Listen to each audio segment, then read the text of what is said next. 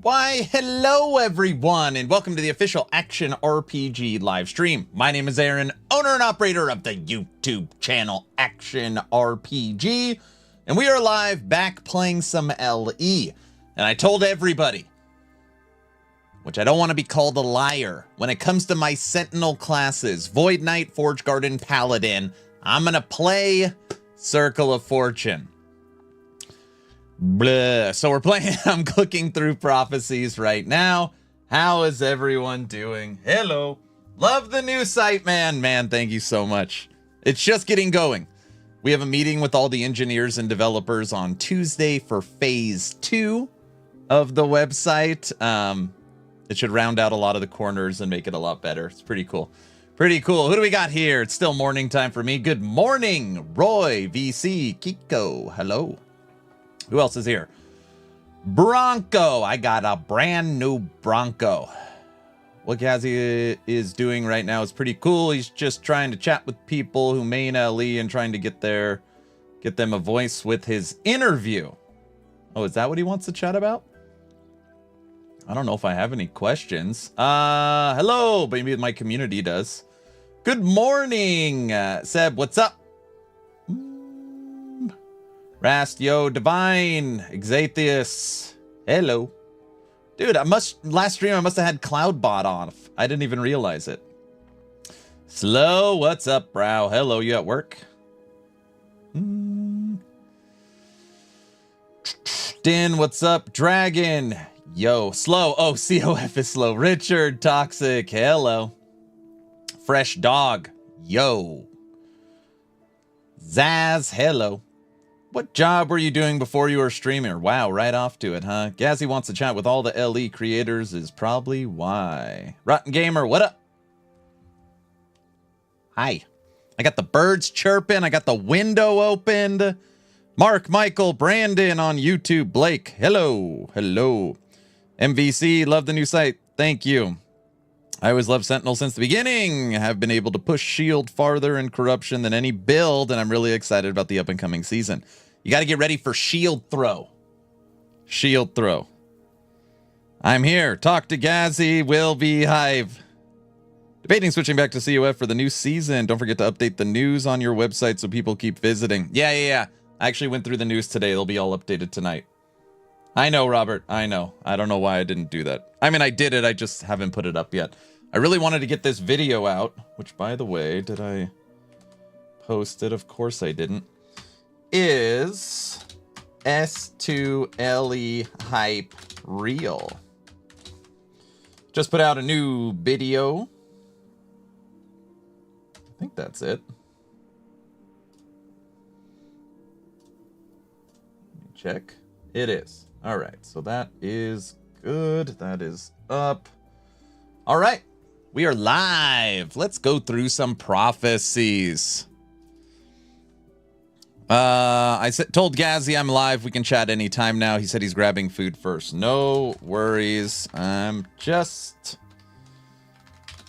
getting stream going. All right, so we're going to chat with Ghazzy a little later. I don't know how much later. He's just getting food. I already watched it. The hype is real. I'm hyped. Good. Good. I woke up this morning, so I don't know if you guys know my schedule. So normally I stream. As soon as the stream is over, I make tomorrow's video today. So I'm supposed to stream, 10 to 3. Then I'm supposed to, it's 2 hours making tomorrow's video. Then family time. Wake up in the morning, post my video, get the kids to school, stream, make the following day's video, family time. And that's supposed to be like my 9 to 5, right? Well, yesterday or last night was website meeting night after church. So I wasn't able to make the video. So I had to wake up this morning to make the video. So that's why stream's an hour later. It's a stupid story, but yeah. I have never seen big streamers talk about LE before. Then you were not around at 1.0. 1.0 saw 265,000 concurrent players. I say this without exaggeration. Legitimately every ARPG streamer. Everyone on Maxroll, everyone on Wowhead, everyone on Icy Veins, every Asmongold, all of them tried it. The problem was none of them came back. That was the big problem. Don't get the blurps going. Hard to go up the mountain when it's already on top, right? Mr. Aaron is special. Thanks, Luz. Good morning. Did you not build the PC? No, I didn't build the PC. I think I'm going to build the PC on Wednesday. Hear me out. Today we're going to chat with Ghazzy, play some Last Epoch. Tomorrow we have No Rest for the Wicked Inside at 10 a.m. So tomorrow I'll be live at 9:30 because we've got the No Rest for the Wicked live stream. And then I think Wednesday I will maybe take the day off or stream late because I've got my new computer. So if you guys don't know, Fractal Design has sponsored a new build for me. They supplied the PSU AIO case, fans, and then I've already got a 4090. So literally all I needed was RAM, M.2, motherboard, and CPU, which I've already purchased. And yeah, I got a new computer inbound. Do it Saturday on your day off. I don't know if I could wait that long. Also, building this computer, it's not going to take forever. I just want to be clear. It's not going to take forever, but you know, part of the deal whenever you get sponsored to do something like this is I have to make a video. So it's not just me plugging everything in and we're up and running. I've got to like film it and explain it, and it just takes like 20 times longer to build the damn thing on camera, which is fine. I mean, I am complaining, but getting the parts for free are way better than for just making a video. So no big deal. Tegan, how are you doing? Lily built her new PC live on stream. It was fun. I'm supposed to create a video. So trying to build the computer live and then editing the VOD, I just think it would be a nightmare. Not to mention, I don't know how much space Lily has. I'd be building my computer like... Actually, I probably could do it. I could probably do it. It wouldn't be the most comfortable, but I could probably do it.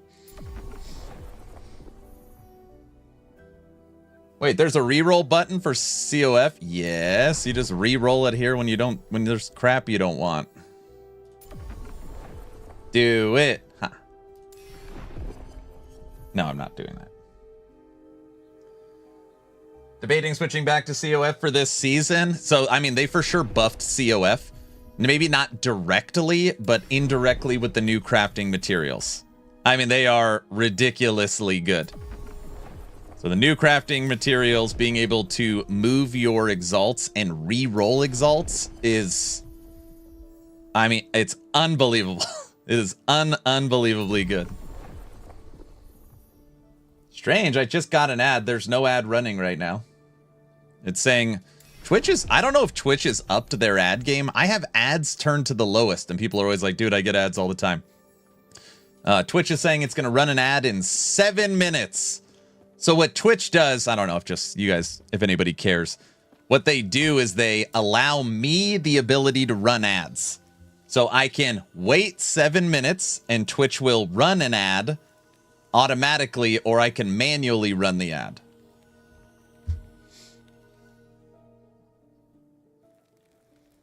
I think the set perk went from kind of useless to straight OP. Well, if you go into something that uses that set, for sure. For sure. Bro, what is this season? You gotta ask a more pointed question. Like, what are we gonna be doing? It's Tombs of the Erased. It's basically a new game.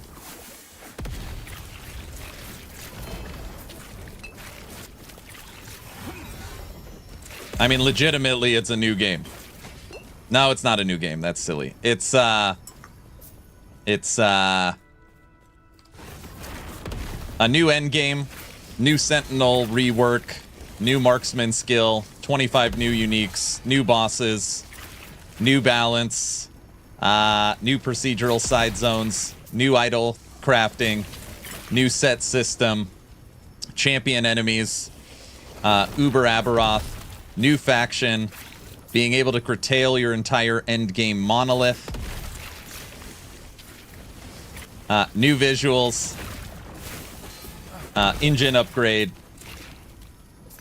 just a couple of little things here and there. Not a huge season, you know, just all of that. New excuses for Aaron when he dies. Does Lava Burst from Shield Throw scale with attunement? It has its own tooltip. I don't think so. I don't remember. Yes, it does. Oh yes, he's playing the Righteous Fire at Home build. Correct. When will we get to see new builds for the new seasons? No, you won't. EHG would have to open up the CT, which I highly doubt they would do. And I don't know when they're going to allow Last Epoch tools or Max Roll to data mine it. So until that happens, you won't. Normally what'll happen is they'll allow the update once the patch notes are out. So once the patch notes are out, there's no more cats in the bag. So once that drops, we'll know and have everything.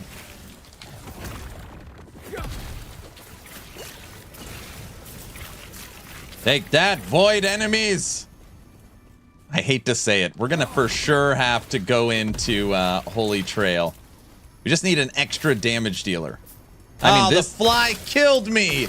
This is 400, almost 400 corruption, which is fine. But we just need one more source of damage. Also, we're just so slow. We need the new relic where we have haste.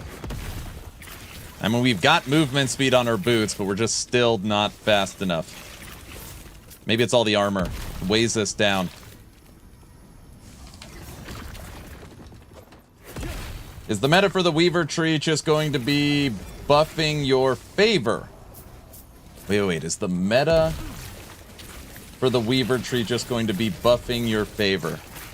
Oh, I see what you're saying. I don't know what the meta for the Weaver tree is going to be. And I really mean that. I don't know. I know what's on there, but it's... You know, you're going to have... How do I say this without being disrespectful? I would really like explore your own tree. You're going to be able to curtail your end game. So you're probably used to PoE 2 where it's like you've got your Atlas and you have to take this to get more drops. I don't think this is like that. I think it's better than that. It's like if you hate doing this, you're going to be able to get rid of it. If you like doing this, you're going to be able to lean into it. Of course, there'll be like a most optimal way to play it. But, yeah, I don't know. Why is Last Epoch not improving the gaming for speed? Why is it not improving the gaming for speed? You think Last Epoch's too slow? I don't know if I've heard that one. You think it's too slow?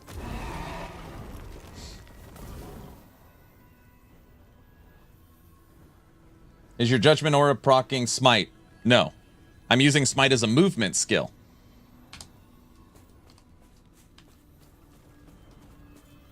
A little bit, yes.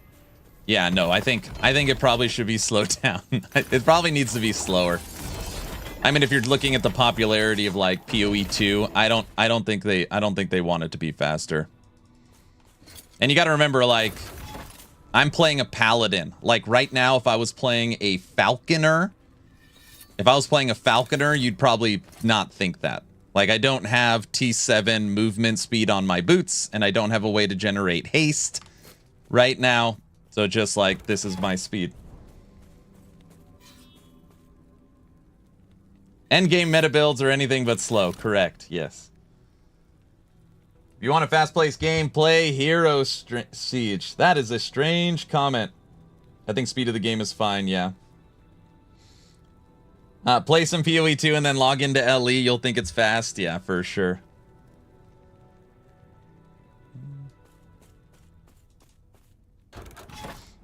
Did you reply to Ghazzy? Yeah. Ghazzy said he's going to get food and then we'll chat. So it's fine. We just got started. Have you considered playing a fast build? Oh, I'm not actually making a build.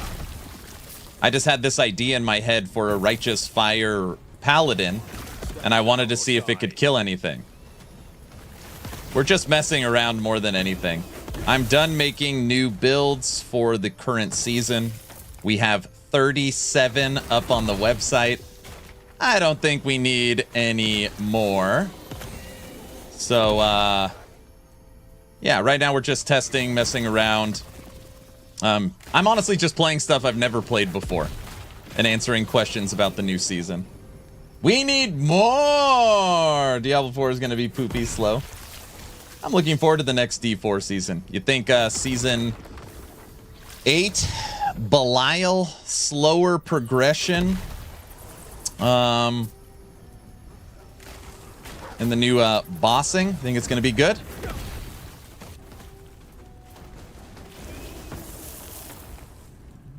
More! Will there be a special key stash like glyphs in season 2? Yup. You will have a key stash. You will have a woven echoes stash. You will have the ability for all of it to transfer in automatically. Come season 2, in my opinion, Last Epoch will have... Jeez, I can't even pick the crap up. Season 2, Last Epoch, the game will have the best loot filter, the best stash tab, the best crafting, and the best inventory. That doesn't mean the game's number one. I'm just saying from a quality of life and improvement, I think it's number one in all 4 of those categories. And no poopy. Yeah, here, let me show you. Ghazzy asked if I'm ready soon. I am ready whenever. Damn, they did a lot.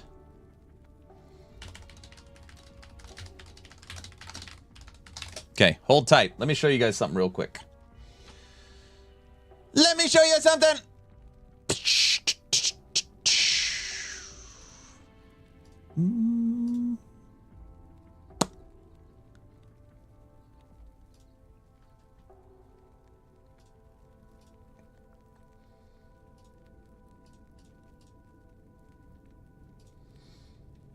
So sorry for all the people that have watched this ad nauseum. I just thought I should play it before we do our chat with Ghazzy. For anybody new here, trailer currently has 1.5 million views.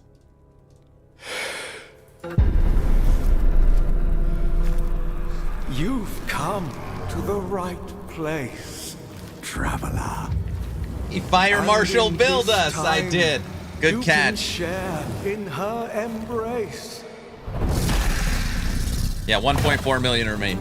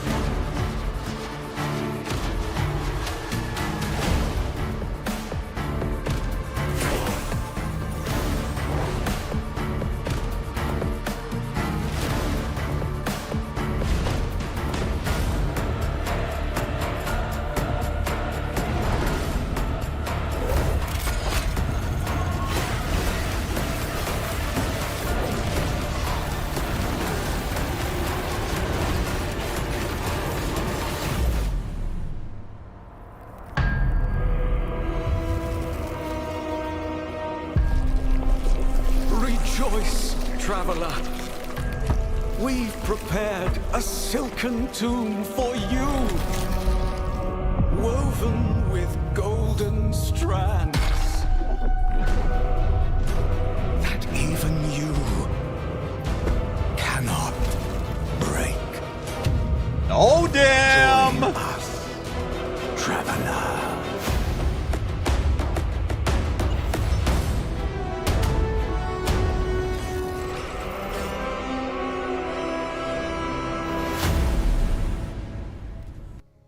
So yeah, obviously they've been cooking for the last 9 months. They had Season 0 game launch, 265,000 concurrent players. Then they had Season 1, only 80,000 concurrent players, which was Harbingers of Ruin. They then did the Immortal Uprising event, which was kind of a mid-season refresh. Pulled 16,000 players. So it's been slowly, hey, EHG knows this isn't talking crap. It's been slowly going down. They made the decision to skip Season 2, which was supposed to launch in October, and do a super season, taking in all the feedback from the community.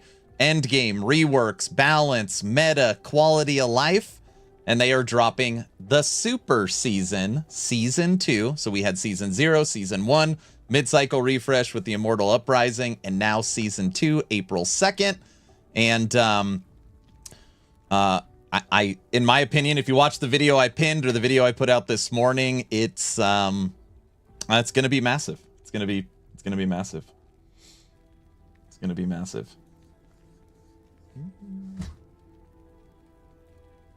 Any insights into your fire minion build? Minions aren't getting a ton of changes. And I'll probably talk about that with Ghazzy in a second.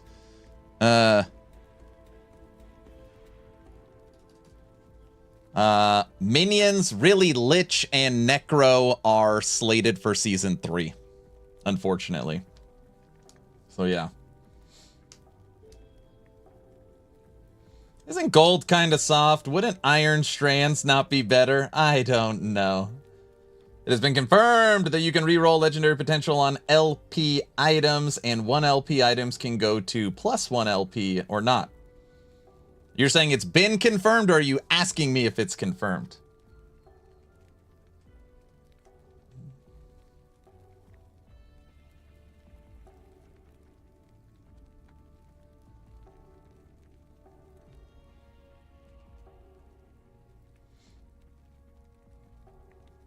One thing I wish they would do with Last Epoch is once you complete the campaign, once the current season, you could skip and go past and just auto-grant passives and idols.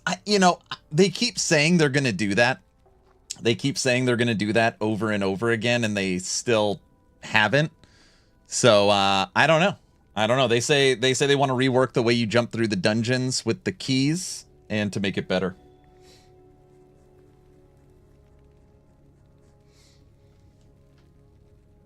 Do I have a picture of Ghazzy? Let's see.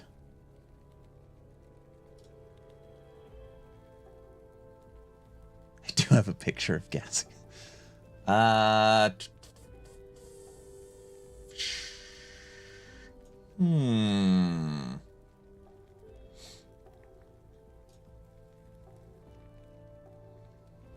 Please, no campaign skip. No, that's probably too big. This. Guys, for the conversation with Ghazzy, I'm killing blurps and alert boxes. Because I know what you're all going to do. You're all freaking monsters. Don't even try it.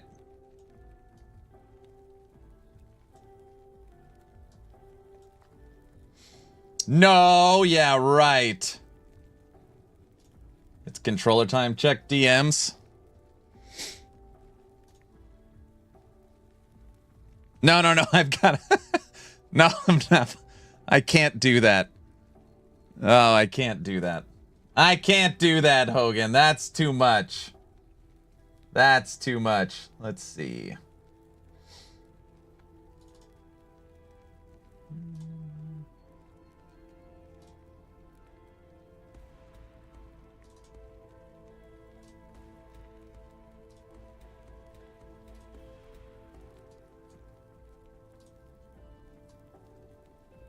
Oh my gosh, it's a big Ghazzy.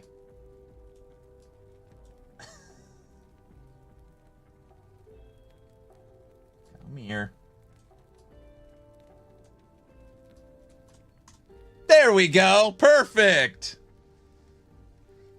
Ghazzy's a big guy. Yeah. All right. There, Ghazzy's with us. Mine was better. No, this is perfect. He's pointing at you.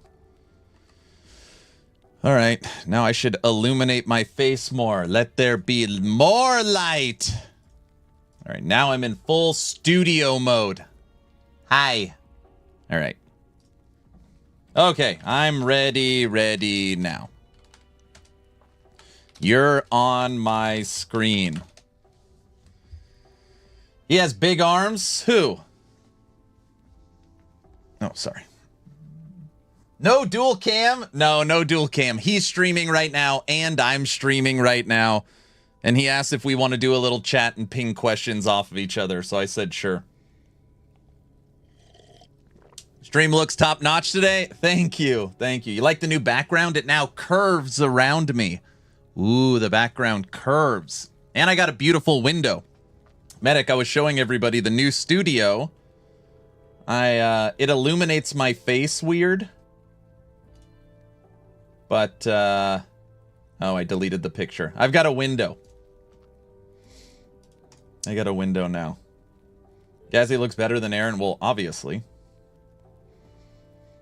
Obviously. Just a heads up, my man. The Google Doc linked. I know. I'm literally just kicking myself. Oh. Dot, it's totally my fault. I apologize. I deleted all the old loot filters, made all new custom loot filters for the website, and my team is just mad at me. I haven't gone in and fixed them all. I'm sorry. I'm putting that on the to-do list today. I will not post another video until all the loot filters are fixed. If you need the loot filter, it's at actionrpg.com, which I know is ridiculous. All right, guys, I'm talking to Ghazzy now. Yo.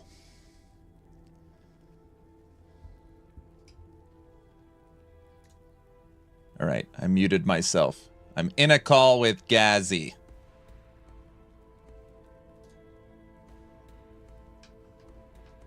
I told you. I know. I'm sorry. I'm sorry.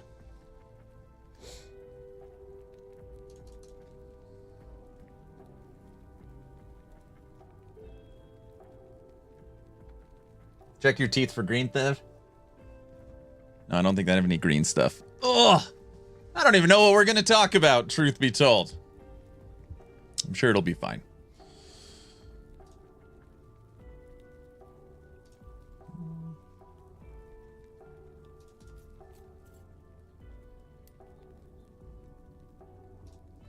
Maybe I should pull up his stream.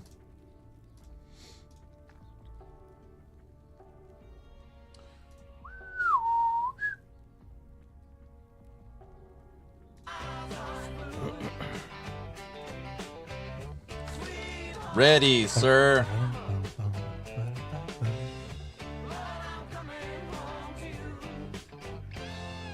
Yeah, can't tell it's because of NDA, but I'm curious if you already said on something. I'm not, no. I have to see the patch notes first as well. I've not decided what I'll start yet. Clean shaven devil. Oh, what's going on this morning, my beautiful co-host? All right, he's not ready yet, but we're in the same call, so we're good. All right, Ghazzy, go away. There, he's gone. He's gone. No poopy teeth. You loved that Diablo video, didn't you? I would imagine you're going to talk about Dragonkin. Yeah, that's my thought. He just wants some questions. Is that it? Is this just you guys trying to make the other break NDA? Correct. That's exactly what we're doing. That is exactly what we're doing. He said hi to you? No, I mean, we're both muted in Discord. I'll hear him when he pops up and says something. Here, I'll turn his volume up too.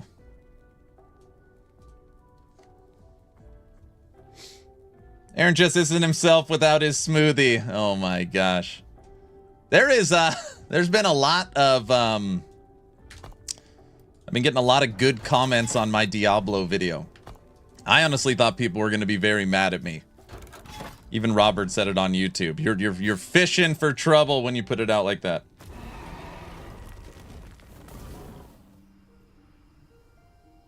Me and Ghazzy are in the same Discord call. We're already in the same call. He's just muted right now, so I can't hear him. Yo, I was waiting for you to say something and pick up. Bro, hello? I was waiting for you to say something and pick up.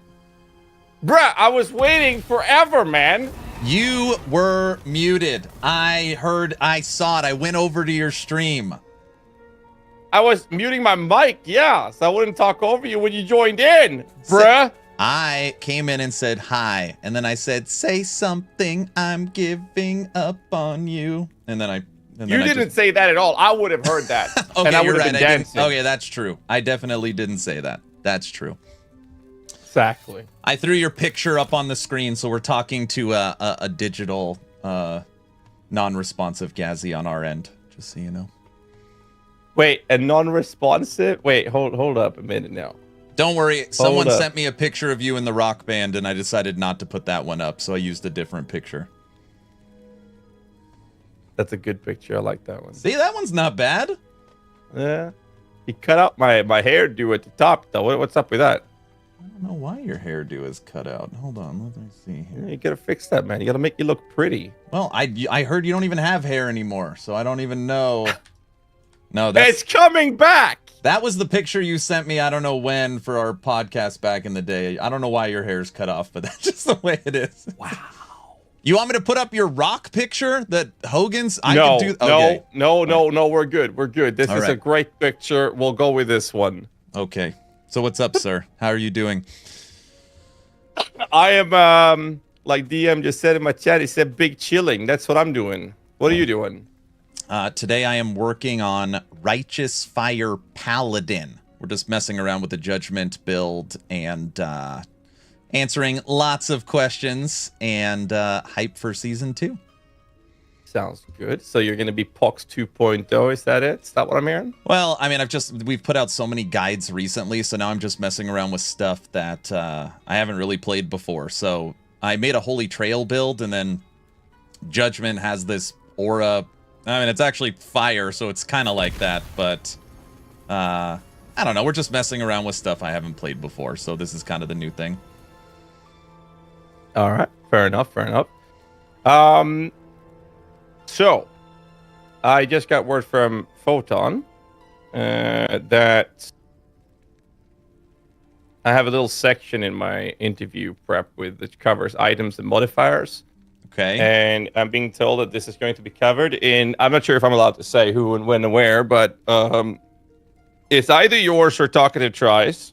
That's all I can say.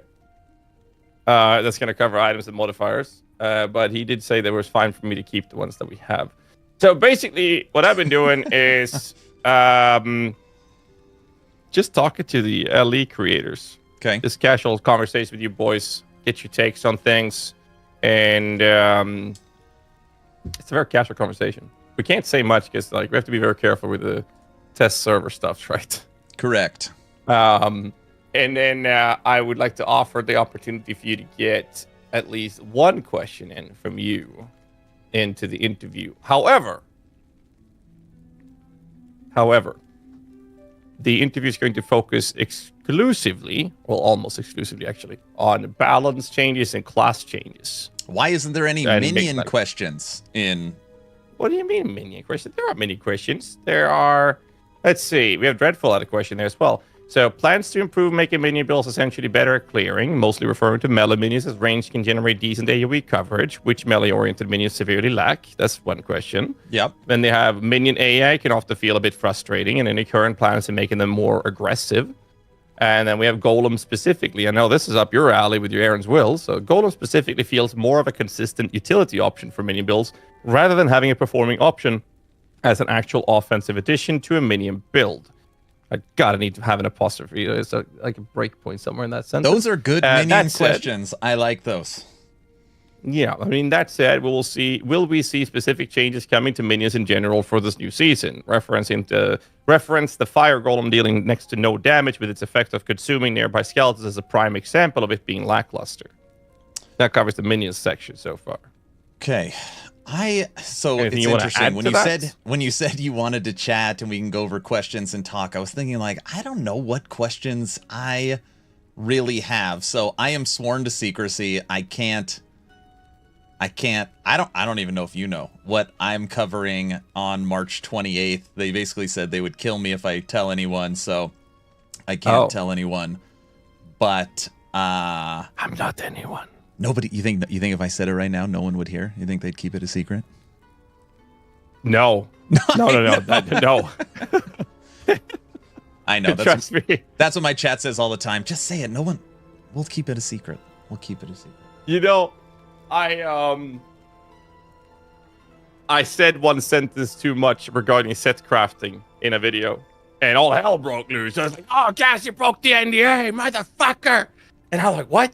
Ghazzy, What? without exaggeration, I think I had, I don't know, 10 people reach out to me with a clip of you saying that, saying, "Hey, you can now talk about sets because this is on Reddit and Ghazzy leaked it." I'm like, "What did Ghazzy say?" I was like, "Oh, Ghazzy went one step farther than what they said." It's really funny. Okay, so here's what I said to that. First off, Mike had already spilled the beans on the dev stream, so I'm off the hook. But the other part is, if I had not had access to the test server and I would have seen that teaser, what I said is exactly how I would have interpreted what they shown on the teaser. So I'm like, what? What do you mean leaked the NDAs? I was like, yo, shit, I gotta talk to ESG about this. I reached out and they were like, kicked out of the CT, leaking too much info. He's gone. I mean, so I reached out to them and I'm like, yo, okay, hello, what's happening? And they were like, yeah, I mean, it's kind of like a gray zone. It's like, and I'm like, shit, dude, I am so sorry. Like, I had to like get on my knees and be like, yo, like, that's how I would have interpreted it.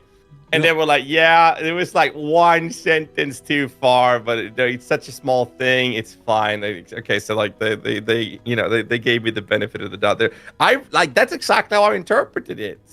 I think if anyone there is did. anything for your stream that I'm hoping they can go in more detail on would be idols. So I don't know if they're gonna give you any images or pictures. That's the main question I get is idol itemization, idol crafting, what that actually visually looks like. I think that would be very cool to get out there. Yes. I am talking about idols a little bit in this. But because in the last stream they gave images. So I would think they'd give you images to show, right? I don't. Yeah, I mean, I want everything and anything, you know, but it's like that. We'll see what they give us. The same thing for you. And you're not allowed to talk about what topic you're covering in your interview, right? No, I'm not allowed.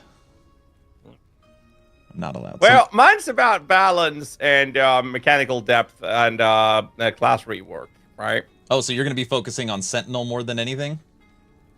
Well, there's a bit of it. I took it at heart regarding balance to take the opportunity to not just talk about Sentinel. When I'm covering the Sentinel part, I'm mostly referring to melee more so than just the Sentinel. I think the bigger question there has to do with like toolkits for melee to stand in like boss fights, like the new version of Uber Aberrath compared to ranged minions, proxy damage dealing totems and stuff like that. And obviously, I'll be elaborating a bit more when it comes to the minion archetype of the Sentinel as well. We could use another question or two on the Sentinel part, I think, from what I have right now. Outside of that, I've been trying to... what I want to cover the most is balance changes, you know, life versus ward, corruption scaling, and corruption scaling as well as... difficulties, the favor farming emphasis in the game, where the people are like expecting you to farm like 1,000 corruption, for example. I'm trying to like get to the point where that part is 300 corruption. 300 corruption. Yeah, Yeah, exactly. That's what I keep saying. Like they've always been saying, like a good build is a build that can clear and handle 300 corruption. I'm like, yeah, that sounds really good. If I make a build guy that can do Aberoth and handle 300 corruption, that's a good build. But if you look at the community, it's like in softcore trade or softcore CUF as well, for that matter. 300 corruption is like, yeah, no, that's just a start. You want to be like 500-600 corruption. Best case scenario is farming 1,000 corruption. And I'm like, yo. Well, okay. I think. Well, now we're turning this into a podcast. I think there is a very common misrepresentation on build guides and some of these websites where EHG has said 90% of players do not make it to empowered. Okay. So if you think 90%, just like how Blizzard said 90% of people haven't finished the campaign yet, but there's no end game is the biggest complaint. It's kind of the same thing. I would venture to guess the community that hits 300 corruption or even attempts Aberoth is probably less than 1%. It's probably less than like 0.05%. So it's like, we complain being the 0.05 when like that's not probably what EHG should be focused on. I don't know if that makes sense. Oh yeah, no, I agree with that. There's a lot of comments on you've seen that on your content that you posted. People talk about how they want them to finish the campaign first, and I'm like, yeah, but the campaign doesn't matter if people don't stick around to play once they hit the end game. But I refer to the progressional stage of last Epoch in the current state to be that you get to the monolith, right? And then you have stuff to do that will tell you to get to empower monolith. You get to empower monolith. Now your progression is to get corruption up to 300 for the Aberoth fight. And then once you've done the Aberoth fight, you're in that stage where you're doing 300 corruption. Your next objective is level 100 and or bis gearing, like min-maxing your character. Once you've hit that point, the only thing you're playing for is just favor and a favor and wealth, essentially, right? Yeah, and EHG gives you the ability to push as much corruption as you want, so you can target something personally if you want to continuously grow. And they would never say it, but I do think, a little bit they allow infinite corruption so they can wean out stuff that's broken, So yeah, no, I see that argument as well, but it's like, now with the new stuff, when you reach the end games, the system of monolith, there's actual things to engage with and do, which is what they were lacking. So now when you reach monolith and the end game system, it's not a monotone, boring slog. It's actually interesting. It's engaging. There's so much shit you can do in the map. There's so much content in the maps or the monoliths that you can engage with. And I think that's what they really needed. And next step would probably, in my opinion, from what I've seen, be more focused around the campaign and that part of the game. Because I feel like a large portion of the players that drops out is when they reach the end game and realize how slogging and monotone that feels, right? Because like Chris Wilson was talking about this in PoE 1, where he was like, once a player reaches maps, we own their soul. The problem with last Epoch is as soon as they reach the monoliths, they lose them. And I think that this season is going to change that entirely and actually get people to be interested to keep playing the game once they reach the monoliths. So yeah, I mean, you're going to be able to completely tailor your end game experience. If you want to see more of X, Y, or Z, you can do that. You're going to be able to target farm. You're going to be able to remove arenas or lean into arenas. I mean, there's going to be way more customization. And it was actually right before I joined this call, someone said, like, what's going to be the meta for the Atlas? What's going to be the meta for the Weaver tree? And I tried to explain that there's definitely, like PoE 2, this is the proper way to get the most gear and the most rares and the most drops. You got to put these points in. I don't know if the Weaver tree is like that. I mean, it is a little bit, but for the most part, you're going to be able to completely curtail your endgame experience to what you think is fun, maybe something you're target farming for a build, or what you hate doing, removing. Like, they really, there's going to be tweaks and changes, I'm sure, in previous seasons, but they really went all out on giving you the power to do what you think is fun, which I think is great. Oh, yeah. No, definitely.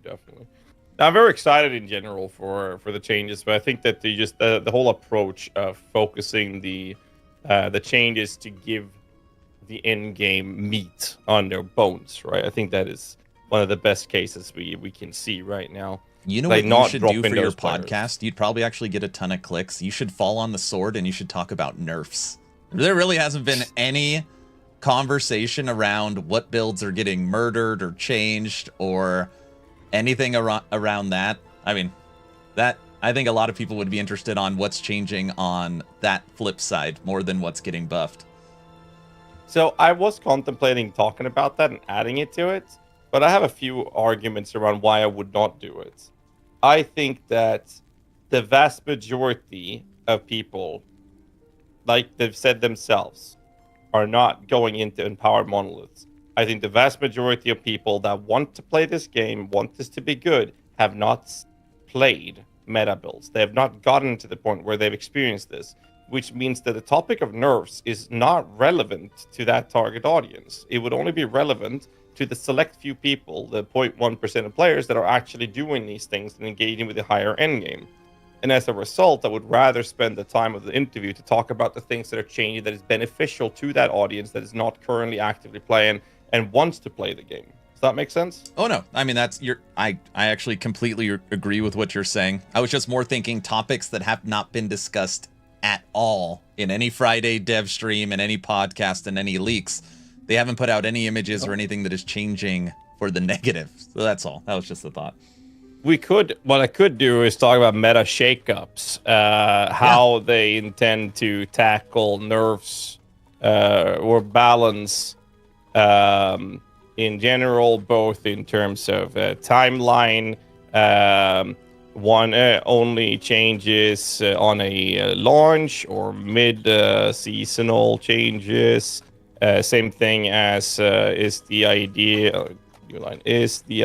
to nerf the outliers at the top, or rather exclusively bring the underperforming builds up on par.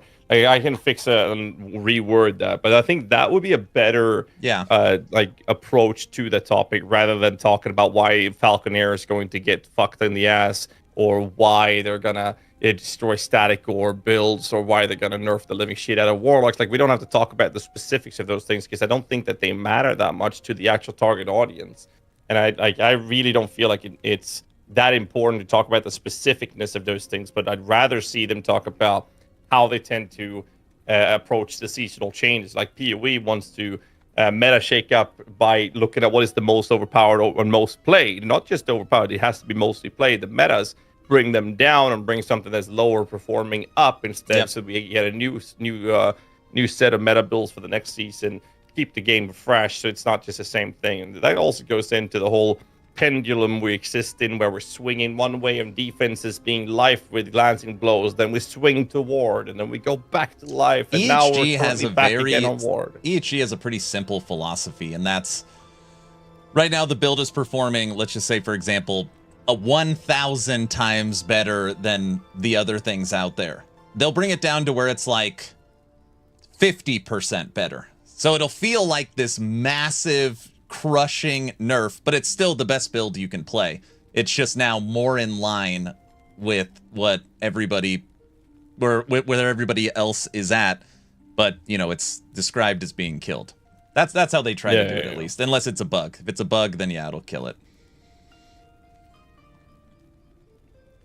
Yeah, I definitely think that's a good take to it, and I think that having them talk about this in the interview will be a good way to communicate this to the audience as well. Like I said again, I mean, you said it yourself. Most people quit before they reach some power monoliths, and I think that the endgame replayability is a big problem with that. So talk about the specificness and how they, instead of talking about specific builds per se, and rather hear how they intend to work on balances as the game progresses. It has more value and become more fruitful information for the community to hear, rather than, oh, this season that's getting nerfed, because like that doesn't really matter in the end. It's the same simple thing that we saw, what concerned me a lot with like Diablo 4, for example. We saw that in the beta a couple years ago, where the community said minions are overpowered. Okay, we had a beta to level 20, by the way. Okay, so they said minions are overpowered. They nerfed the living fuck out of them without ever testing them. And then people were like, yo, hello, you can't do shit with minions now. And then, you know, the Reddit was on fire for 2 days, and then they buffed them. And then the community was like, yay, they're listening to the community, and they buffed minions. And I'm like, bro, open your goddamn eyes, you goddamn pack of sheep. What Don't are you give doing? them credit for that. No, because the only thing that happened was that they literally just showed the entire world that the way they're going to handle balances is by saying, well, if community screams for something, we're just going to take a random number out of our asses and put that in, because then we get praised for it. And, oh, it was wrong, we'll just adjust it, because guess what happens then? We get praised for it. And then my only comment around that back then was that concerned me so much, because that showed how they're going to handle balances when they move forward in the other seasonal launches that then came. And lo and behold, that is exactly how they've handled balances ever since. Yeah, and it's been always fucking terrible. Add an X next to it to make it a multiplicative, and then there's the fix to the problem. Yeah, it's terrible. It's terrible. Yeah, it's absolutely awful. So, talking to in this interview to EHD, it'll be more interested, in my opinion, to hear how they plan on balancing things, more so than what are they doing right now for this specific change. I just want to hear what they're planning on doing in terms of how they handle this specific topic. I'm curious how many pages the patch notes are going to be. A 9-month season they're probably going to be 50 pages. I think the last one for season 1 was 36 pages. I would guess it'll be over 50 pages. Yeah, I mean, we're used to long patch notes in PoE, but this one, we'll see. We'll see. I know. But I mean, a lot of it is mostly new content as well. So the patch notes will be like the notes are going to talk about new added content more so than changes, I think. So I think that's a good thing as well. Let me ask you a question. So they've talked about making Aberoth easier.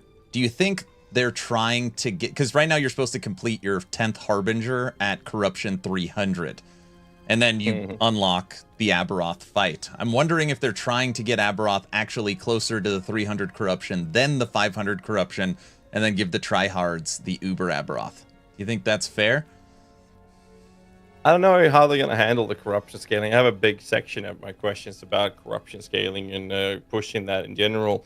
I think that it's not just making the fight easier. You also have to keep in mind that there are, at the same time, giving us more player agency and control over our power scaling. So our power creep is going to go up, craftable Weaver's Touch approach to idols. We were getting champion affixes and stuff like that, more tools to use for crafting. So our power scaling is going up at the same time as they're nerfing the Aberoth fight as well. I don't mind having an initial endgame pinnacle boss be more achievable as a goal for players that are not degens like ourselves that plays an unhealthy, obnoxious amount of hours, right? So I think that's a good thing, and I would rather see that Aberoth became a fight in the Forgotten Knights faction progression in an earlier stage than the 10 steps. I would rather see him be like, well, you get to fight the first step when you get like 6 or 7, and then the next steps is now you're going to go into the really nitty-gritty hard part where you're going to have to grind a lot to get there for the Uber fight, right? Becoming that initial endgame pinnacle stuff.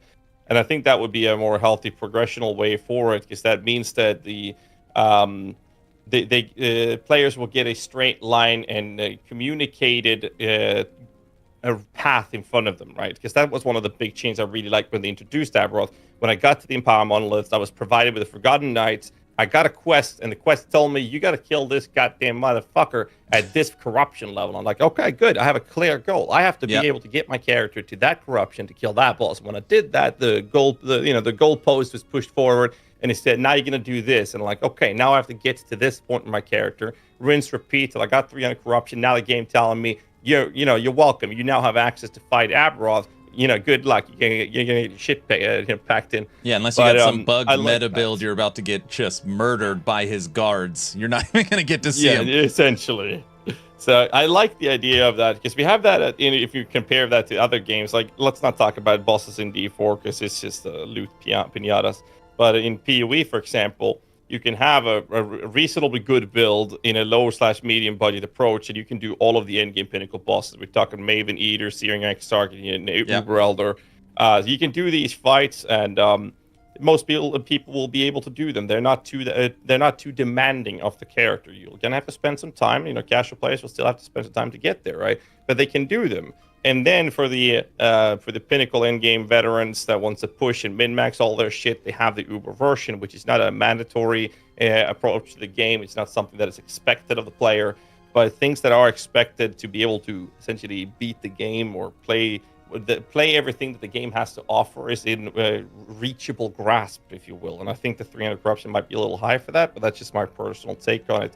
To give it more of a natural progression for the newer players coming into the game so they can actually play all of it and not just stop playing before they reach the Empowered monos. No, I agree. And again, if 90% of people aren't making it to Empowered, there's less than 0.0% are fighting Aberoth. So, no, I think the earlier the better.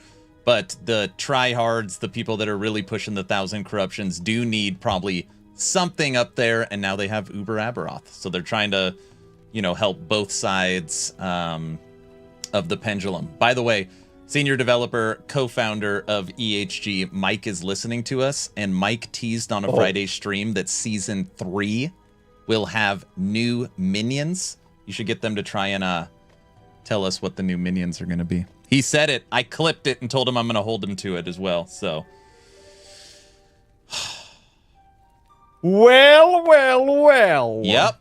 He said it. He said, well, he didn't say there was going to be a new Lich skill, but he said that they were trying to get the Lich skill into Season 2 and it didn't make it, which means I'm sure it's coming Season 3. And he said there'll be new minions. Mm-hmm. So, new minion. Wait, did he say minions with an S, plural? I think he said new minions. I don't know. We need to make sure we have that verified. Is it one or plural is a big difference. I would venture to guess that's it'll be like 100% more. It's probably like you put on your item and your skeletons turn into pirates or something like that. Something like that. It's funny. I was talking to 11 Hour Games 6-7 years ago or whatever. About an MTX or something, or an item that would be sort of from me, as Ghazzy TV branded, whatever, to have skeletons turn into the skeletons turn into pirate skeletons. Well, this was a conversation they're pretty opposed we've to had for many years. They're opposed to guns for the most part, but I think you could get away with flintlock. So muskets, that style. That conversation has been there. Yep, exactly. It was a few years ago, though. I should bring that topic up again. That's what I'm saying. See, he said it. He didn't. I mean, again, Mike's answering a million questions on his Friday streams, but everybody kept asking him about Lich and Necro, and he basically said that Season 3, you're going to see an update for Lich and Necro, including new minions. And I was like, my head was turned like, what? What did he just say? And then I clipped it, so. Yeah. Do you have a clip for me you can send to me later? Yeah, I'll find it. Thank you. That's right. All right, questions I have for you that I want you to ask them this Friday. Yeah. I'm thinking, because I have a list of questions for my stream. Is there anything that we need to know? Regarding balance or class rework. Balance or class rework? It's to be on topic here. Let me ask my chat really quick. Anybody out there have any questions you want Ghazzy to potentially ask? Oh, my chat's saying the new champion affix with spiders on hits. Aren't those new minions? I don't know, but I am asking about it. I don't know. I mean, I can probably answer this. I don't think it's a leak since the item's out there. It is not. Well, we don't know the details of it. It's not new minions. I'm sorry. I wasn't sure how much we could share on that topic, so I've been very quiet here. It's not new minions. I mean, you don't want people to think the wrong thing because that's like building up expectations. It is not new. Yeah, but I've been super quiet about it, so I've been avoiding to leak any info on it. So it's like, okay, well, I'll have to ask about it on the interview. Oh, okay. Damn it! Now I said it. Mike, stop watching. It's new minions. You can. I mean, if you read the item, it doesn't read as if there's new minions. So if you just read the item, it'll tell you what it is. How's that? Is that fair? Well, it says that you afflict spiders on hits. Oh, sorry, spiders on melee hits. That's all it says. On the nested nightmares. Switch. Next question. Next question. Let's move on from this topic before somebody does an oopsie. We're less than a month out. I think we're okay, right? I don't. No, we're not. I said one sentence too much on set items. And all hell broke loose. I think if there is an item picture out there of the said item and it says it inflicts spiders, I don't think that's a leak saying that it's not a minion. I don't know. Maybe. Well, it doesn't sound like a minion, that's for sure, because it says inflict spiders. It doesn't say spawn spiders or summon spiders. Correct. Right? Correct. Correct. What's the glove called again? Last Epoch to... Now I'm scared to pull it up. Not that I have a picture of it. Never mind. I don't know. Keeper's Glove says chance to summon a swarm of bees on melee hits. So that's the wording, says chance to summon a swarm of bees on Keeper's Glove. And the nesting says inflict spiders. So that's how we can say that we simply deducted it based off us reading the wording of the tooltip. I actually don't even know what it does. I'm just deducting it from the picture. Exactly. Yeah. Exactly. I'm going to be honest, I haven't seen the item in game, so I have no idea. It's just all the text. Perfect. Let's see. Do I have any questions here? Aaron's breaking NDA. That's all my chat's saying. Great. We need a new class of mastery. No, that's not coming. They need to finish the existing skills first before a new mastery. How about, so one of my community members said, do you have anything on there about channeling abilities as far as quality of life on channeling abilities? Well, we already got quality of life of mana region being available whilst you're channeling, so that's part of it, right? Yeah. But true. No, there's no specific questions surrounding channeling abilities at all, no. But keep in mind, we're keeping ourselves within balance changes and class rework, so we have channeling stuff from the Sentinel, of course, that we could dive into in that case. Man, there's a good question. It has nothing to do with yours. Is there a way to save your stash loadout between leagues? It's so annoying to reset up your inventory, especially with 200 tabs and you have to do it every time. That would be Didn't freaking they talk awesome. about this like a year ago or something? Half a year ago? They've talked about how they want to be able to move your setup season to season, but you still have to unlock all the tabs with gold. You just don't have to reset them up. But I mean, they haven't touched on it in a while. Yeah, I won't be able to ask that in my interview though, since it's not going to be about balance, right? What about bows on Sentinels? Somebody said so, like item types being unlocked between masteries. Well, that's again not around balance, right? And we have a complete rework on the Sentinel coming up, and that's very heavily emphasizing on melee approach, right? Which is why I'll cover some questions regarding melee balance in general. Is like the way the Sentinel is portrayed is not wielding a bow. It's literally going to the point where you can use a two-handed sword and a shield if you so choose to, right? That's so I think that's kind of out of the but you can't use a two-handed staff. Approach. You can't use a two-handed staff. Someone said Mike confirmed that. Yeah, that's why I'm saying it. It's not a leak. Mike confirmed you can't use the staff. And that kind of disappointed me because there were some pretty cool staffs out there. Right. Like the Lacquerus or whatever it was, the Weaver's Will one. Balance question. There's still no Voidcaster. That's not a balance question. You're asking for new skills or mastery. All right, my chat's got nothing. They got nothing. They got nothing. All right. How about changing for existing minions, uniques, maybe buffs or nerfs? Around minions? Changes for existing. Yeah, they're saying changes for existing minion uniques is what my chat's saying. I mean, that's going to be covered in the patch notes, right? If any.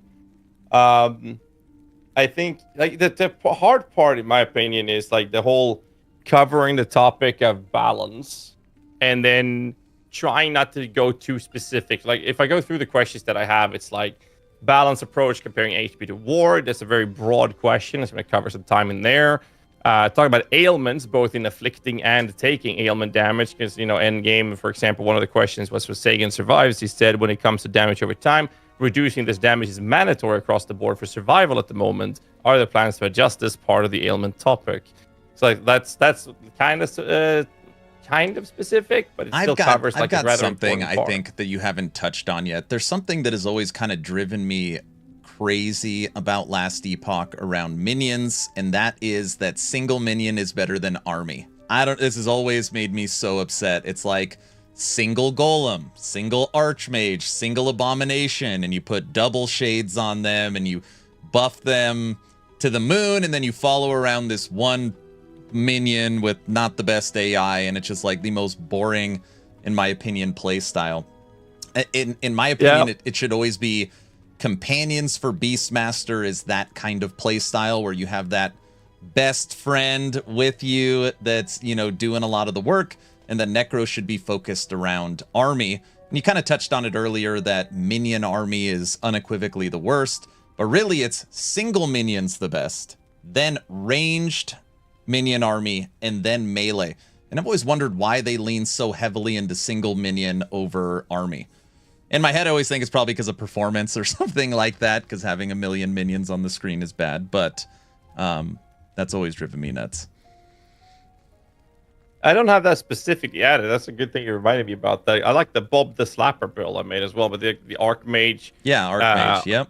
Yeah, that one's beautiful.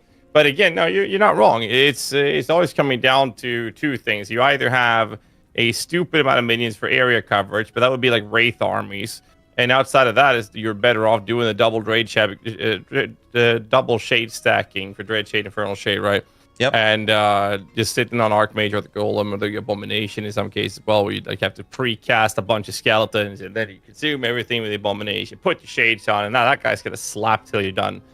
Yeah, you're not wrong. I can add something like that. A single minion with double shade being the go-to choice over an actual minion army in more cases than not. Correct me if I'm wrong. In PoE 2, you can't even do like a single minion build, right? Reaper, but it's kind of shit. Yeah, exactly. It's kind of shit. It's actually more than kind of shit. It's just straight up shit, actually. It's even worse. Yeah, I hate playing as well. Like in PoE, you have a lot of this topic of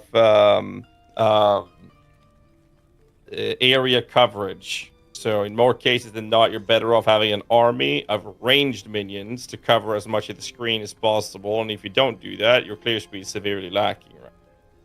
And the shade stacking in last Epoch allows you to get one minion that is so powerful with so much area coverage that you can get decent clear speed out of it, but it's only a single minion army.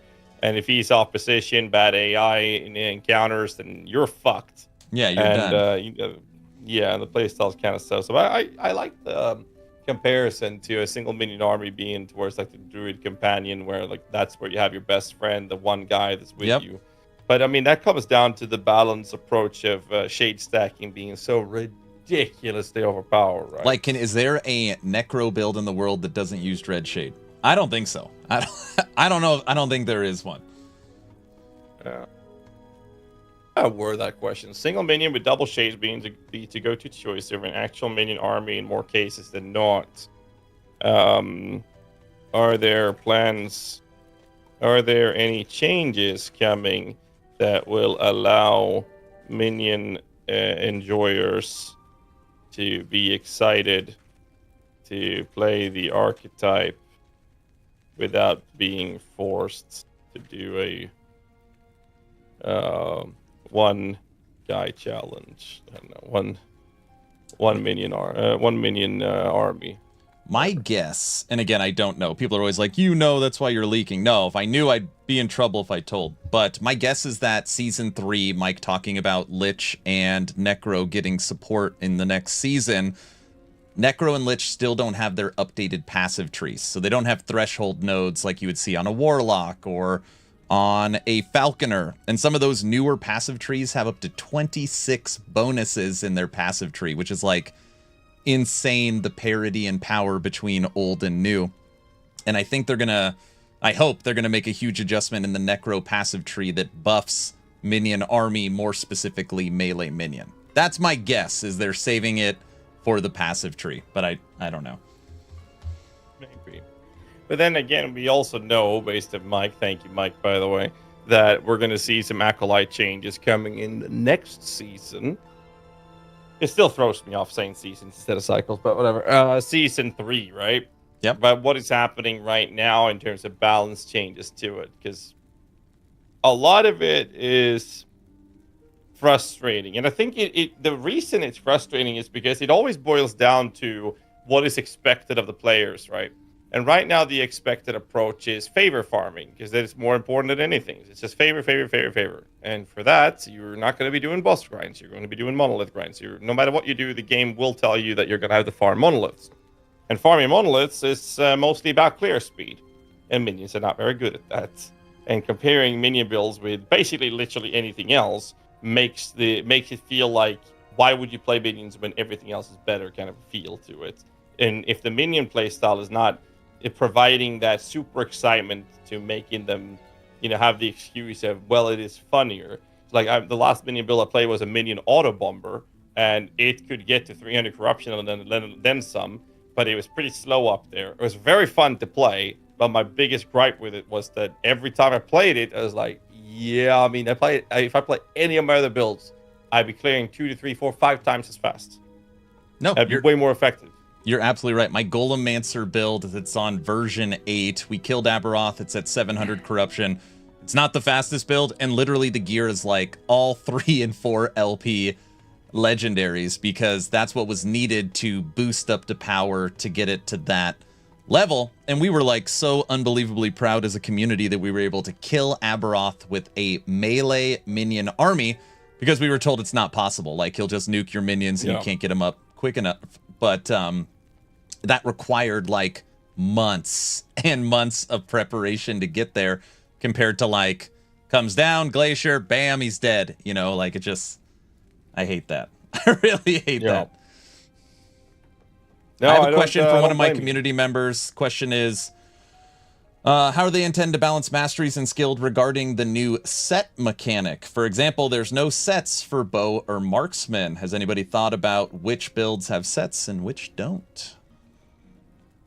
I mean, right now, you got to keep in mind, I'm not sure how much of we're going to talk about that, because that's more about adding new content more so than balance, right? Yeah. However, what I think is important to point out to the guy asking is this. Set items have been fucking terrible since the very launch of them. They've been terrible forever, literally forever. Yeah, there's been a select few options where they've been good, like Lich's Scorn for Dreadshade Cold, which is being used by the Archmage build, for example. And we had a moment where you used 2 set items, right? For the Forgotten Blade with the Swarm Blade bug build, right? That was, I love playing that with the life regen stack. Yeah. Not sure if you remember that one. Or of course you do. That one's fantastic. There's a very select few times where set items have actually had usage. And now, based on the interview started with Rax and Sis, Polly, the MVP of that entire interview, she was said, apparently, to my understanding, was her and a couple of others, but mainly her, that basically made this come into the season. Because they were always 50-50. We don't know if it's coming or not, and Holly got it over the finish line. Yeah, that was my understanding, right? So based on that information, we know that this is brand new for them to get this in, and they barely made that into the season. So I don't think we're going to see any sort of other improvements or talks about set items and their improvements there, other than philosophical discussions, because of the fact that they weren't sure this was even going to come into the game in the first place for the season. But it will definitely be something I think we should be bringing up for the next season, for Season 3, as then we've already had the feature in. What are they doing to improve this now from there on out, right? So, but I don't think it's going to be a fit for Season 2, personally. They have held off on the creation of any new sets, even though they probably have tons of ideas for new sets, because they've been waiting for this implementation. So I think you're right that future seasons, you're going to see more sets and more variety across multiple classes. For sure. I definitely think so. So that's one of the main reasons why I don't feel like bringing it up in this interview either. How long is your interview? On top of the fact that we're talking about new introduction of stuff. About 20 hours. Nah, right. 1 to 2. Okay. I want 20, but they're not degens like us in that sense. Who's actually on? I keep getting asked why DM isn't on with you. I keep getting asked that question over and over again. So I'm gonna have Carve, Mike, and Ross. I got it. So the reason DM is not on is it's very simple. We discussed having the tavern talk with it, and both of us were heavily focused on PoE2, and Darth has not been covering Last Epoch the way that I have. Like, I've been around since Kickstarter Alpha. He wasn't too confident in whether or not it was going to be covered, and as a direct result of that, we felt like, hey, bringing in the tavern talk to this would feel a bit awkward to... He would actually be essentially forced to start engaging with the game and learning everything with it to be able to do this podcast the best way possible. So we decided that we were going to not bring the tavern talk to it, and that was the decision. And I wrote to ESG saying, telling him that the situation was this and this. And then I just said that I wouldn't mind doing an interview myself if that's something that you guys would like to do. But other than that, we're not going to be able to bring the Tavern Talk in, because what we want to do is make sure that the quality of our podcast is maintained. And we were not certain if we could maintain that. No. That makes total sense. Because then DM would be learning during the podcast instead of being like an active interviewer. I get it. Yeah, and I mean, yeah, exactly. And both me and DM are very adamant about making sure that the quality of the show is the best we can do it, and we weren't confident in being able to pull that off with the Tavern Talk specifically. However, I've been hearing that he will be playing Last Epoch on the launch. Is what I've been told. He better be playing Last Epoch on launch. Don't worry. Every time I raid someone on Twitch, I'm like, hey, April 2nd, you're playing, right? Most people, only thing I won't say, everyone's saying yes. So we'll see. I mean, if he has a good time and he's enjoying the game, maybe we'll bring back the DM action into Last Epoch as well, which would be really fun to see. And if that happens, then if he plays the game, absolutely, then we'll be in a position where we can actually discuss having the Tavern Talk in it. But for the time being, that is the reason we're not bringing the Tavern Talk in. No, I gotcha. Okay, cool. But yeah, it was so funny. I saw the comments. They're like, "Oh no, the inseparable." I can't even say the word inseparable duo is now separated. I was like, what? Well, yeah, you're telling me. I wasn't even planning on doing like once we decided to not have the Tavern Talk on, I wasn't even expecting there to be an interview in the first place. So I was like, okay, it is what it is, right? And then I just told them, like, if you guys have any plans for doing something like this, then I'll be interested in doing a solo one. That's fine, I can do that, but it will not be a Tavern Talk podcast. I look at my phone. Not this time. I look at my phone and I'm like, oh, my phone must be broken. Why is it going off so often? When EHG put out Frosty LaRue is with Ghazzy, yeah, I know. Like, so everyone's like, dude, Frosty got an upgrade. Frosty's on Tavern Talk and Darth is out. I'm like, what? I literally hit up Frosty. I'm like, hey, I just want to make sure this is a mistake, right? And he's like, oh yeah, that's a huge mistake. I don't even know why the hell my name is with Ghazzy. So then I hit up VHG and I'm like, I think there's a problem here, because they was all screwed up. But yeah.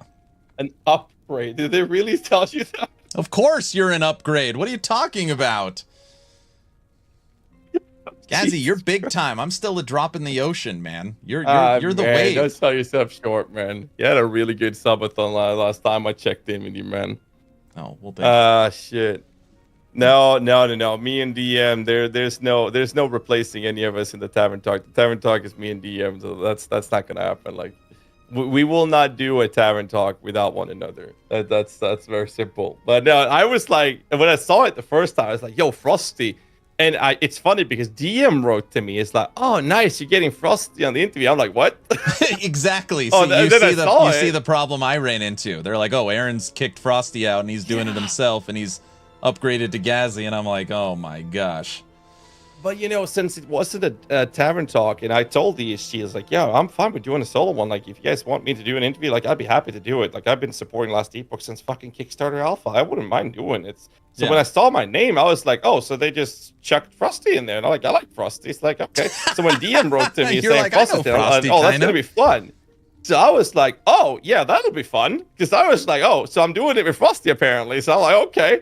And then one of I don't want to throw names under the bus. One of the ESG guys wrote to me, is like, yeah, so I just want to double check here. And I'm like, yeah, I wrote to Frosty as well. And I was like, I wrote to Frosty. It's like, well, I don't mind. Like, you want to be on with me? That's fine for me. We can do two. Like, I don't really mind. Like, I don't want to do this for fun because I really like the Last Epoch and I want them to be as successful as possible. So if I do an interview with them, I'd be happy to do that. Yeah. And then I saw your name down there. I was like, wait, hold up a minute now. Wait.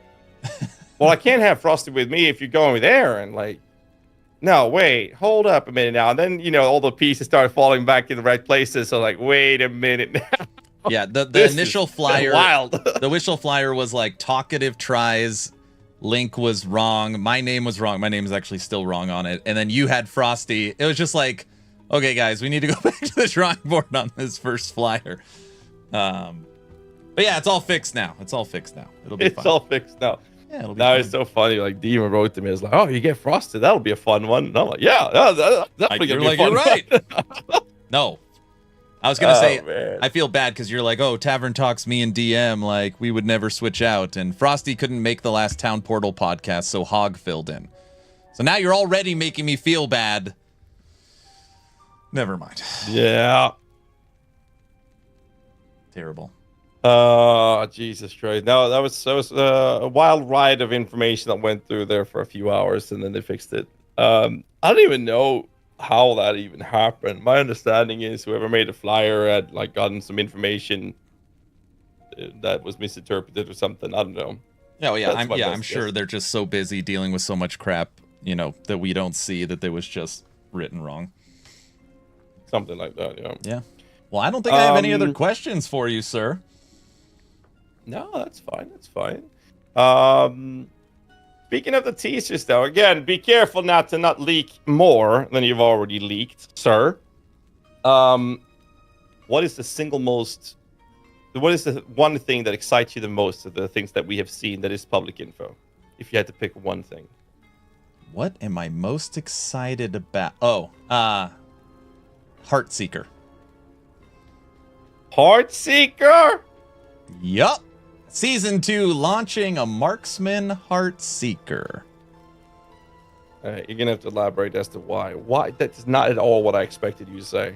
Wow. I love new skills. So this is basically the new skill for Season 2. It is locked to Marksman because it's over halfway on the passive tree, which isn't a leak. Mike already said that, by the way. Good to reassure. I had to reassure, especially knowing that he's listening out there. Yeah, I mean, a lot of people are excited for Heartseeker. I've obviously been playing it in CT, and anytime you have a new skill, it's got that new skill freshness and feel to it. It's got lots of different ways you can convert the skill. It's got a new unique that you're going to be able to turn it into a throwing skill. You're going to be able to automate it. It's just got a lot of fun things. And I think Marksman's been pretty stale for a long time. I mean, for a while, the best way to play Marksman was without a bow, which is just, like, absurd to me. But I'm excited for Marksman. Okay. Yeah, that's not what I would have picked. I like the set parts, because I want to see what type of modifiers you get outside of the item becoming a set. Holly is such an MVP in this. Holy shit, man. I'm so excited for the set pieces. Obviously, the end game, the Weaver stuff, the Atlas Passes Hill tree, called Weaver's tree. Yep. Like, I'm going to be very excited about those things, of course. But dude, think about this. Like... They said that champion affixes can roll exalted, right? So you can get a champion item that's basically purple with an exalted affix, and then you could craft a set affix on it. So you can have a champion set. Yeah, and you don't even need the Exalted mod to hit on the Exalted on the Champion mod with the new shuffling things. It's my understanding. I'm not saying that's a leak. That's my understanding of it. Okay? I have no comment. I don't know how it works. I hope that's going to be possible. Wink, wink. I have no idea. I just want to point out we haven't seen the Champion affixes in the TT, right? Or have I missed something? Don't answer that. Yeah. So don't answer that. Right. What are you most you're most excited for sets? What about what's the class you're gonna play? Have you decided? I don't know yet. Like, I've just started minions in the CT because I've been so busy with the Sentinel stuff and the some Warlock stuff with damage over time stuff. You might know what I'm talking about. But that's what I've been playing around with. You better watch yourself, sir. Well, you know what I'm talking about. Of course. Sitting here with a grin on my face about it. Oh, shit. Almost as good as the picture you have on the stream right now. Almost that good. Getting all the leaks? Man. No, we're not talking about leaks. I'm just simply asking a friend what he wants to play. We're just talking, just me and him, you know. What are you planning on starting, or do you know already? I'm gonna play a Marksman, physical damage, Heartseeker Marksman. With other things. With other things, okay. The other things have not been... I have so many comments right now that I can't say. Oh, shit. Well, the skill tree for Heartseeker hasn't been shown yet, so I can't talk about other things. True, but here's the thing I could ask you, actually, since you are a Heartseeker fan, God knows why. Here's the thing. My interview questionnaire that I have right now. what I'm lacking the most for this interview is actually questions regarding the Heartseeker, as well as more stuff regarding the Sentinel rework. As I'm touching upon minions on Forge Guard, and there's, you know, melee-oriented stuff specifically, but there are less specific stuffs around the Sentinel rework and the Heartseeker. Is there any questions you think we should be bringing in from your end on those topics? This is the problem. You can't ask questions about Heartseeker because Heartseeker hasn't been shown. You know what I mean? Like, all we have is 4 that's the seconds thing. of Like, any questions around it the, is really hard, right? Yeah, all you have is 3 seconds of gameplay and the tooltip for conversions. So all you can see is literally the picture and what you could change it into. But they did show in the trailer a new unique for Heartseeker that turns it from a basically turns it into a throwing skill, and it automatically casts. So they have shown that you're going to be able to automate the skill and give it throwing support. But that's all we know. That's literally it. So you can't talk about the skill tree because it hasn't been shown. So that's, you should be like, hey, let's talk about. That's the leak you should get. Hey, can we talk? Can we get the skill tree for Heartseeker? Dude, you think they would allow me to show that on the show? I mean, here's the thing. We're How literally, the hell what, do I 3 show that? weeks? They have to like put up tooltips and shit for every node. I mean, you're 3 weeks away from launch. So unless they That's have actually a something good like take. a planned post, I don't see. I mean, I think everything's on the table now. 3 weeks out. That'd be sick. I'm adding it to my notes. That'd be sick. If I can make them give us that. Mike's listening, right? Yeah, he's listening. Mike, the things I will do for this, it involves a lot of stuff that I can't say on Twitch without getting banned. Just claim favoritism. Be like, hey, Rax and Zizarin, they were able to see all the new uniques, the sets, and the idols. All I want to show is Heartseeker. They'll give you that.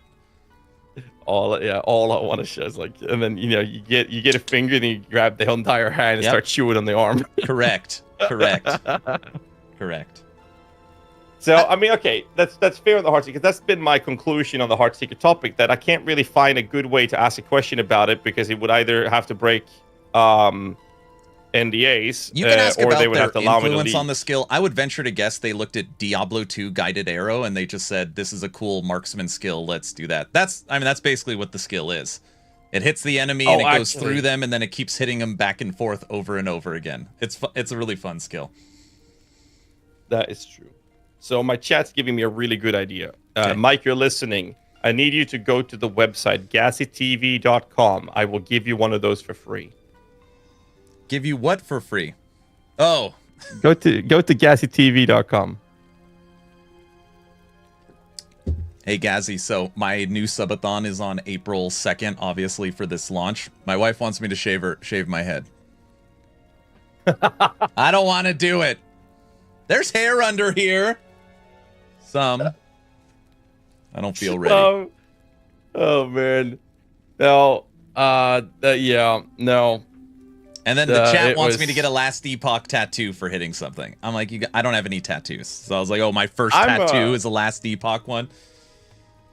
I have a bunch of PoE tattoos on me, actually. I just finished my sleeve. It's still putting cream on it. It's finished my sleeve, and I'm fixing my tribals in April, and then I'm getting a PoE back piece tattoo that I'm gonna stream when I do it as well. That's gonna be fun. Hold on a second. How many Path of Exile tattoos do you have? Well, I got my entire left arm, and then I have my my right arm on the what do you call it? The lower arm, front arm.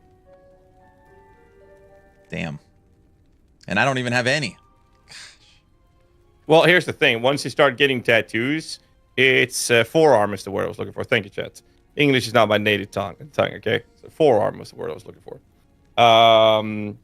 Once you get a tattoo, instant addiction. It's worse than nicotine, drugs, you fucking name it. Getting a tattoo, instant addiction. I can't stop. I can't. You want fixing my full tribals body next. tat. I mean, I'm getting there. Okay, describe to my channel that's listening what your PoE tattoos are. Necromancer? So I got Captain Fairgraves on my forearm. Actually, brain at the same time. I can stand up. So, are you watching the stream, by the way, Aaron? Oh, hold on. No, hold on. Let me bring it up, and I'll show everyone. You get a Last Epoch tattoo as well. Okay, we're watching. All right, we're watching. All right, so this is Captain Fairgrave from PoE 1, and that's my stream logo. This is Fairgraves. Okay. And got a Kraken on the backside. And I got some shitty tribals I did when I was 17. I got a tribal sun here. I got a smiley on my dick. Can't show that one, though. This is an Arakali's human form Arakali sleeve. So this is Arakali human form. Got some spiders. This is how this looks. That's pretty cool. And I filled it in. That's why it's shiny. Gets green money. That's just like, that's the PoE tattoos I've got.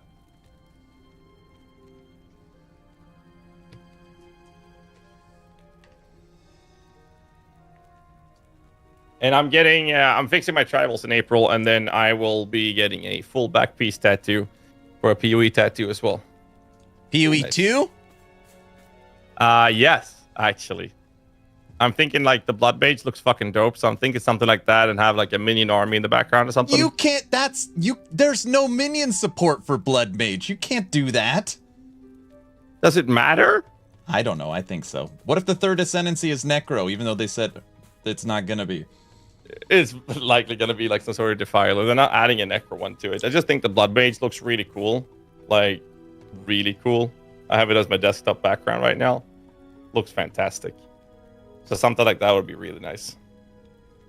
Somebody said you should ask the question on your LE stream about the skill formerly known of Sigils of Hope.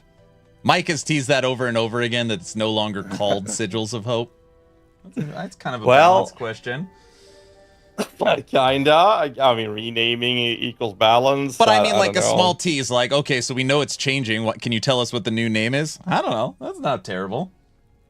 The Sigil of Hope change. It has a new name. It has a new name.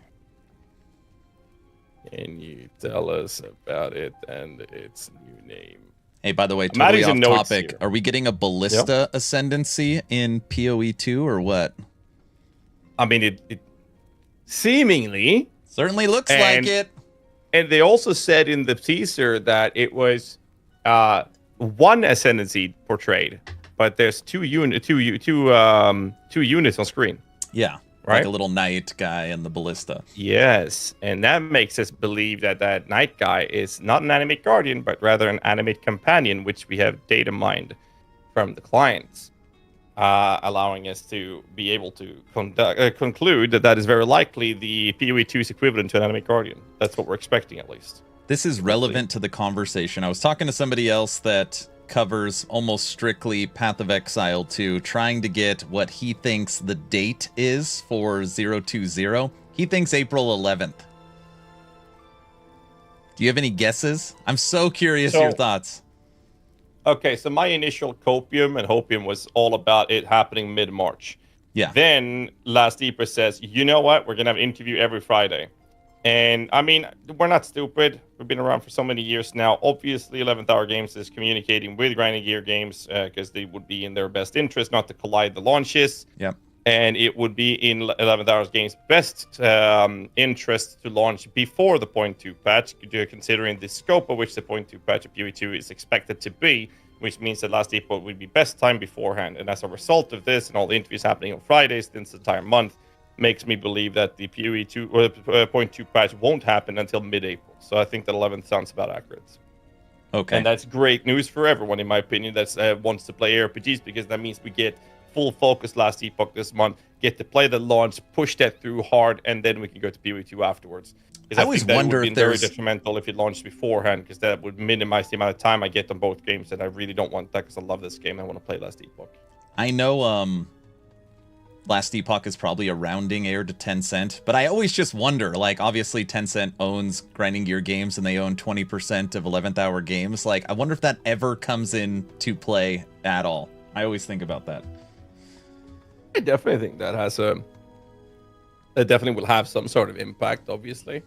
I mean, it's in Tencent's best interest. I mean, sure, they don't own 100% of 11th Hour Games, but they do own 100% of grinding gear games these days. Correct. So I definitely think that will have some sort of impact. I mean, why would they alienate their own,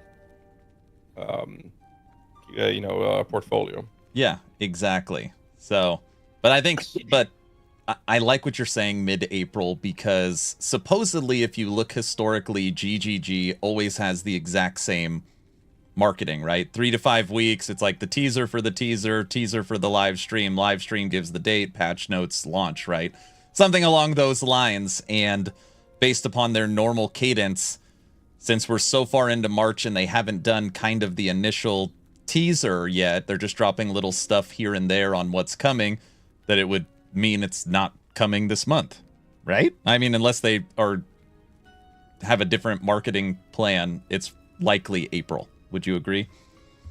I would agree with that, yes. It's also like they usually have teasers, then announcement of the announcement, and then they have the announcement, and then they have the patch notes a week after that. And that leads into the launch, right?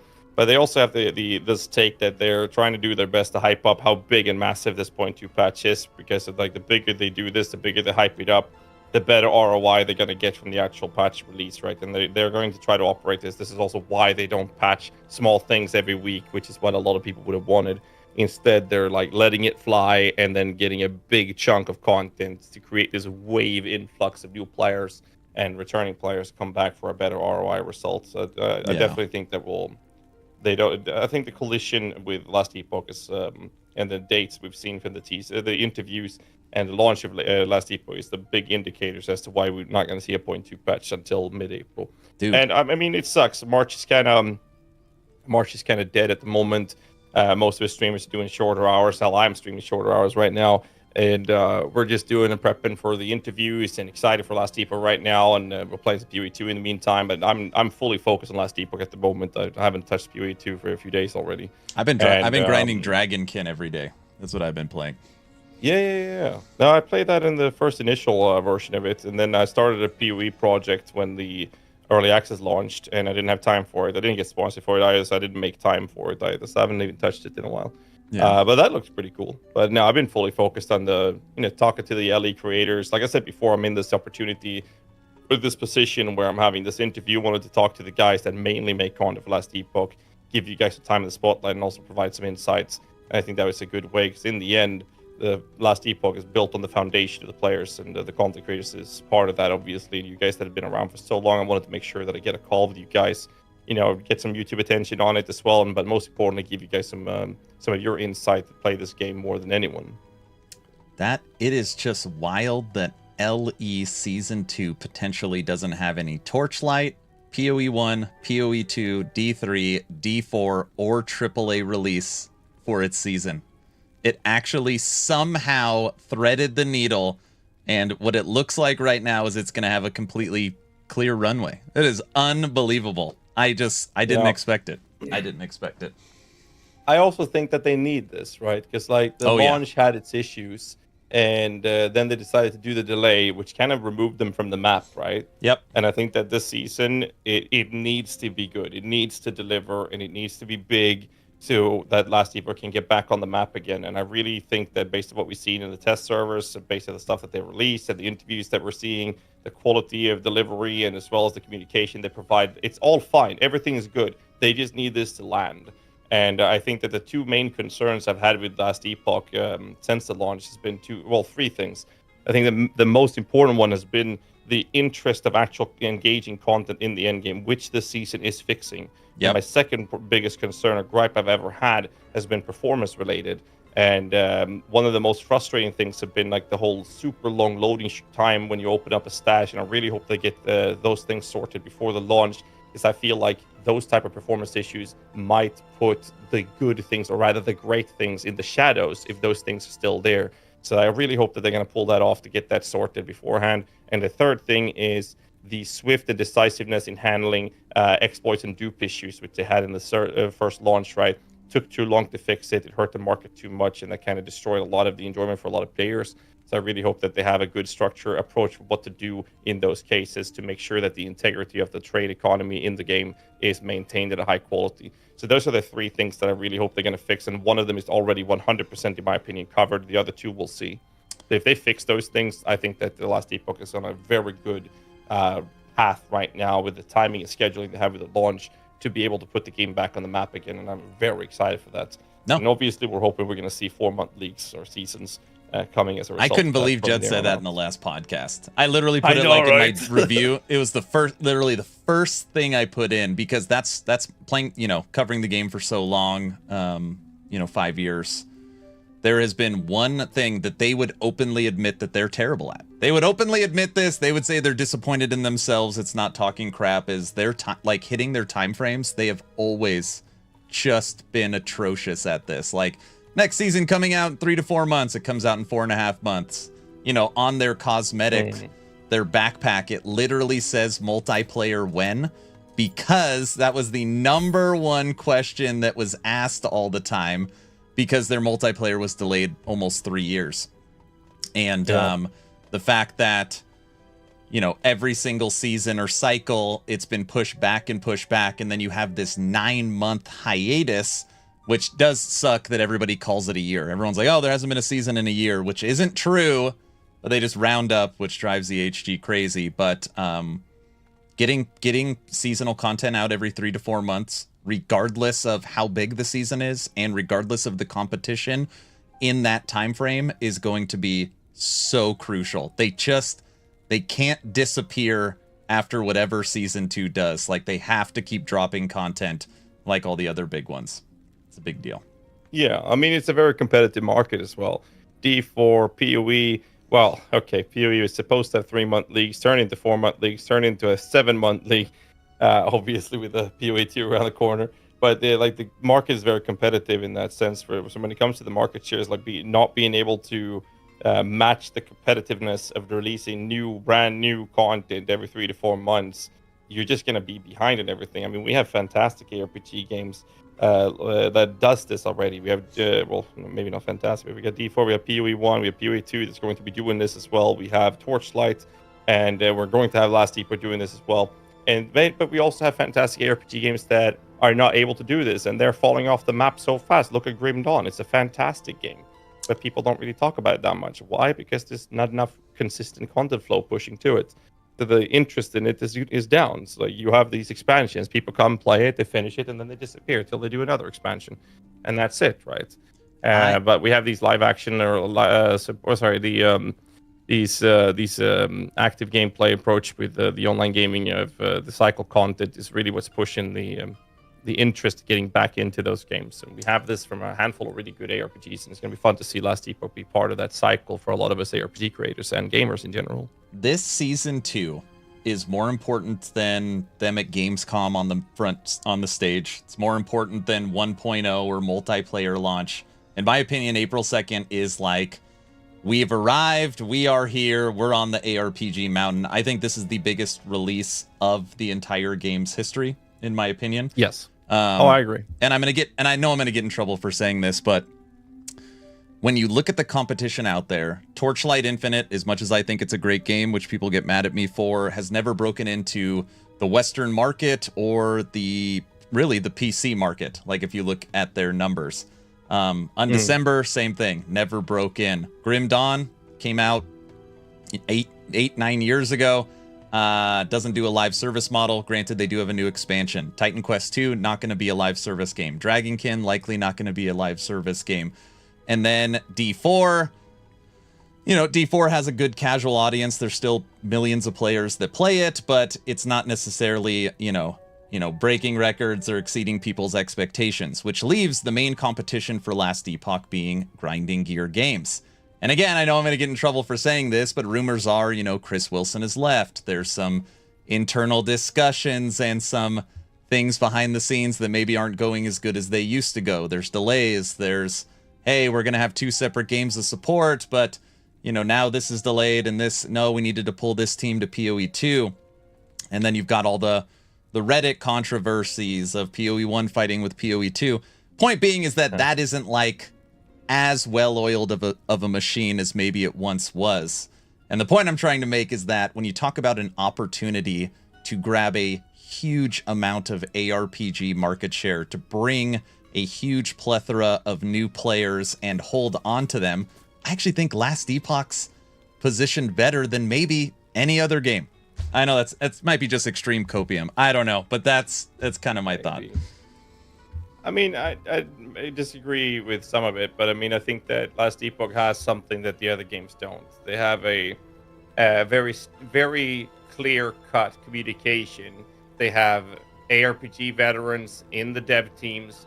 They have the full support of a lot of veterans in the ARPG scene, specifically coming from Path of Exile, and they've built that trust and relation with the content creators of Path of Exile specifically. So that's why you see so many of us PoE creators coming back into playing Last Epoch every time they have something to show for us. Like, we got to check this out because they've made such cool improvements and the game is getting better and better and better. And the vast majority of us want nothing but this game to succeed. It's like, we talked about this PoE.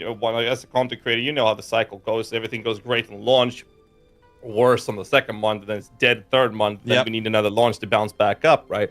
And all we've been wanting is to have, launch every month. We would love to see that. Like, I would love to play PoE 1 for a month and like, oh shit, now PoE 2 comes out, let's play that for a month. Oh shit, Last Epoch comes out, let's play that for a month. Oh, D4 is out, let's play that for 24 hours. Great, PoE 1 has another launch, let's go back to that for another month. Like, that kind of cycle is kind of like what I'm looking to do, and I would love to do that, and I think that would be very exciting. It also helps from burnout, because there's some people that play the same game months after months after months, and I've done that the first few years in PoE 1, and it's like, after a while, it's like, most of us content creators in PoE 1 where we're like, shit, we play the game for 1 or 2 months, and what do we do in the third month? We fuck off and we play some variety from it. We take a vacation, and we start bleeding money that month, and then we're waiting for the next launch, and then we're back at it.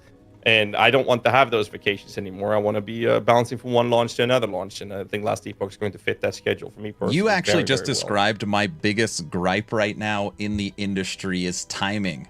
Like, I know that you can't figure out your timing around your design and AAA releases, but why does everything have to launch almost in the same month? It used to not be like that. I don't know how everything has gotten squished together. And just for an example, if timeframes are correct, you're getting Last Epoch Season 2 April 2nd, you're getting PoE 2020 mid-April, and you're getting D4 Season 8 April 28th.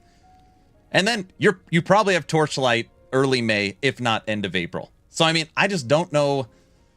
I would think that they would communicate a little bit to try and space it out, because a rising tide lifts all ships, and, there's no reason to compete so close together. I don't know. Maybe they don't care, but I want to play every single one, and it does suck when they stack on top of each other. There's multiple factors around it. I mean, obviously, the main factor is holidays. So you get the summer holidays and from school, vacation, like the spring breaks and stuff like that. Those are time frames where launching the games like this is obviously optimal. Obviously, that also connects well with ad revenue and interest on the market in terms of marketing. Same thing with Christmas releases. Everybody wants their game to launch in December because it's like the most valuable time frame to release something. And PoE 1 decided a few years back to delay one of their launches because of Cyberpunk. So they missed out on a December launch and launched it in January, and it was a fucking shit show. Dude, and look at PoE 2 having no competition in December. Just crushed. Absolutely crazy. No, it's just fucking crazy. But, I mean, those are factors taken into consideration as well. But I think that Last Epoch knows where they're at, and I feel like they're very good at communicating with the community in general. And I think that the timing they've done now is, like you said before as well, it's just impeccable. It's so good. I know. It's really going to be fun. But the servers need to work. They need to work. They've never really worked. Servers. They need to work. Glitches, exploits, dupes, server stability. Exploits, dupes, obviously a huge concern, but it's not my top concern. People need to be able to log in when it goes live. Also, EHG normally doesn't do any pre-download stuff, which is, I don't understand. Like, you need to be able to pre-download it, be ready to go, and hit the ground running. There's normally always something when it goes live. So I'm just hoping people can log in immediately. But that's because they have the true offline gameplay, right? Yeah. Wouldn't it be feasible to then say that if to get over that hurdle, they would have to get rid of the true offline? I would personally not mind them turning off the true offline, but there is a player base that do like the true offline. People, I mean, there's getting that shit and playing on the fucking Steam Deck when they're in the air in an airplane and stuff like that. I mean, there's a lot of arguments around that. Now, I would arguably say that player base is very small, and I think that it would be more valuable to delay true offline for players or whatever, or just scrap it. But I don't know the numbers of how many people actually play this game in true offline. I have no idea. Totally anecdotal information. We did the Town Portal podcast, me and Hog, with the Dragonkin senior producer and lead developer, and the studio that makes Dragonkin, the new ARPG, previously made Warhammer Chaos Bane. So this is their second ARPG. And when we were interviewing them, they said, what did you learn from your first game? And they said, we knew for game 2 it had to have a true offline mode, because for Warhammer Chaos Bane, most of the population played it offline. I was like, huh. Well, there you go. How interesting. I mean, like I said, I don't know the numbers. I mean, that's an indicator of how wrong I am in my statement. That's my personal opinion, since I'm not a true offline player. I mean, I don't play offline either, but I found it interesting when they said it too. I was like, huh. Sorry, you cut out there? I just said, yeah, I felt the exact same way. I was like, oh, that's really interesting. Yeah, no, I mean, for sure. I mean, that obviously shows how little information we have of the numbers in the background. I mean, clearly there's obviously a lot of people that do play true offline. And, I mean, if there's a lot of players, then they should not be getting the short end of the stick, obviously. Yep. No, I totally can't really agree. do much about that. Give me a second. No, you're good.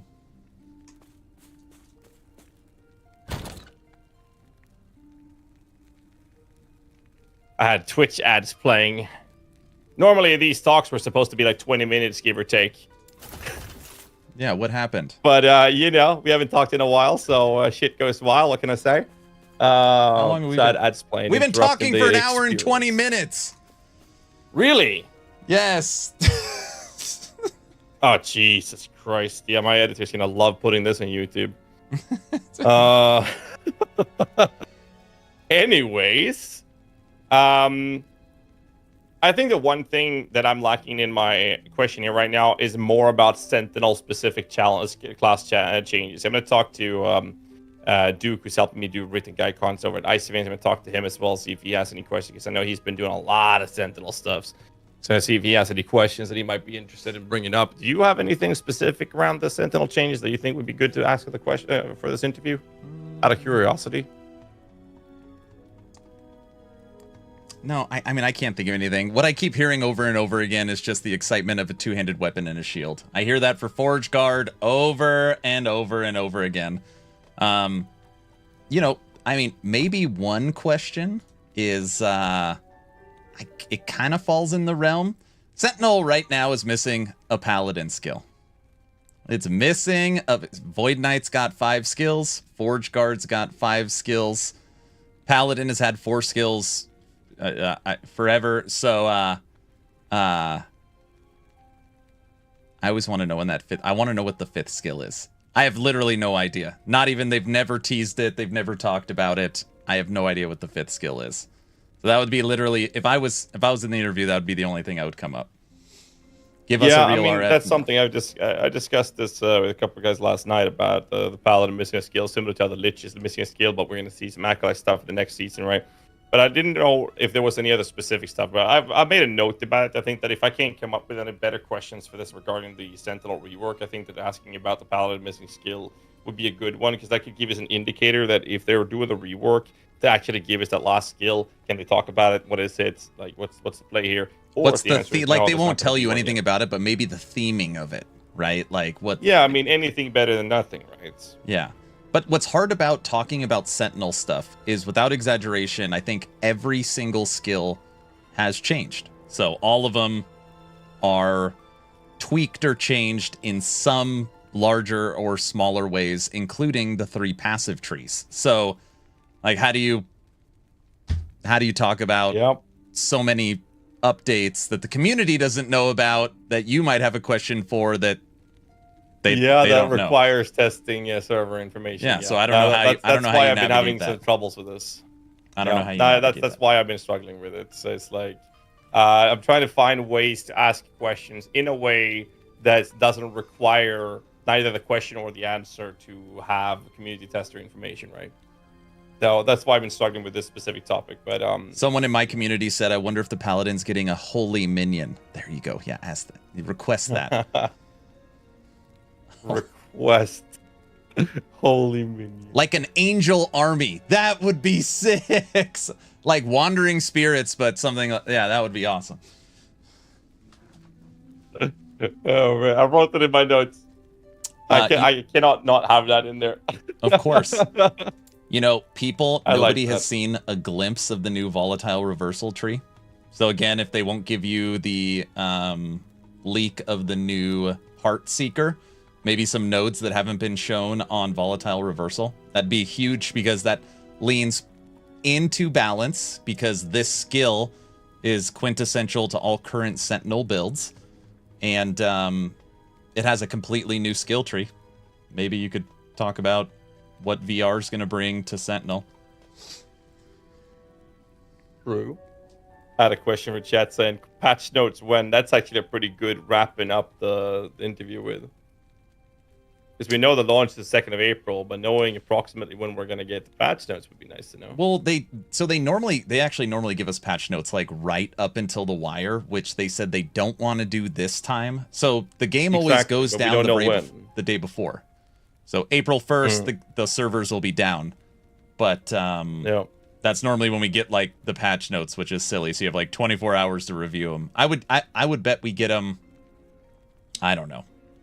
March. You know, PoE had this problem as well, where we got patch notes on the Wednesday, and then the league launched on Friday, and that was a pain in the ass to update guides with. Holy shit! Yeah, like it's almost impossible. No, like I streamed for like 69 hours, and then I stayed up for the next 15 hours updating the fucking guides. Then I went live, and then I slept, and then I updated guys. Dude, the lack of sleep I got those last 3 days was painful. But then they changed it to give us a week's head start. And I think that if they're able to give us patch notes up to a week beforehand, I think that would be an optimal case scenario for a lot of people to digest, see the patch notes. Guide creators, content creators can work with it.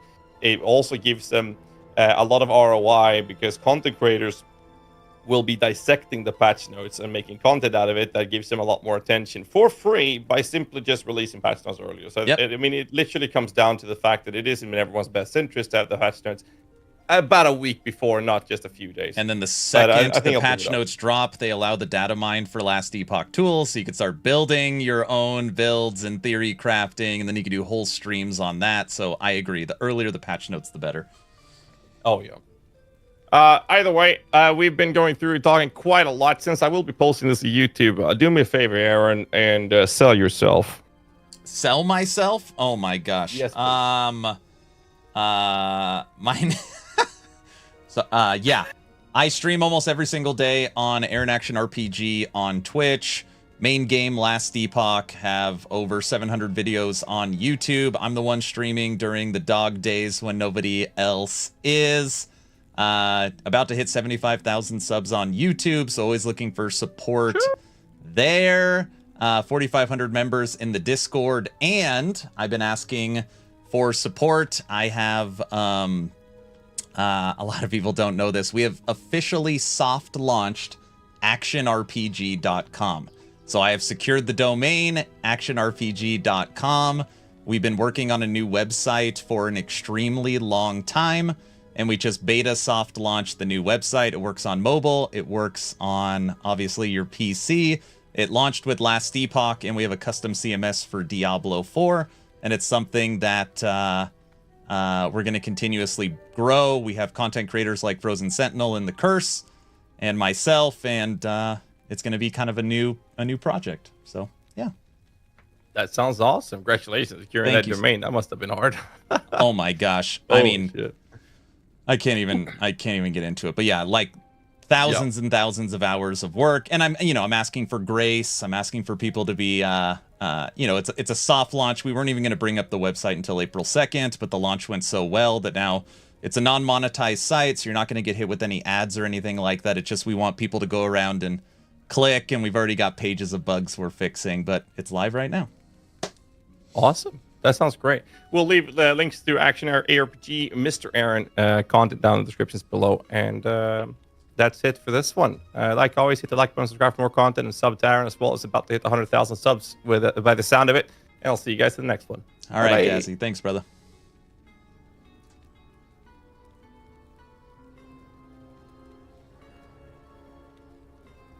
Where is Ghazzy's picture? He's gone!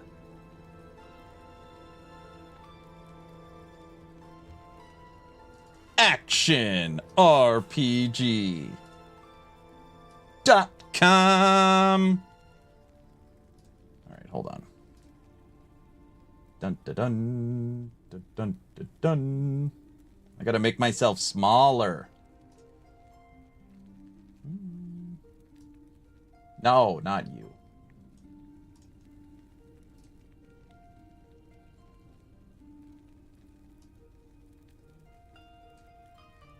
Back in the corner you go. Yeah, if you guys didn't know, last Friday, I casually brought it up. The website actionrpg.com. Yes, I somehow got that domain. Don't ask how. Soft launched. We have a full event calendar, which is being redone. We have up-to-date news. We have build guides, leveling guides, tips, and tricks. So if you click on Last Epoch, you then pick on select what class. So we can go Acolyte. Then you pick your mastery, Necromancer. And then we've got 37 total guides. Click on Golemancer, and bam. We have our own custom CMS for every single game. Linked video, frequently asked questions, comment section. And you can go through here and see exactly what the build is. That's really, really cool, Aaron. Thank you so much. It was a tremendous process. All custom images. Literally everything we have is custom for the site. These images that you'll see for gear are higher quality than what you'll actually see in-game for Ellie. Ghazzy likes it.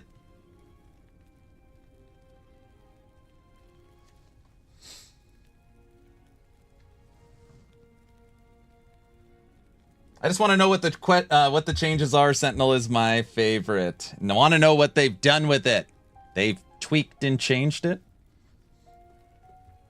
Oh, this is cool. Thank you guys so much. Thank you guys so much.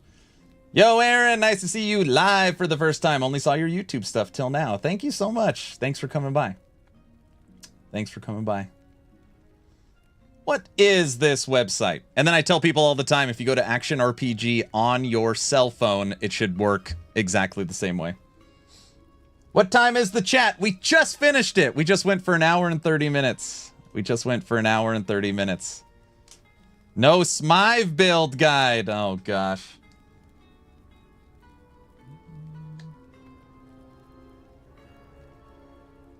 Need Hardcore Sentinel guide for Season 2. Hardcore Sentinel? Two-handed shield and a weapon with your Forge Guard? Yeah. We're up and running. Yesterday we had a website meeting. We built out Phase 2 for what we want. Actually, here. I'm like such an open book, I don't even care. Let me tell you guys Phase 2 of the website. We have a meeting with all the engineers and developers of the site tomorrow. Oh my gosh, tomorrow. Phase 2 of the website. All right. This is what we got. So right now, Last Epoch is fully done. And Diablo 4 is technically already done. The custom CMS is all done. We just don't have any content loaded. So basically 2 games are built. Just only one has content on it. Revamp of the event calendar. So event calendar, we don't like it. We want to manually type in the game title. We want to manually put in a thumbnail image. We want only a start date. And we want the gray box to be a hyperlink that takes you to where we want. So like the info on Diablo 4's campfire. Bad example. We want rich text boxes on leveling guides, endgame build guides, the about section in the footer, and frequently asked questions in all guides with hyperlink ability. Comment section, we need the ability to respond to comments, not just approve them. We're creating a team section on the homepage that'll go in between featured and recent. The team section will be a new component, and we will have a template for the team section that we created.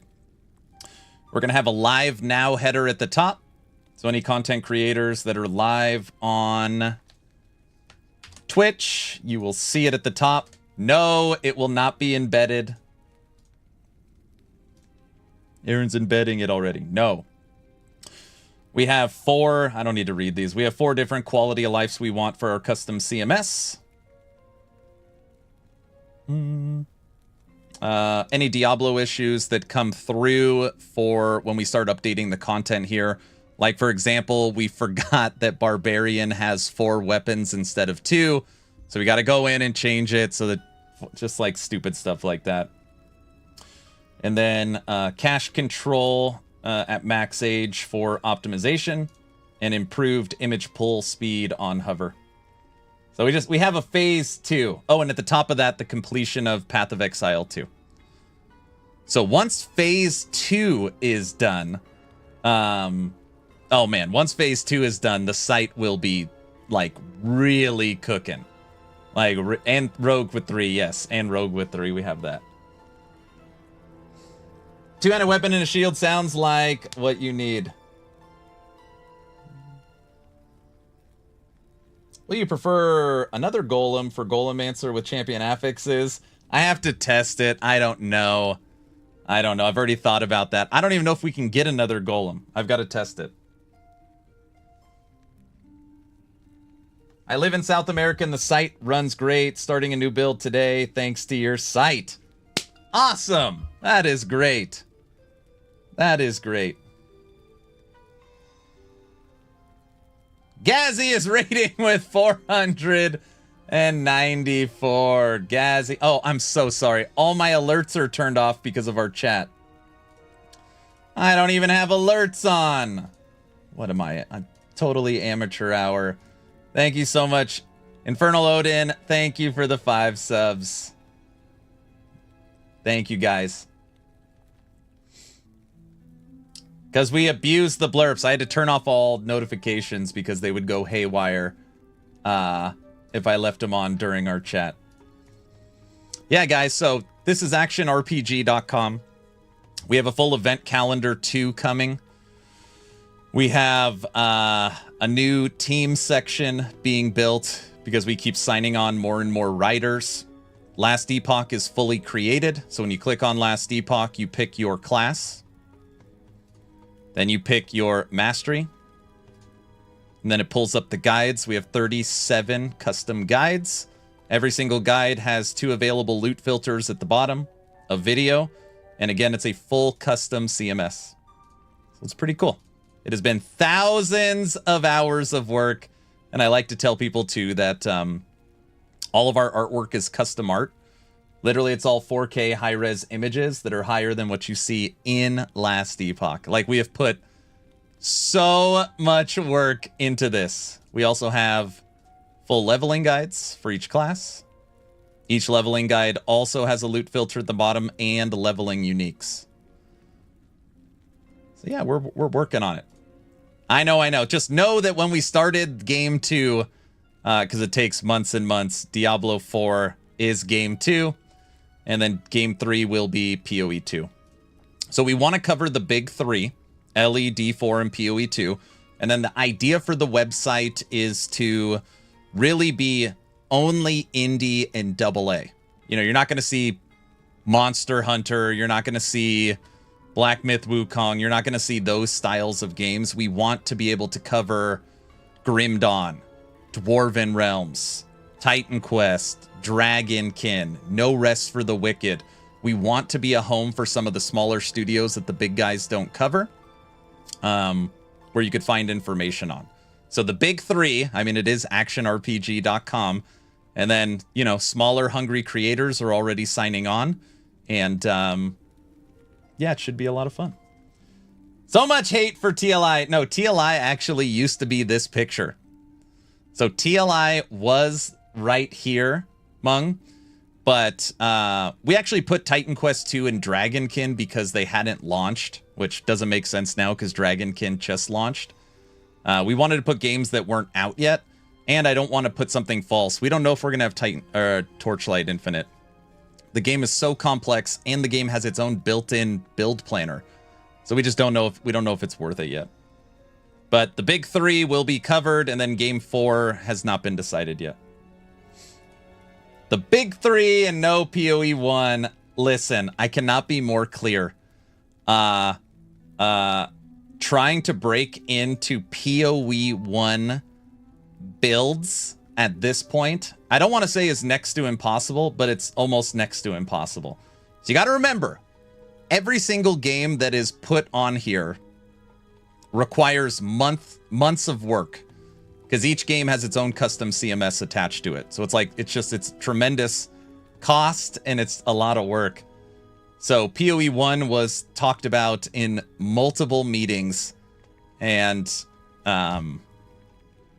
yeah, I know. I'm not trying to disappoint anybody. It's hard to please everyone. But yeah. Will there be a planner on this site? So enable to get a build planner, like what you would see on Last Epoch Tools or Maxroll, requires custom API.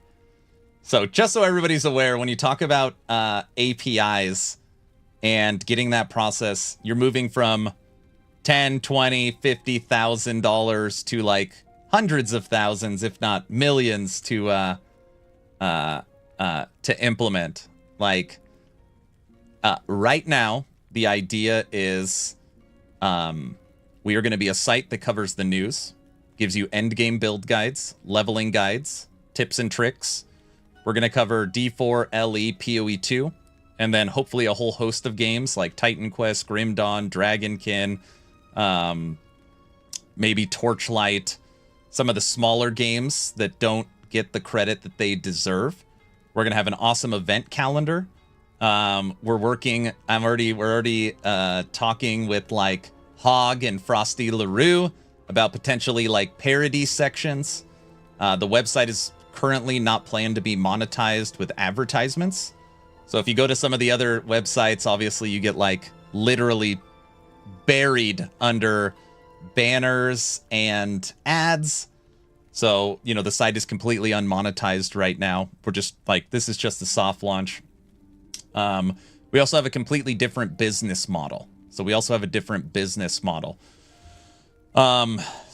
you might notice it. I mean, maybe you don't, but the idea for the builds is meant to be infographic in nature.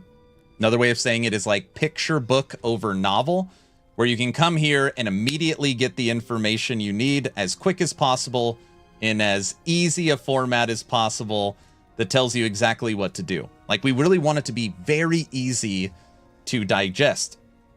And in other genres, infographics are like very, very popular. Like, you see them in the gacha world a lot and the Genshins. And obviously we're not playing those games, but we're trying to take a different approach. Thank God it's not a wall of text. Yeah, that's not the plan. No wall of text.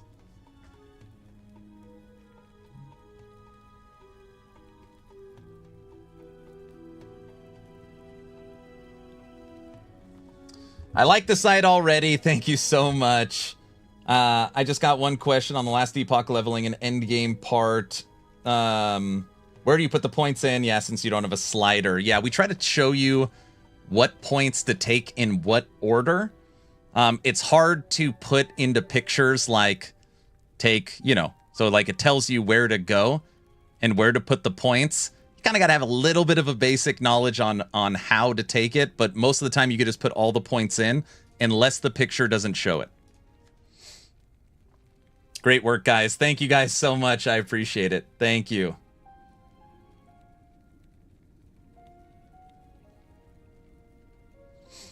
Need to incorporate a way to allow people to import your builds with a click. That would be sick. That would be sick. The link to the generic loot filter shows a document that you can alter. Really? I'll check it.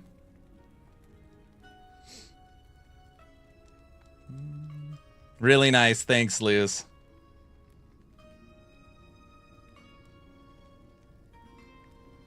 Toxic, I'll message you. Site looks great. Amazing work. Thank you guys so much. Thank you. I'm telling you, phase 1 is very, like, we kind of feel like it's, you know, I mean, even though it was thousands of hours of work, we know that it's still kind of bare bones. We're building up the team right now. Once phase 2 is done, I really think it'll be cooking. Like, I'll really, like, once phase 2 is done, like, that's when we'll, like, get investment for, like, marketing. Maybe you'll see some YouTube ads instead of Riker pitching D4. Maybe you'll see some action RPG. We have a ton of plans for it.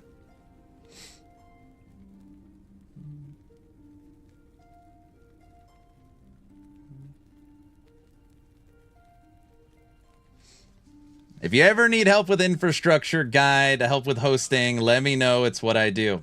I'm always looking for help, especially people that I can trust. If you message me on Discord, yeah.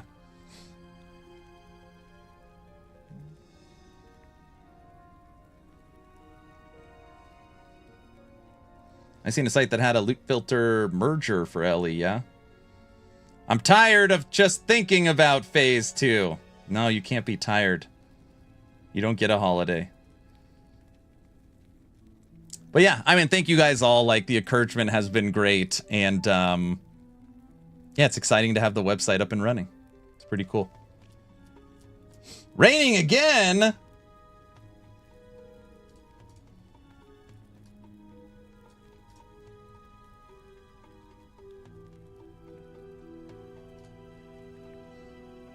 Hopefully we'll have D4 stuff out for testing soon, yeah. Yeah, phase 2 will have the full sections for Last Epoch, D4, and PoE 2. Again, we're signing on writers for all the sections, and each section should have end game guides, leveling guides, tips and tricks, and then news that is sorted for said section. And then, as a way to support the content creators that are signing on, we're building a team section to all their socials. And we'll have the live button at the top so that if you're on the website, you can see who's on. I want it to rain. D4 only barb builds. Hey, how funny. Those are the builds we're starting with first. Duh. Hey, Last Epoch. We don't play games here. Everybody, we will also be drawing a giveaway today. As long as you're following the channel on Twitch or subbed on YouTube, type in !giveaway. We got to get Ghazzy to come on the site. Come on, Ghazzy. You want to start on the ground floor?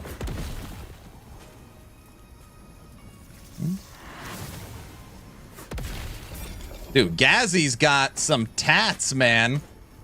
I didn't know he had so many PoE tats. It's a very serious project. Oh, you guys don't want to know what it took for me to get actionrpg.com. It's not .org or .gg. To get actionrpg.com, oh my goodness. Just to secure that domain was not an easy endeavor. Then you have to hire the engineers and development team, the design team, implementation of a custom CMS. It is not like going to one of these pre-built websites to make it. It is an absolutely obscene amount of work. You just would not believe, like, when you see these other bigger websites, you just have like an absolute newfound respect. Yeah, it takes about 2 hours. Yeah. You'll see more of his tats if you buy his calendar.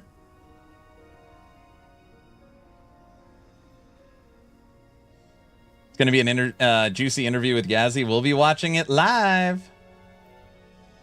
I need to get some tats too. What do you think, Luz? What do I need? Is this your favorite scent build so far? No, we're just messing around. I had the idea for this build, and I just wanted to see if it could kill anything. We literally just run around, and if anything gets in this ring, it melts from fire. We're just screwing around. I mean, it's definitely working. I don't know how exciting it is. Aaron would never get a top tattoo. Stop teasing them. What if it was a last Epoch tattoo? Lower back is what I'm thinking.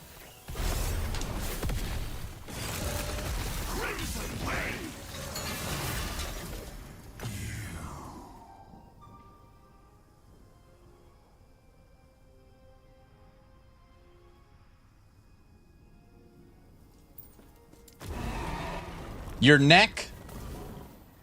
Nice sight, congrats. I believe that's a lot of work. Yes, it is.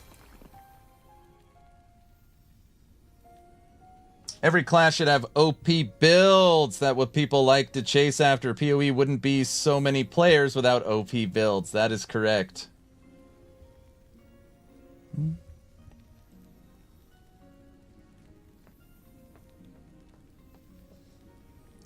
Get a neck tattoo with your website. Get actionrpg.com on my neck. Oh, it's an RF build. That's exactly what it is. If he gets a tattoo, it's my face. Oh, great. Get the Epoch on your shoulder.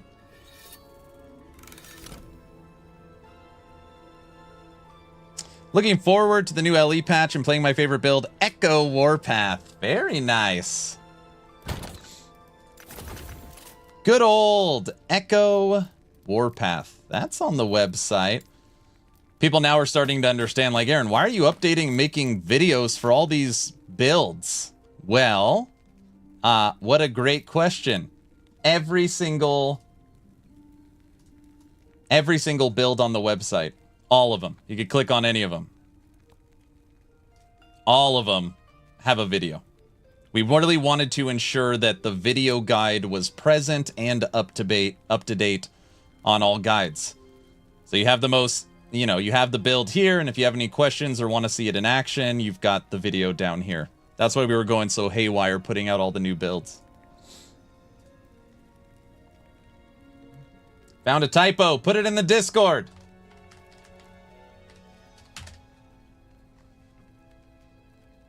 No, not the neck, the forehead. Action RPG. Go wrap my car too. How about a void portal tattoo? Oh my. Why you gotta bring up the void portal? Don't bring that up. Don't bring that up.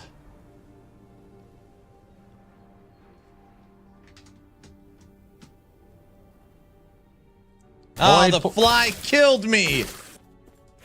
Oh, brother. You guys are crazy.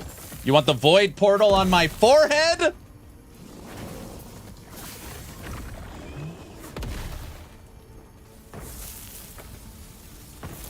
All right, everybody. We are playing Righteous Fire Paladin. It is the boringest build ever. An entire back of the void portal would be pretty rad. All right. If you guys don't know what they're talking about, my community thinks it's hilarious. If you put in, is it 50,000? 50,000 channel points, I show the void portal on stream. It is a funny portal that people think looks like something. It's very silly. See, even my wife says it's very silly. All right. Now everybody's redeeming the void portal.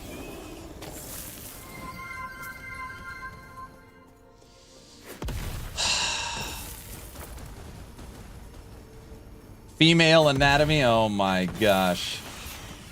All right. Well, you all get to see it now. I don't think you know. All right. I don't know if we could play this build anymore. I know the thumbnail says RF Paladin. Schoolboy humor is what we like. All right, everybody. 50,000 channel points have been put in to see the void portal. Now, I think it just looks like a pulsating void entrance. But other people don't. I don't want to hear any comments. Just, it's fine. Oh, it's definitely an entrance. What's wrong with you? Giggity? Oh my gosh. That's what my wife calls it too. Oh gosh.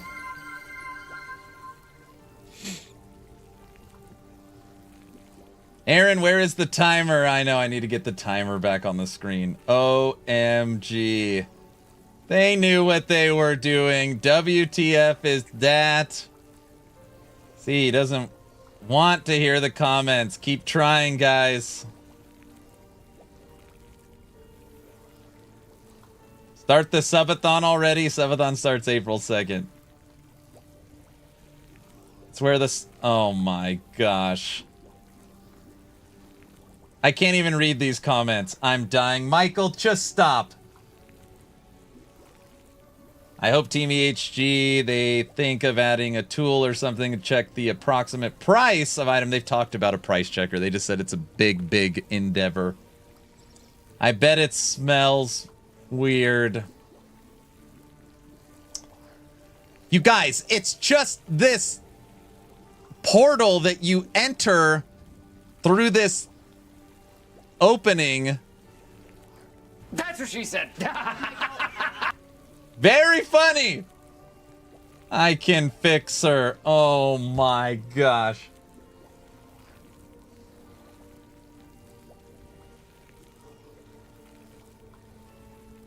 Oh yeah, you walk into it, huh? Perfect timing.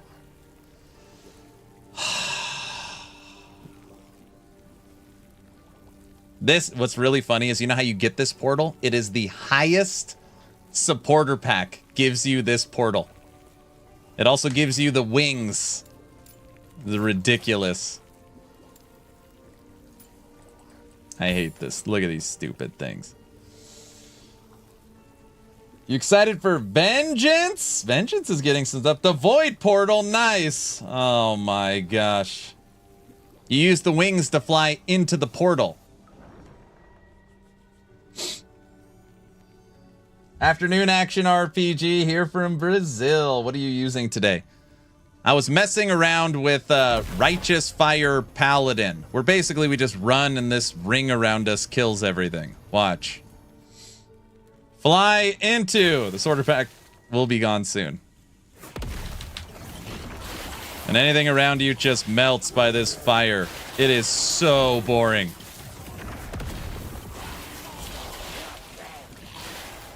It's a void port. Oh my gosh. You see what I gotta deal with here with the void portal? Get out of my way. I got a ring of fire. Dude, after playing Falconer, we just feel so slow.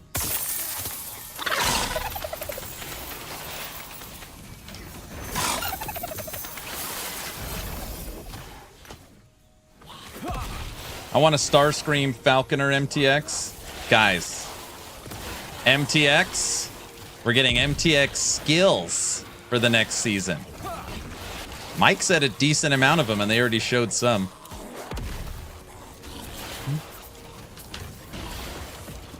Die, Devil Bat. Yeah, I don't think I want to play this anymore. Opium.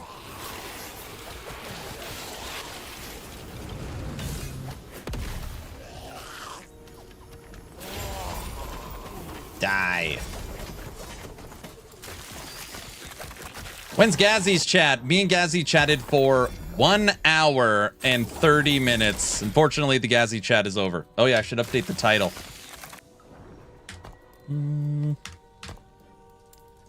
Let's play something different. Title.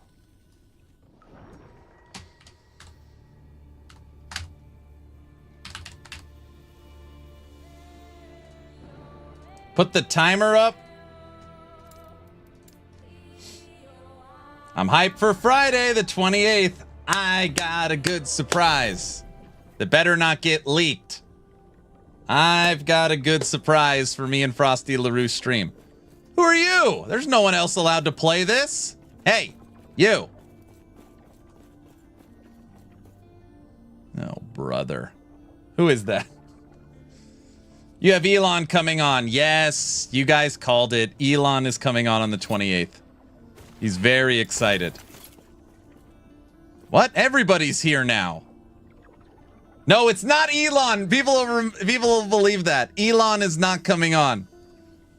Elon is not coming on. That was a joke. Hee hee ha ha.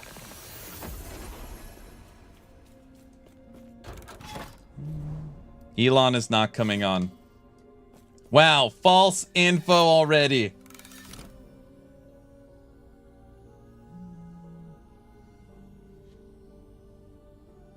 Elon's coming to Romania. Elon will play for someone coming on.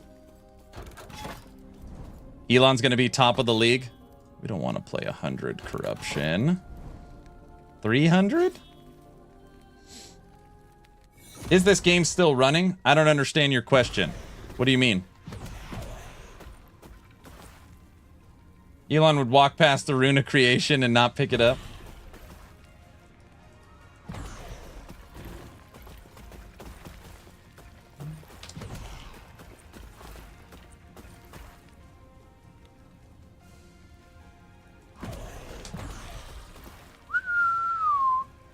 Since I got second place, he paid me to get him in there in the race.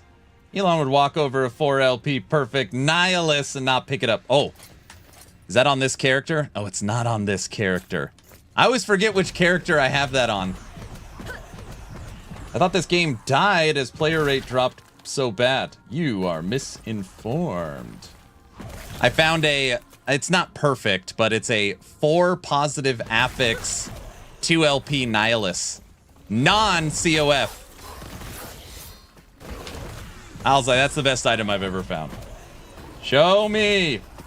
+2. Yeah, +2 to skills. Yep. +2 to skills. Every affix positive 2LP Nihilus. It's rigged, don't count. What? Today I chatted with Ghazzy. We were talking about last Epoch. So we booted up some LE. That is crazy. Who you thought last Epoch died like the servers turned off? So this is the thing. This is my favorite build and I'm required for it to be my favorite build. Okay? This build is can only work by using my unique item, Aaron's Will. So this is my unique item in game. It unlocks Golemmancer.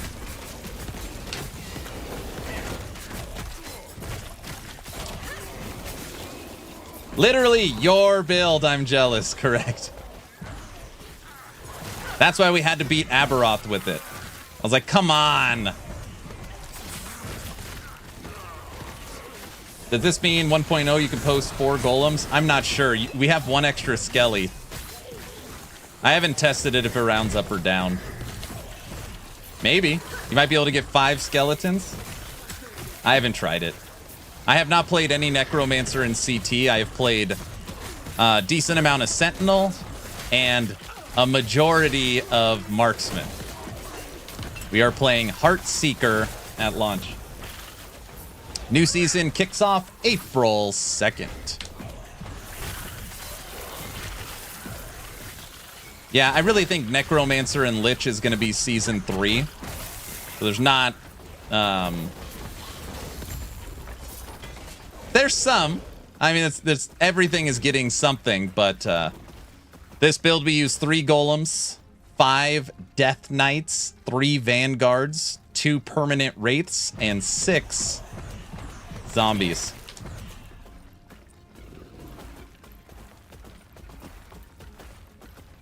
Are we there yet? No, yeah, Heartseeker will also be my play. I'll run my fastest build to start and switch once I have experimented with it. Yeah, it's gonna be fun.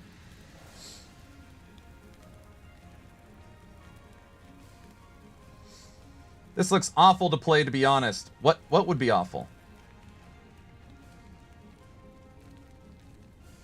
Whose will and why do you own them? Aaron's will is the name of the item. It's my in-game item.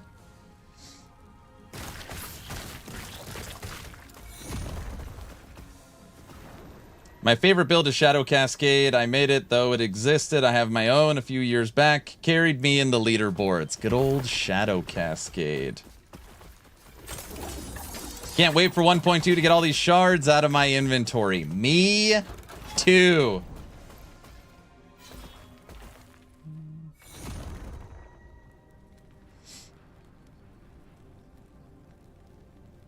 Aaron's will, please make minions good. Well, like I said during the Ghazzy chat, that single minions are the best, or single minion. Then you have ranged casting minions. Then unequivocally the worst is melee minion army.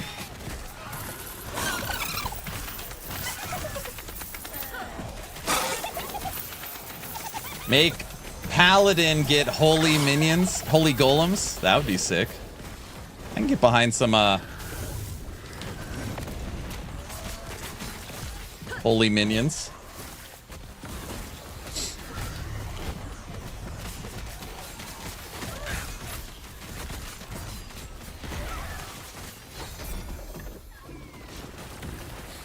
What do we got? I'd like mercenary army for Falconer. They have Ballista and the Falcon.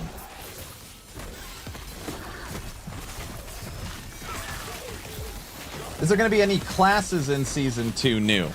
Just skills. No, they need to finish all the they need to finish the existing skills before they add any new classes.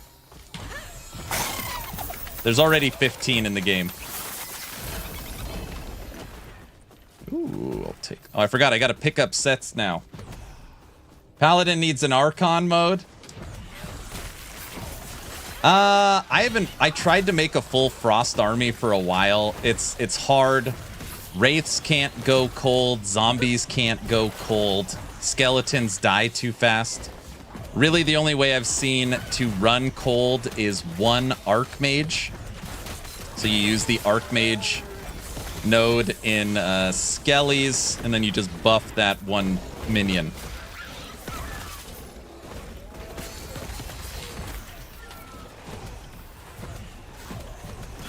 Archmage build's pretty good though. Yeah, it's good. It's single minion.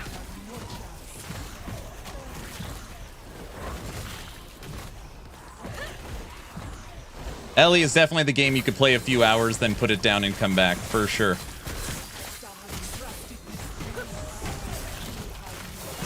A single smite casting angel sounds fun. That would be sick. You learn a lot about EHG's thought process around skills the longer you cover the game.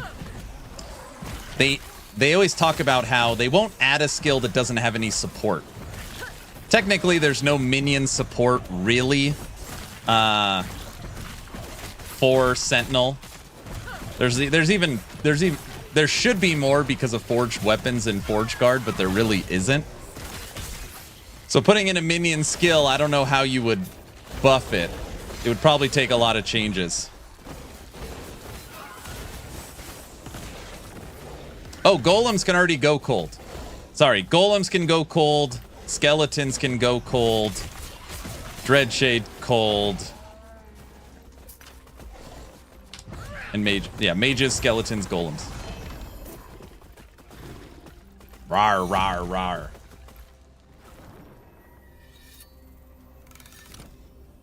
Oh, we've got plans for Dragon Song with the new update. We've got plans for Dragon Song. I like the revival mechanic in PoE 2. I don't know how they would do that here. If I didn't have to cast my minions, well, one, you would never take permanent minions. You would only take, like, wraiths or something that expired. And all I would do is make Dreadshade.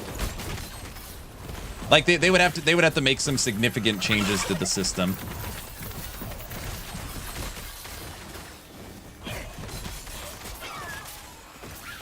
But it is nice how they auto cast.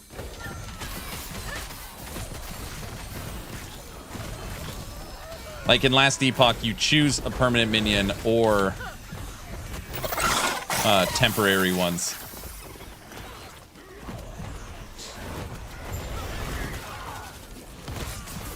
Aaron, if you play Ellie now, what would you do? MG or COF?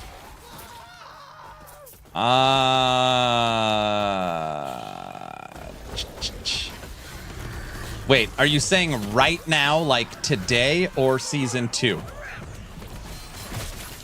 I need a little more info. Also, how long do you plan on playing for?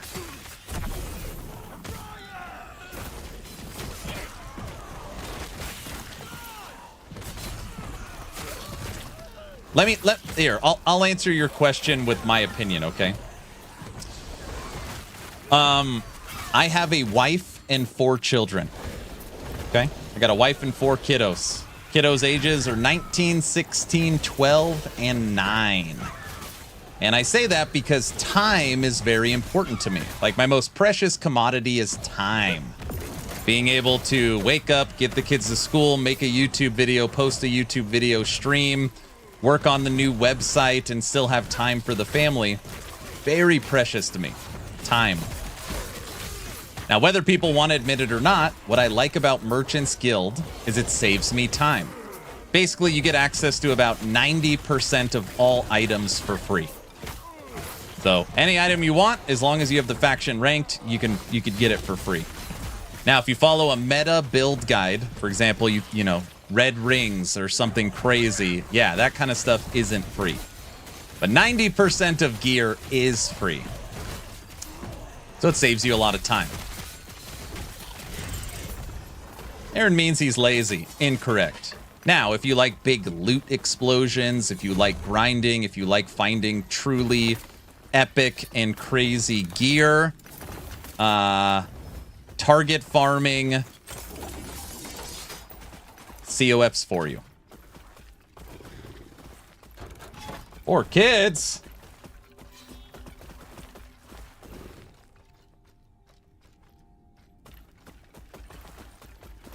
Wife and 4 kids. He's a Golem-mancer. Correct.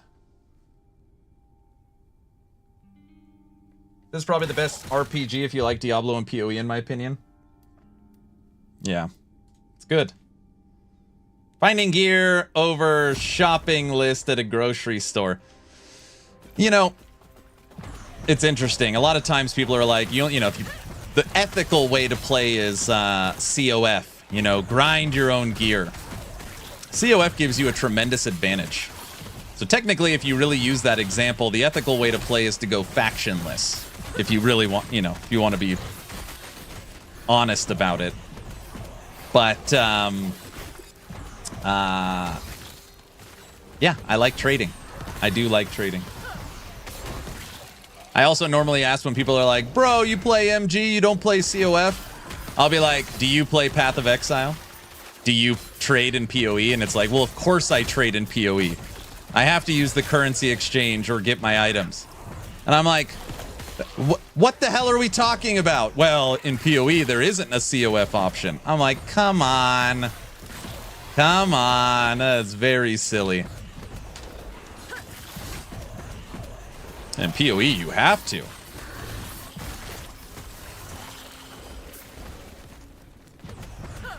Trade in PoE is the worst part.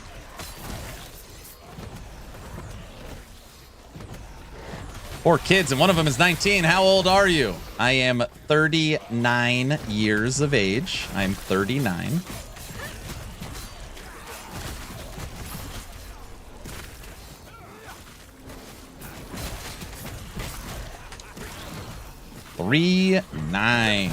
I can't tell what's happening. Are the minions killing everything or dying? Oh no, they're doing good. Get out of here.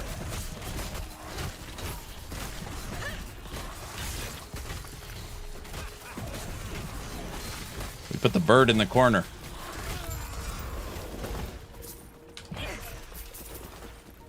Nom nom nom. Aaron is just a big baby. I'm 37 and I just have a 6-month-old. Yeah, I got a 19-year-old.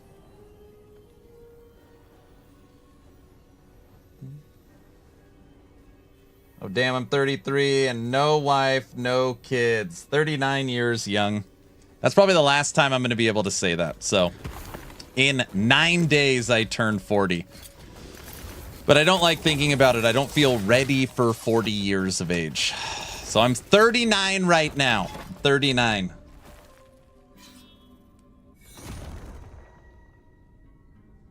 Newbie here. I just went MG.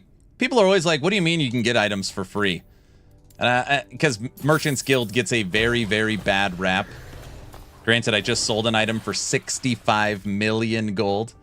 We logged in yesterday. I sold an item for 65 million. I was like, oh, that's pretty good. This sold for 1.25 million. Pair of boots.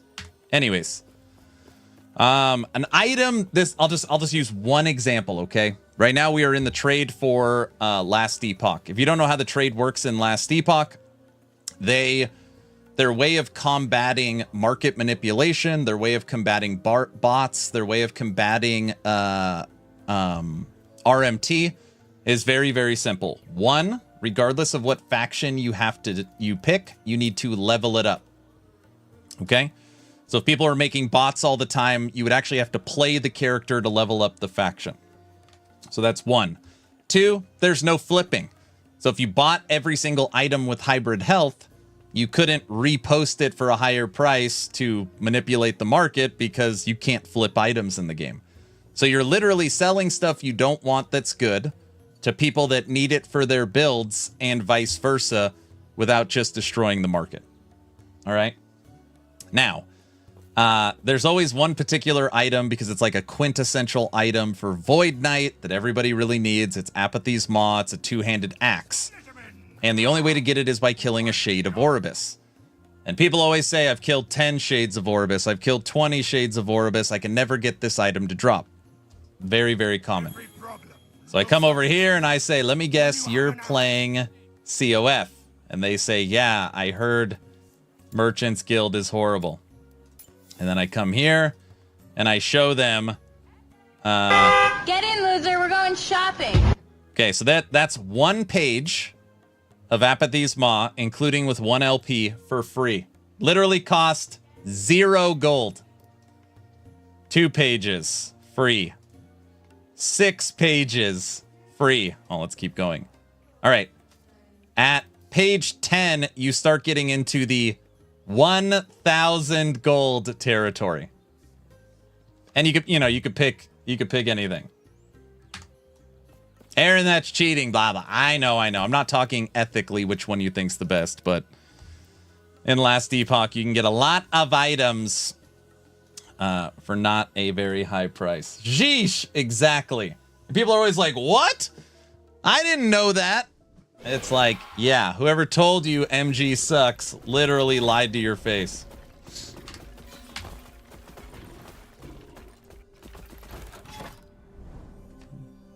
In the auction house for buying and selling, I wish there was a single place for all the equipment. Every time I feel exhausted searching for a location for armor, swords, axes, and I get lazy looking for them. If there's one shop with everything, I would be much better, but I don't like how the developers consider this. Yeah, the layout of it. I think they could leave the layout. We are not going Golemancer at 817 corruption. Damn, we ended at 817? No, I don't. No.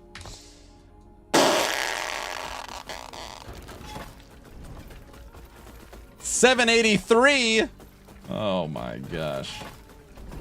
Wow, that's pretty good. Hell yeah, it's good.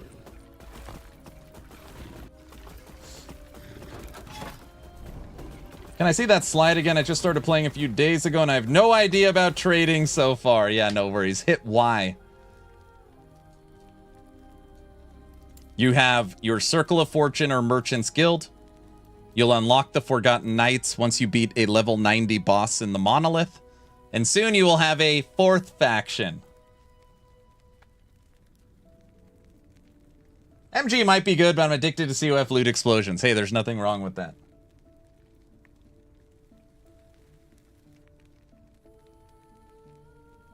Can you do another video, another how-to video on Merchant's Guild like you did with crafting recently? Yeah, we have boot camp series. We have offenses 101, defenses 101, endgame systems, COF faction, Merchant's Guild faction. So it's coming up.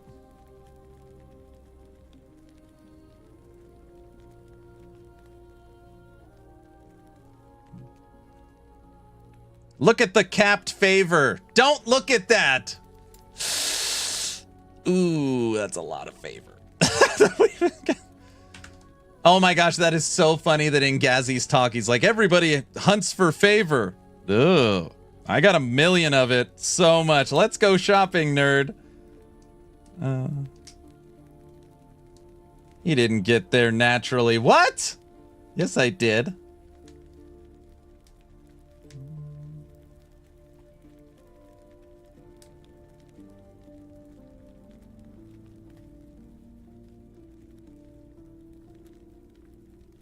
Oh, thanks, Michael. That's weird. It must have been saved wrong. Oh, it has editor's access. Oh my gosh, that's so funny. I'll fix it after stream. There, it's fixed.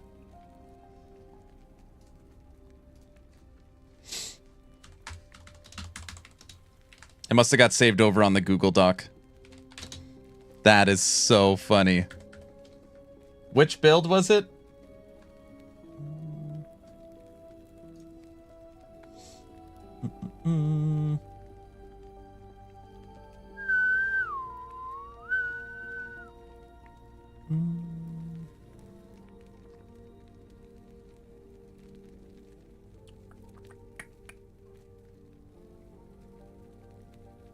For Sentinel leveling, how weird.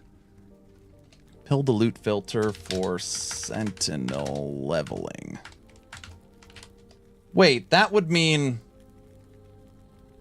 Actually, hold on. Ah, whatever, I'll fix it after. I'm guessing the leveling filters are all screwed up now. I'll fix it.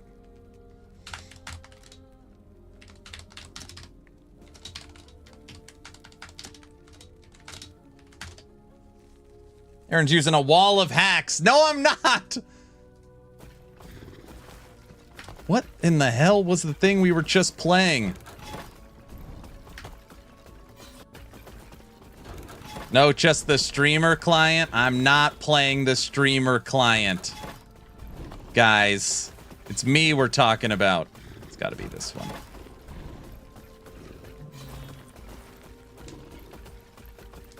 Wish I could skip to April 2nd. Roy, don't do that. Don't put in standing time.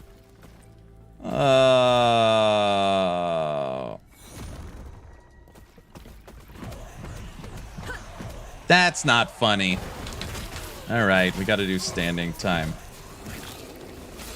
We need to disable that one.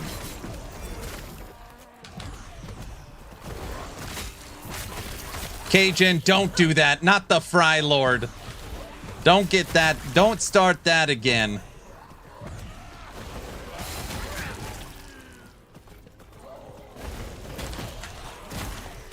Don't forget, everyone, at the end of today's stream, we will draw a giveaway. As long as you're following the channel on Twitch or subbed on YouTube, type in ! giveaway. That was cool. Ghazzy looked at the website. That's pretty neat. It just landed on my face.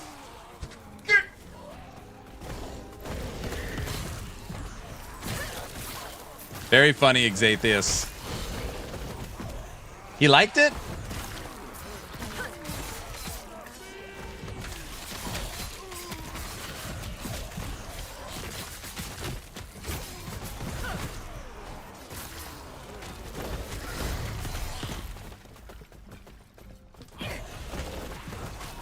I love the design. Thank you so much. Well, action RPG, my color forever has been like, well, the idea for the color was supposed to be like Dragon Breath Orange, whatever the hell that means. That was kind of the design for it. People are like, huh, every other site uses like dark grays and blues, and yours is bright orange. Like, yeah, it's a different style for sure. I think I'm gonna level your Echo Warpath build, itching for some LE. That's what I like to hear. All right, I'm gonna stand up after this Echo. Okay. By the way, everybody, tomorrow will be No Rest for the Wicked stream. So tomorrow's No Rest for the Wicked. Tomorrow is the Wicked Live event where we find out everything new coming. Very curious to see what they've got cooked up for us. I haven't given up on No Rest for the Wicked. They have their new, of course, they called it Breach. Probably not the best term, but the Breach update we find out about. Will there be any updates to the passive trees to better show what to pick? For example, different groups of passives. I wouldn't know when to jump between each tree. So we're trying to figure out how we can show that in the best possible way. Obviously, we number them, and then you'll be able to see the numbers on the tree. But for exactly what to look at, we don't know how to show that off. That's why they're like considered end game guides. We try to list them in order and show you what points to take in the best possible way through the custom imaging.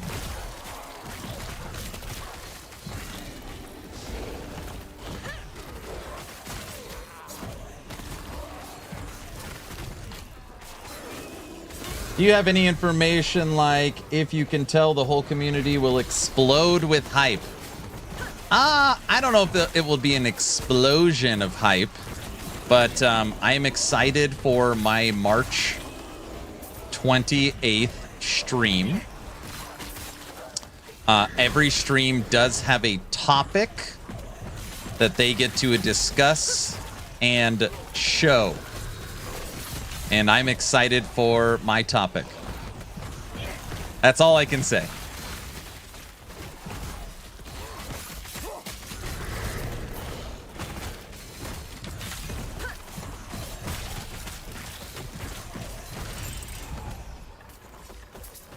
Obviously, by March 28th, you know, most stuff will be known, but not everything.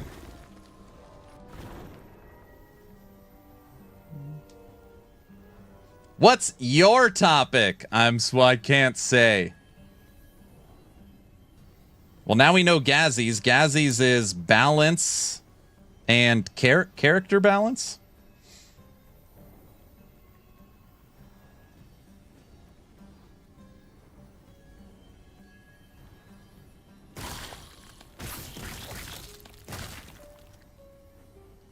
Yeah, Infernal. We looked into custom APIs and when we talked to the engineers and the design team, the budgets came back in the If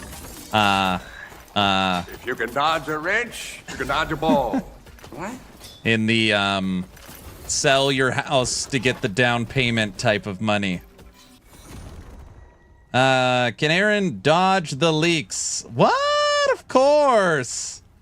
Blink the topic in Morse code, right? No, I can't give you any hints. Well, I mean, obviously I've covered the game for a long time, and, I've got a great relationship with the HG. I told them I wanted the last slot. I don't know if it'll work out or not, but I requested the 28th. And they said, yeah, we don't care. You can have it. I was like, perfect. So that was the spot I wanted. Well, someone might be nice and help you with it. So not only do you need to build the components for the builder and the custom API, you also need to get access to it unless you go the data mining route. So you can scout the competition. Oh, the fly killed me. The thought of having a custom API for the website with a builder for each game would be I can't, after the thousands and thousands of hours we have put in and the unbelievable budget of the current site, I don't want to say it's an impossibility, but it just feels so far down the road. I mean, if literally we had a custom API and builder for each game, I mean, we would be literally up there with the best sites in the world, you know, that do this type of content. That'd be ridiculous.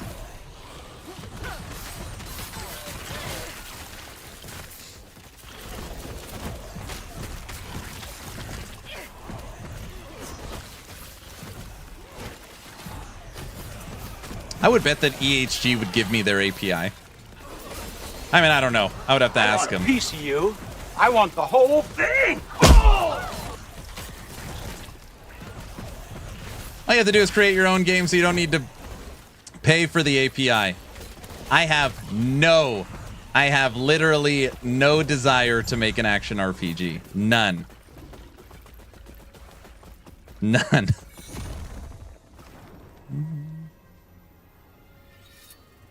He's probably removing all minions for Necro. What?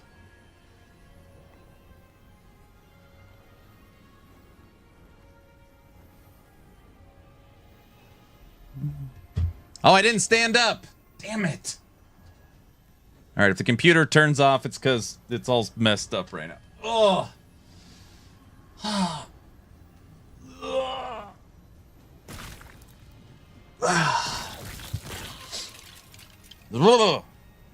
You done messed up, Aaron! By the way, on Wednesday, I'm pretty sure on Wednesday I'm going to be building the new computer. So Fractal Design has sponsored my new build. And, yeah, I think we're ready to do it on Wednesday. Yeah, I'm building a new computer. So Fractal gave me the fans, the case, power supply, and AIO. Taking the 4090 out of my existing computer. So all I needed to get was motherboard, CPU, M.2, and RAM. Very cool. I just buy laptops. Yeah.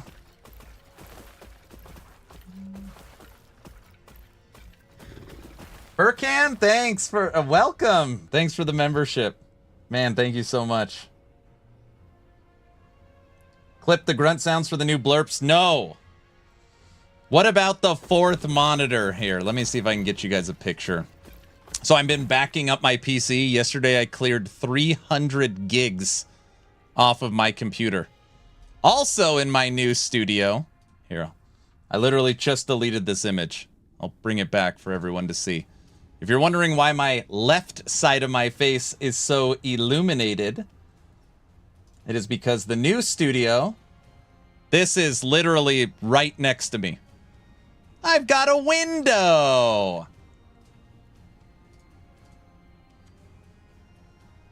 Okay, watch. My hand is out the window right now. Oh, it's so nice.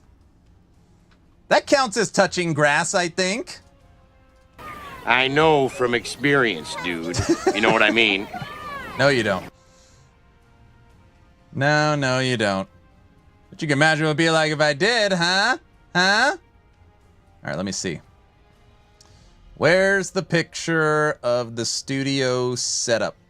So I went through the process of getting a fourth monitor. I know, Aaron, what the hell do you need 4 monitors for? I know. And the 4090 can't drive my 4 monitors. We think we're hitting the limit of what it can do. Where in the hell?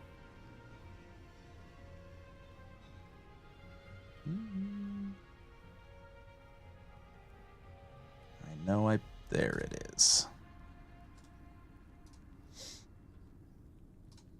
I can't get the damn fourth monitor to work. Not that I've really tweaked or messed around with it.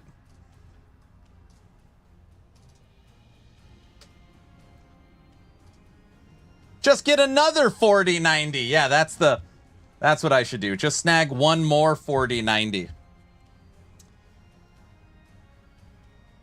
Aaron's work prison is fancy now. Exactly.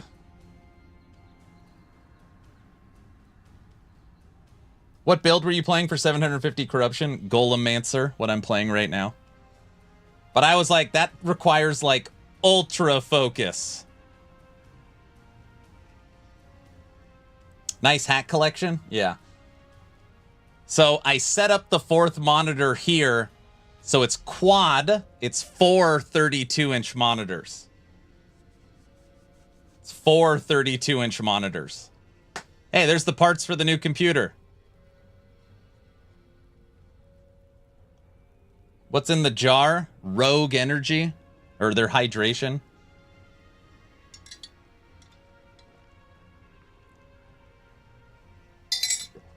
So you can remember what's outside for the 3-month subathon. Okay, subathon 1, February 21st of last year was 31 days. Subathon 2 was September 19th, and it went 65 days. Now, subathon 3 for April 2nd is going to go 10 days. That's the goal. 10 days.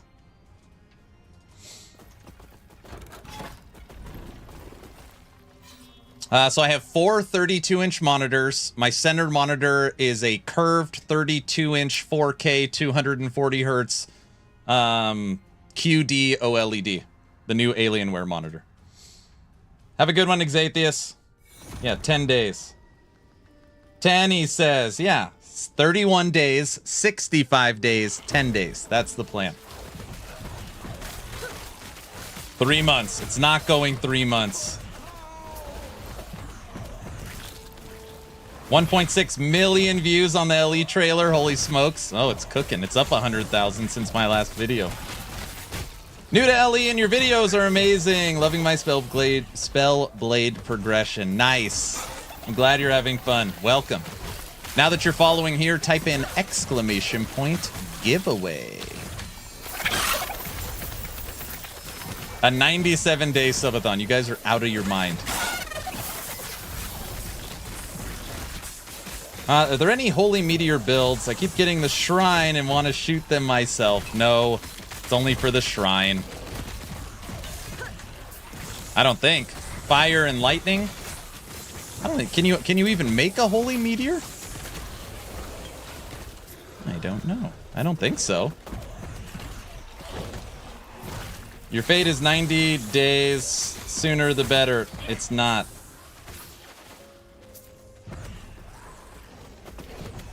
The belt doesn't make them holy, do they? The belt auto triggers the fire one. You're talking about stars. I played Meteor this season. It does not. Yeah. Yeah, it's fire. He's saying he wants to drop holy. I can tell you guys, they said there's going to be a lot of skill MTX this season, so that's cool.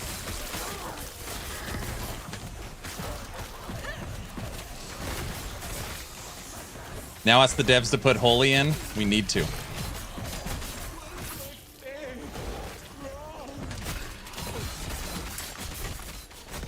Guilty, where do I have my Nihilus on? I never remember. You always remember for some reason.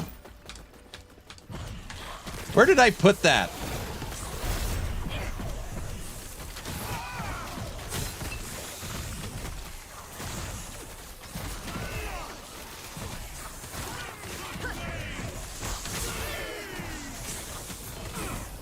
I know it's rigged, but exclamation point giveaway. It's not rigged. A real person wins sometimes. Duh.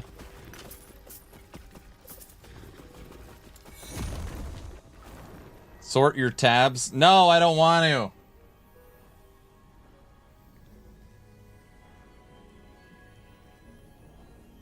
It is a rig, but it's not rig exactly. Sometimes. Do we know if they are revamping Sentinel as a whole? I hecka love Forge Guard, but I don't want those threshold notes. Are they switching out some threshold notes for new threshold notes? I honestly don't know. And I've played Forge Guard. I don't remember. Did they add threshold nodes or switch some?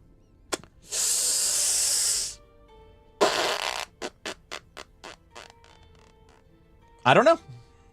I could tell you every skill, every passive tree, and obviously there's going to be new uniques are all getting support, including the new volatile reversal.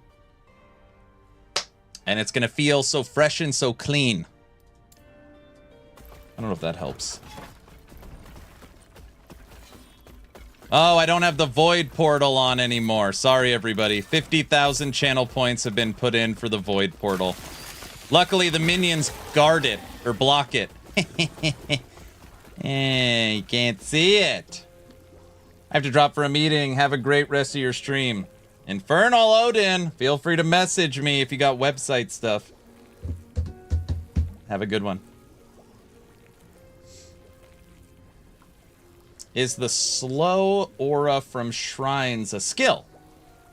Like the purple ring? No. Minions are just trying to get in it. Very funny. Very funny. What's up, Scooter? Not funny. Oh, the fly killed me. Hey, I got a question for anybody. I'm thinking I hate my mouse having a cable. This is going to sound ridiculous. Has anybody ever had any experience with the Logitech Power Play mats? Thinking about trying one.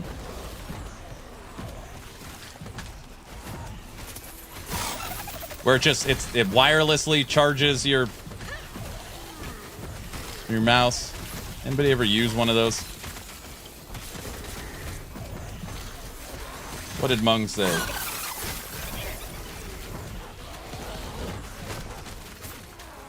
Dude, yesterday, my dog's in the backyard. A squirrel, so the squirrels run along the fence. One fell down in the backyard. Oh my gosh. In my head, it's like, there's no way my full-size golden doodle could catch this squirrel. Oh no. She locks. That squirrel had nowhere to go. Nowhere to go. We had to like the squirrel survived, by the way. But it was in trouble for sure. Aaron literally set up a bot to say rigged. I didn't set it up. The moderator set it up thinking it's hilarious. Chastity golems. Don't say that. That might stick. Don't bring that up. They did the right thing. Never underestimate a golden doodle. Dude, I couldn't even hold the dog. Luna, my full-size golden doodle that's 1.5 years old, literally, I mean, the squirrel didn't have a chance in... It was trying to get away, and she just kept grabbing it. I was like, oh, man. I don't know, my head, it's like, there's no way this dog could catch a squirrel. No. There's no way the squirrel could get away.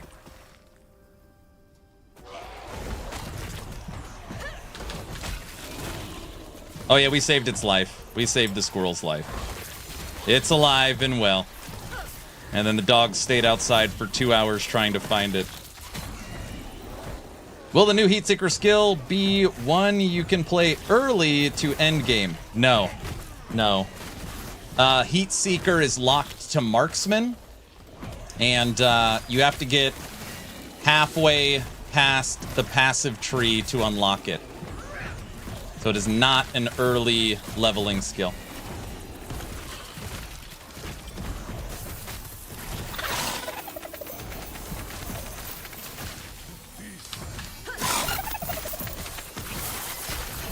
Squirrel had to smoke a cigarette.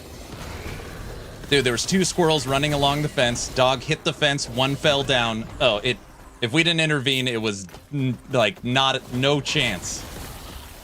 No chance. When is the new dragon class coming? I know, right? Judd hinted the new dragon class. Oh, the fly killed me!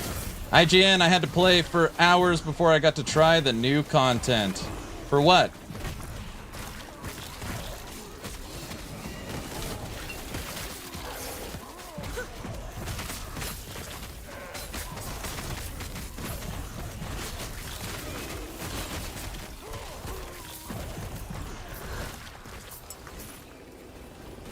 Wait, what? IGN. Hold on, wait, what?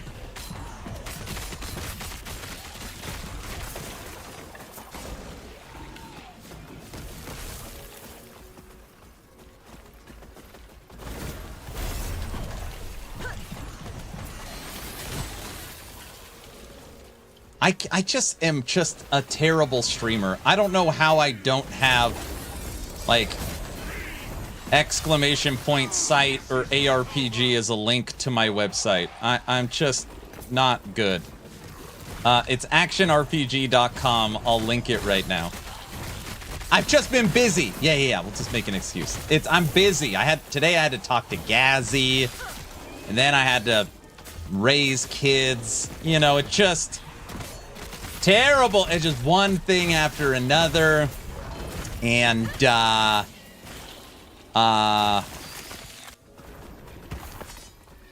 anyways.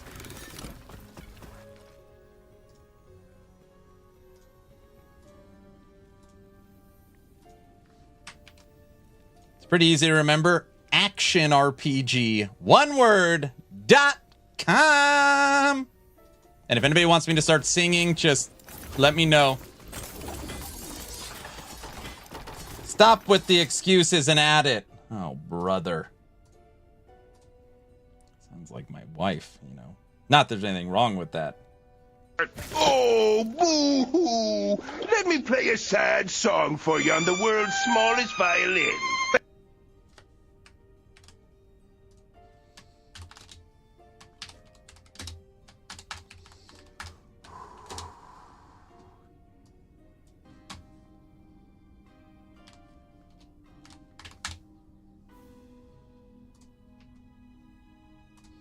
Exclamation point site. That didn't work.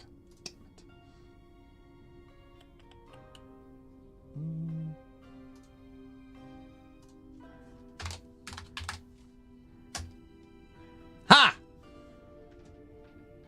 Works for me. See? No time like the present. Stop yelling. I can't help myself. I gotta get the accordion if you're gonna start playing. People said that last subathon, I need to put in go buy an accordion. So something for the next subathon. By the way, I haven't even reached out yet. Okay, just right off the bat, I haven't even asked. Judd, you know, Judd, Top Dog, Mox Jet, created last Epoch. He lives in Texas. And my wife's like, one of the subathon goals should be you fly out to Judd, to Texas, and have breakfast or lunch with Judd. I was like, for a subathon goal? She's like, yeah, that would be awesome. Then you could stream there. I was like, I don't know if anybody would like that. You need a Weird Al wig? Oh, jeez.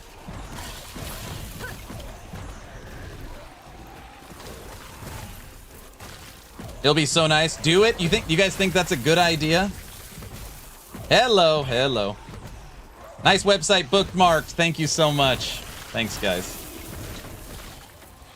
Better than the subathon goals you made up. Oh, jeez. You could show him your stash tabs. Website's a banger. Thanks, guys. Just getting started. Thank you. Your website's on my bar now. Yes. Made it to the bar.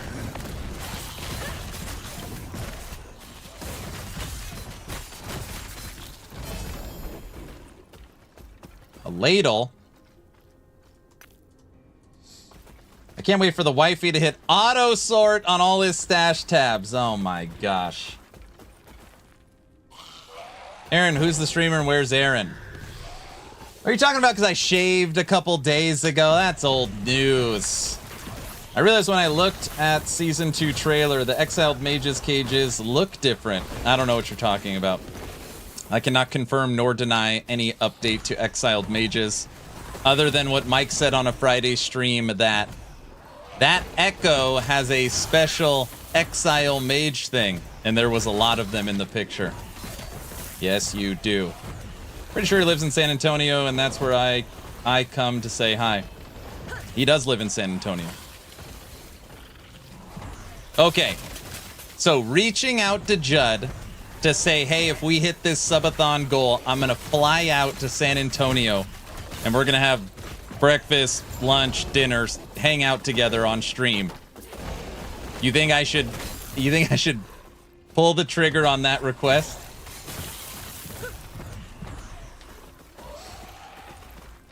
Can you talk to EHG so they can release early? Yeah, just screw it, drop it. Yeah. Worst he can say is no. No time like the present. All right, how do I say this without sounding like a psychopath? All right.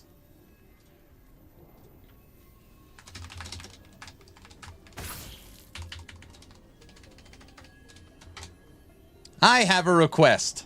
Wife's idea. He knows my wife. So maybe that'll help.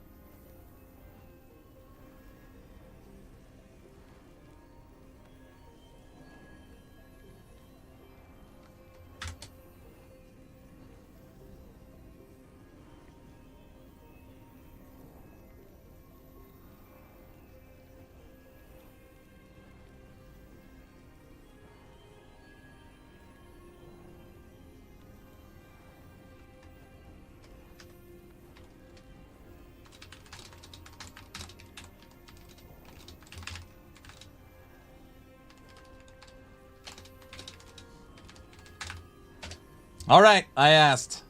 Be right back, gonna go watch your video. Watch it.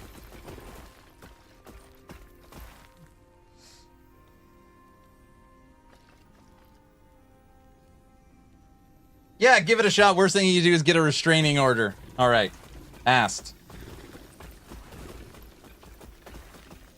Your old Icy Veins partner lives there too. Texas? I've been looking for 2 LP Smoke Weaver with good stats and 3 LP Trader's Tongue with good stats and COF, and it's very long to find some. 2.0 will solve some of my issues, but I'm taking a look at MG and there's nothing affordable. Yeah, I mean, it's because those are obviously meta high-end items. Those are tough sometimes.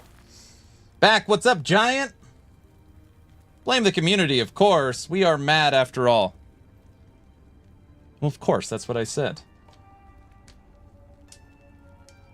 Aaron is taking all the set items. Everything has changed. I am picking up set items. And I'm not even sorting them. I'm just throwing them in the stash tab. Granted, because I'm just going to shatter all of them. Aaron, should I drop the new season? Haven't played LE since launch. Do you mean should you try it now? Okay, if you haven't played it since launch, let me tell you what you've missed. You have missed the Harbingers of Ruin update, which introduced 35 new uniques, a new faction, 10 new Harbinger bosses, Aberoth, the new Uber boss, the Nemesis system inside of monoliths, loot lizards, updated shrines, updated balance, the sorcerer update on the passive tree, the ability to update your blessings. You can now switch out your blessings, the ability to respec all your passives. That's all I can think of off the top of my head, which is a lot.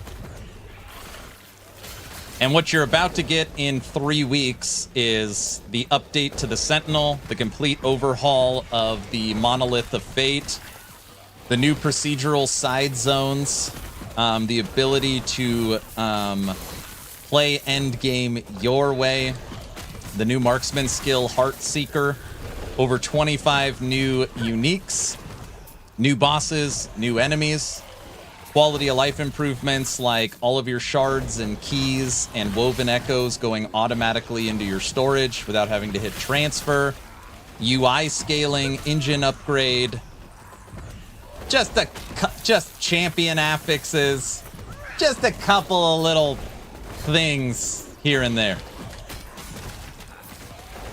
Go see Mike also. Mike's in Canada.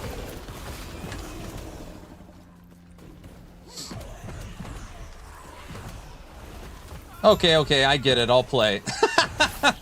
Not that much. Yeah. Is that all? Oh, you could respec your masteries. You can now create your own sets. You can now craft your idols. I mean, there's so much. There's so much. Are they doing a full reset for Season 2? They are. New runes, new crafting, updated controller support. Every single skill has gotten updated controller support with supposedly like auto-targeting. It's supposed to feel way better. WASD movement, yes. Which I'm hoping you guys don't go to Reddit and blow them up on. Like, they very specifically put WASD movement, and in it says beta, because it's the first iteration of it. It is not gonna feel like PoE 2.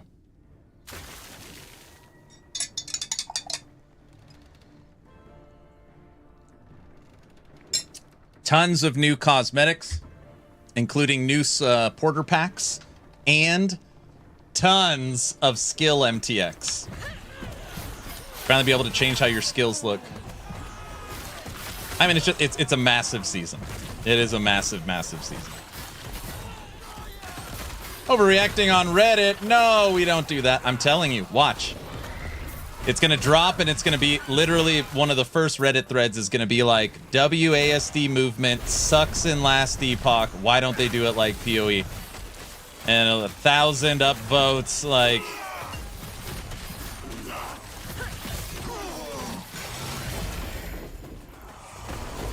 Oh, how many LP on our shield?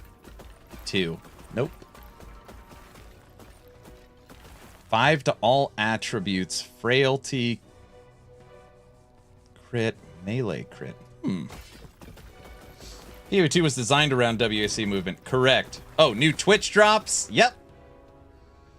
Will they have a better spokesman speaker this time? What was the last one? Can Golemancer take down Abby? It has taken down Abby. Certainly not an easy fight.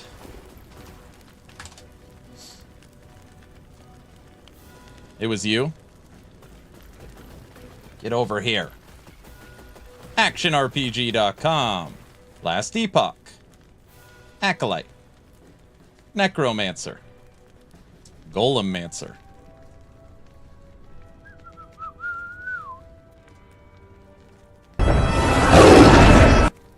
Who's this Joker's video?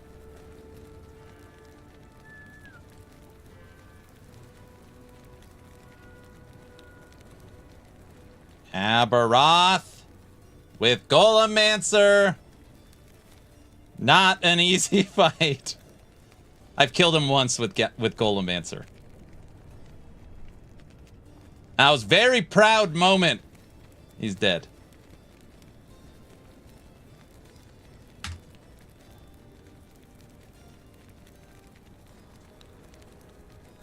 Websites are up. Woo! It works! It works. I love your intros. Thank you. You guys, I posted a new video today as the hype reel. And then I've had, I am surprised the response I've had on my Diablo 4 video. I really thought I was going to get smoked on that one. But, no, it's been really good. Person above has been busy. Yes, he's been very busy.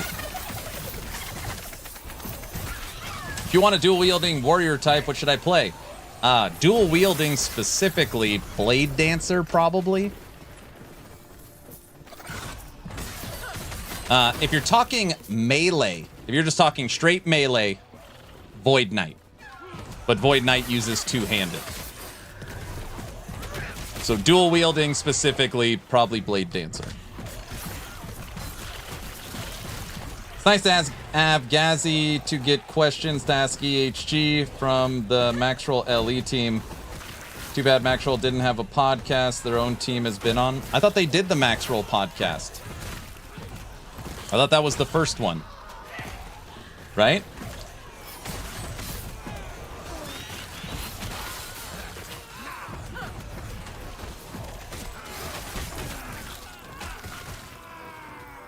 Nom nom noms.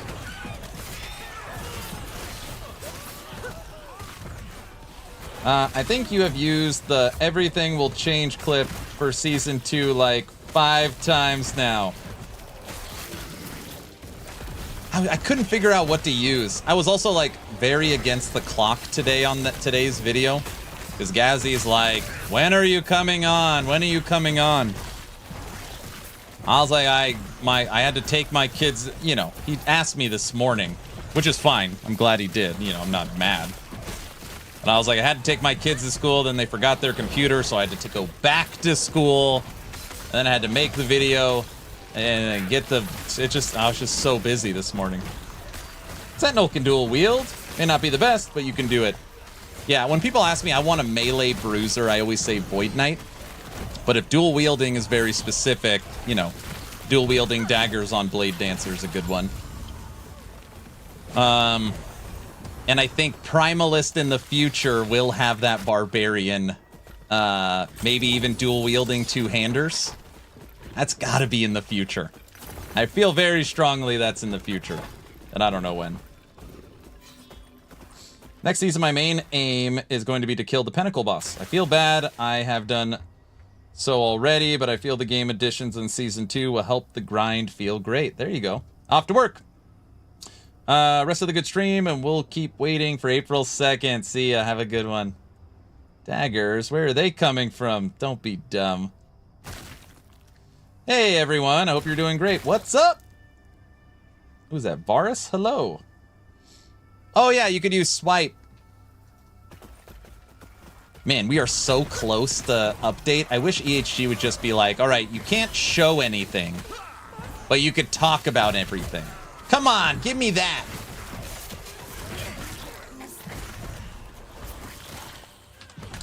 Not that swipe triggered something. That's not, I'm not insinuating that swipe has an update. Oh, the fly killed me.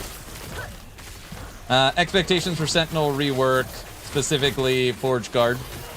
Forge Guard, you're going to be able to fully embrace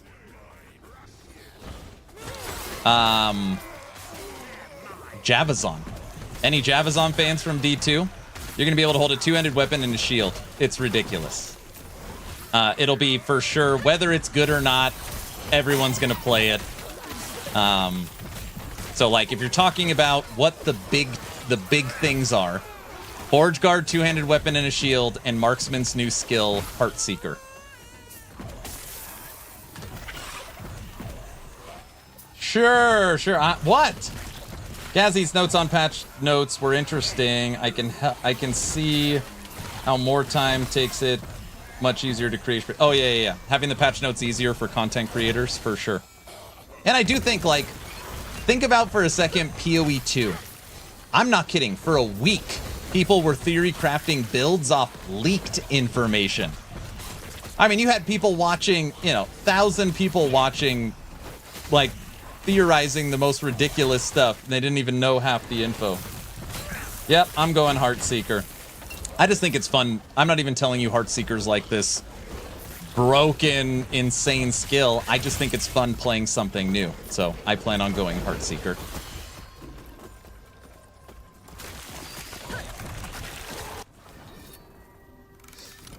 Season 2 help. Lethal Mirage? I don't know. Lethal Mirage. I don't know.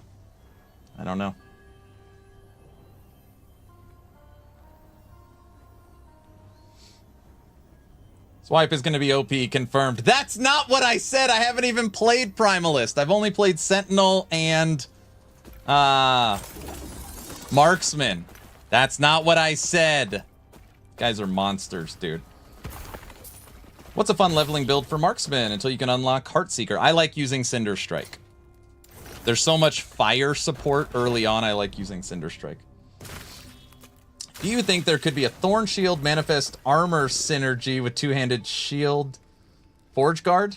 Maybe? Go Thorns, Forge Guard. Forge Guard is the only other one that could go Thorns. Leaky Aaron? No, I didn't say anything. I didn't say anything. I don't leak stuff. I don't leak stuff. Are my eyes potentially deceiving? What? Boardman? Boardman, hey, hey. Boardman. Sir. 1, thank you for the raid. 2, good to see you. 3, people might use your set.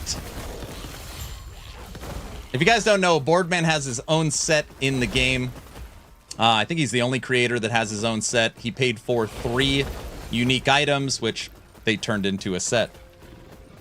Boardman, your set! People might use it now that they could craft it. Use it or be able to shatter it. Well, I mean, they would shatter your set and then use the bonuses on their own stuff. That kind of counts. He has the Shaman set. The Storm Totem set. It literally is called Boardman set.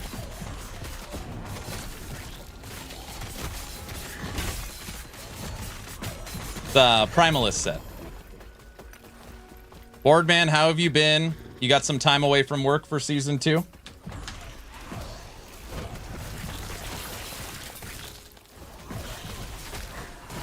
Oh, nice. It's still a set. Been good, yeah. Staying home for a bit to jump back in. Nice. Have you been driving? Or have you been working at the lumber mill?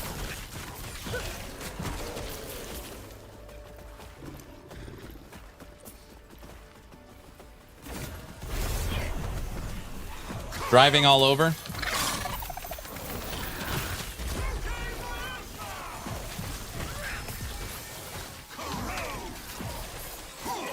I'm literally trying Storm Totem for the first time at the moment. Boardman, do you have a YouTube build guide? He probably does. Storm Totem, though, does not use his set currently. It's outdated for sure. Tech, did we put Storm Totem on the website? I should probably know.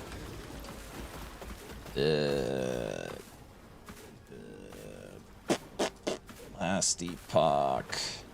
Primalist. Shaman. Storm Totem.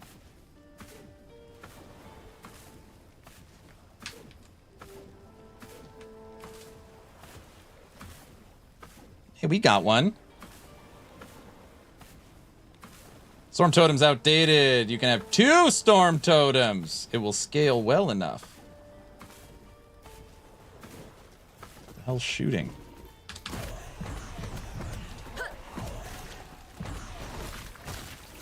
Nice to see that on stream. It's pretty crazy. It actually pulls up pretty quick. Man, Boardman, thanks for the raid again. Good to have you back, sir. It's going to be a fun couple months.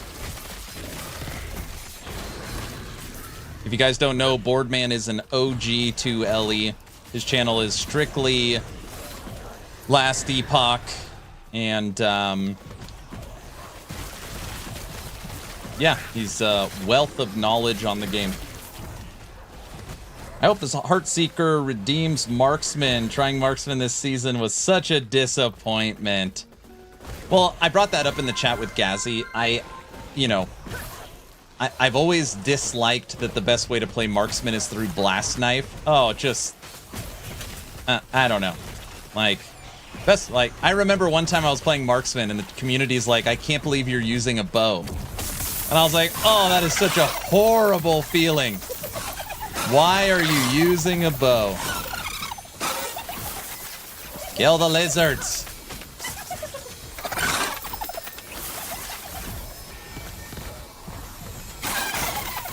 I love marksmen.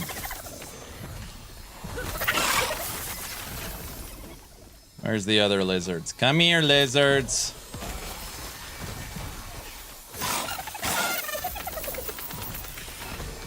Just gotta hit them so they don't run away. More lizards! Holy moly. You guys, don't start saying streamer client or something ridiculous. Everybody gets this many lizards. Guys, reel it in a little. It's not rigged. This is normal. It's like the goblin event in D4. Yeah, yeah.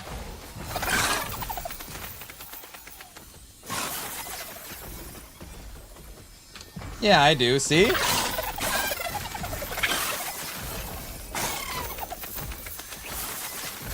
There, we got them all. Lucky lizard chasing. We got them all.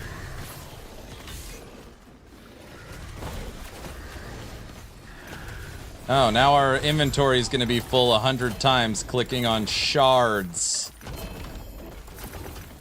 All right, what do we got? Bad, bad. Give me the sets. The big green reptile looks so attractive right now. Oh, jeez. Not the skeletons. After April 2nd, that's not a feeling you'll ever have again. Well, they said they were reducing the amount of lizards, but improving its overall loot. 2LP Bleeding Heart, no. 2LP Sacred Light, we will accept that. What else do we got from our lizards? No. Dagger. We don't have enough shards yet. What are we at? 177,000? We asked about tails. I don't know. Mike was asked about that too, if there's any update to lizard tails. I legit have no idea. I don't think so, but I don't know. All right, let's put some of this crap away. I hope they add more sets. More set bonuses are bonkers, and many are meh.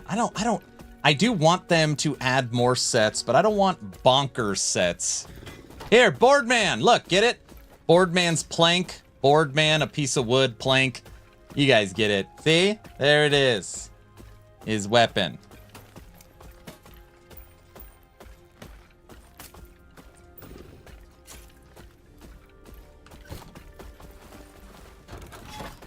What's the thing you're most excited for next season? Okay, well, there's a couple of things, and I'm going to answer this question in a weird way. The first thing I want to say, and I know this sounds unbelievably stupid, is that I have been playing Last Epoch, obviously, for a long time, and for the last, 6 months, 9 months, I've almost felt like I'm on my own little island. I have people almost every day, including today, coming by stream and just being like, isn't this game dead? Oh, I thought these servers were taking down. I can't believe you still play this. Last Epoch's garbage. Blah, blah, blah, blah, blah. And I know this isn't your actual question, but I'm just excited to show everybody what an awesome game this is. And it's so awesome seeing other content creators coming back to it. And I'm hoping that a lot of players try Season 2. Yeah, I'm just excited that's literally why I made the video. If you see the video linked in the top, Season 2 is the hype reel. I'm just excited to see so many people jumping back in the game. So, I know it's a stupid thing to say. What I'm most excited for as far as Season 2 actual game implementations is trying and playing the new skill Heartseeker for Marksman. You're going to have different ways to convert it. There's a lot of different ways to play it. You could turn it into an auto cast or a throwing attack, or manually cast it, or go cold, or go physical. And it's got some other things going on with it, so I'm excited to play Heartseeker. You have over 25 new uniques coming in, including new Uber uniques. So I'm excited for the new treasure hunt race that kicks off April 2nd. Excited to try and make some of these crazy combinations. You're going to be able to create or get a champion affix and add a set to it. So you can have a champion, set, exalted item. There's just going to be so much more itemization. You're going to be able to make your own sets. You're going to be able to craft your idols. You're going to have procedural side zones. You're going to be able to tailor your entire end game and filter out what you don't like and lean into what you do like. It's a really cool experimental set champion. No, that wouldn't work. That wouldn't work because experimental only drops from exiled mages, and an exiled mage can't be a champion.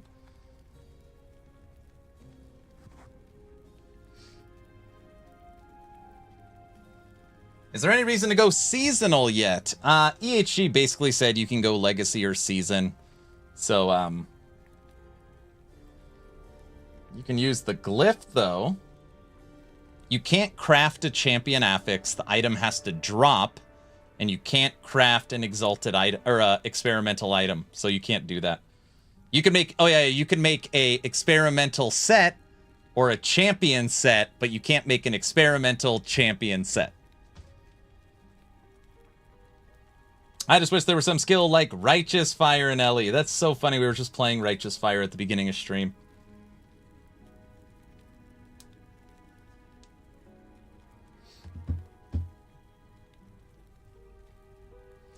In the dungeons, you can find dragon tails. And supposedly it's... Again, I swear on my life, I have no idea. I've never even asked, but I believe EHG in the background is working on their version of the cow level. And these dragon tails, that when you kill a dragon, sometimes it'll drop, is like some kind of key to the lizard world or something. Yeah, Judgment. Correct, Judgment.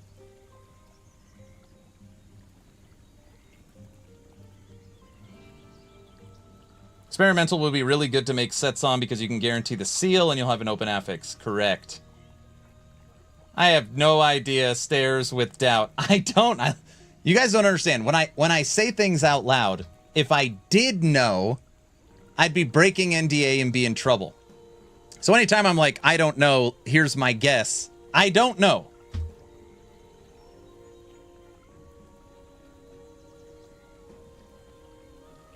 The lizard level sounds kind of dangerous. Frosty LaRue always says that PoE and EHG should both add Diablo to their games so that they have it in before D4.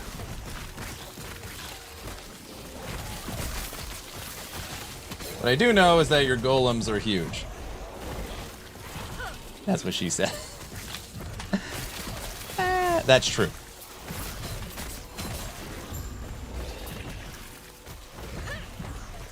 Mike is not in my interview. It's me, Frosty LaRue, Ross, and Judd. I think it's just us four. I'll ask Judd. Oh, that's fine. Dude, by March 28th, I will have free reign to say whatever I want. I hope. You're talking that's week of launch. Heard a lizard. We need a lizard tail. I don't know anything about April 2nd. No, I know a lot about April 2nd. I do know a lot about April 2nd.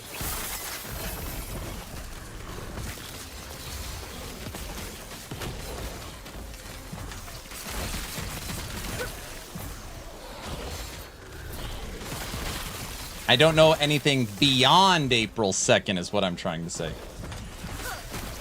By the way, everybody, we're almost level 101. We're almost there.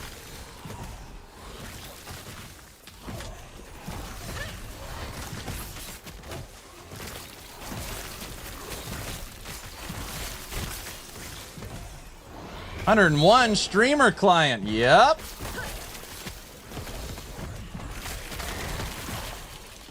There's a new max level. Yeah, look at my bar. I'm almost 101.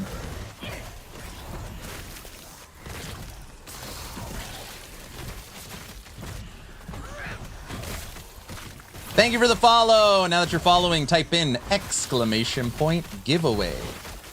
If you're subbed on YouTube or following on Twitch, costs you nothing. Type in !giveaway.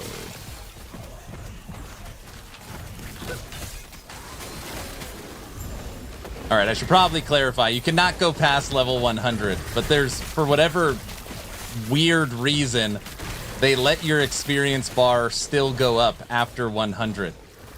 So I have played so much Necromancer that I've almost hit it.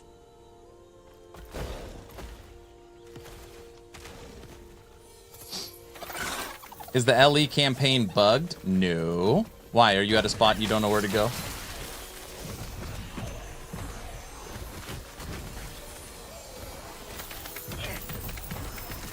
Should I restart my double shield build or work on Legacy? I haven't played much last season. I mean, I can't answer that. That's a decision for yourself. If you haven't played that much, I don't see why there's a reason to start over. Unless you really want to. I'd probably just continue. I liked the bird guy. I killed the bird guy, and it just says explore your surroundings. Okay, they steal the old guy. Then you kill the big bird. And then what does it do? Does it teleport you out of there?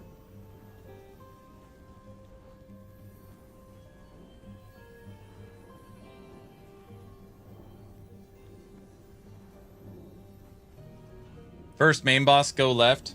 Sorry, right? You have to go free him from the cage up top, right? Yeah, you have to go free the old guy. It took me to a room earlier, but I got off and can't get back in that room. I would restart seasonal, start fresh. Drops will be better. Most of the stash is going to suck. I mean, we're going seasonal, but it's not like you lose anything going legacy. What do we got? Cold, poison, int. How about life? No. What do we got? Attunement and dex. Cast speed and dex. Cast speed. No. What else do we got?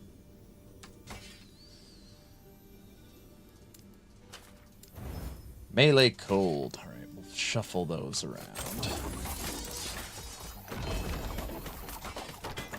I can't. I'm in Legacy. New max level. No. I was just joking around. I've played this character so much that I have built up enough experience where I am almost level 101, but it won't actually give you 101. Won't actually give it to you.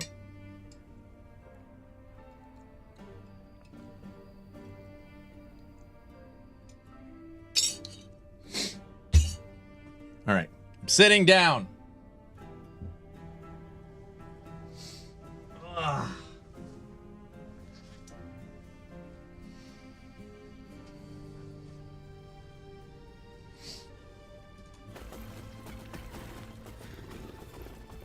Can I get more passive points? You cannot. This is a mess. Shatter. Behold the rage of winter. Shatter. Do not stand in my way. This is a mess. 300 corruption ice horse. No, I wasn't paying attention. I was looking at Skoji's message. Woo! Thank you, health regen.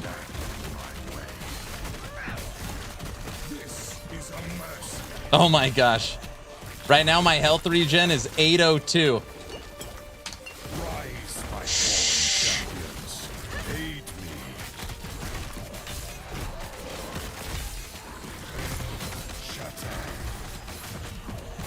This is a mercy. Do not stand in my way.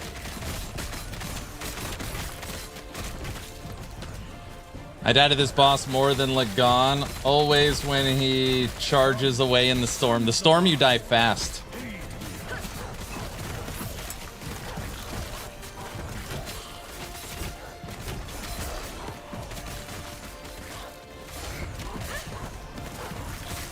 Get him, golems! You can do it. Cut his freaking head off. This transition's also way too long. Kill all the dogs. Do not stand in my way.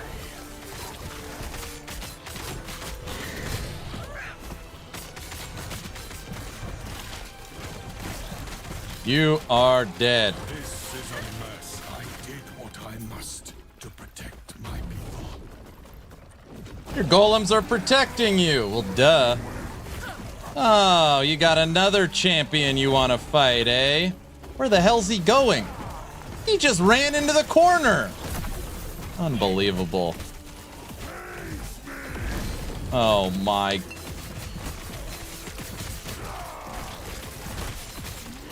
That is seriously ridiculous. Come fight me out here.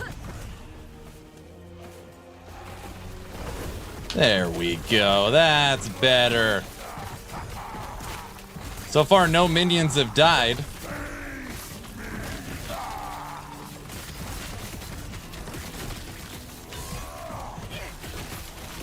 The golems have incredible health regen, too. So you'll see the minion's life slowly, or the golem's life go up. You can't kill my golems. See that? Their life went down, pop back up.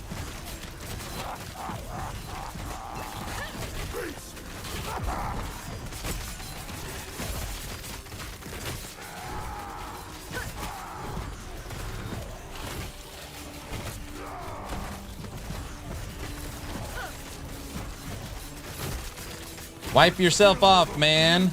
You dead.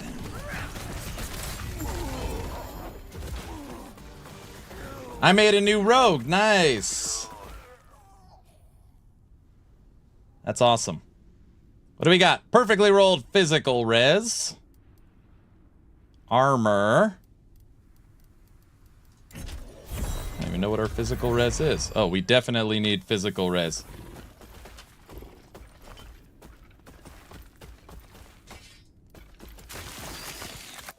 Oh, the fly killed me. I'm gonna do Seeker.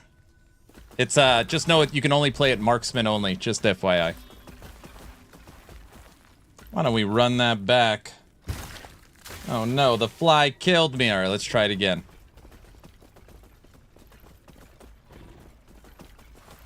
This is a mess. Take that, ice horse. Shut up.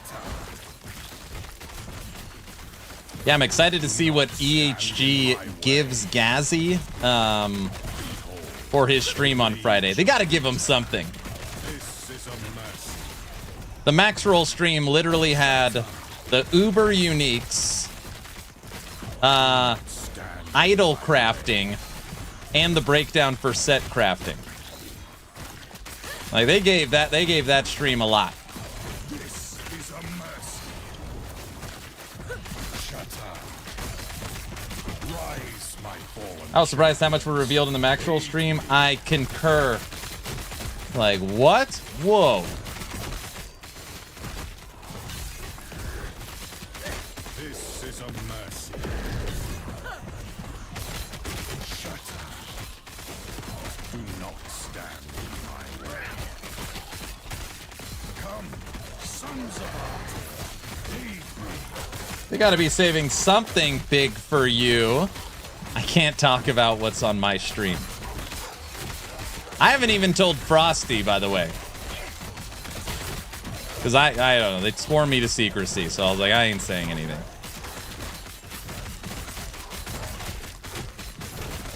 This is a mercy.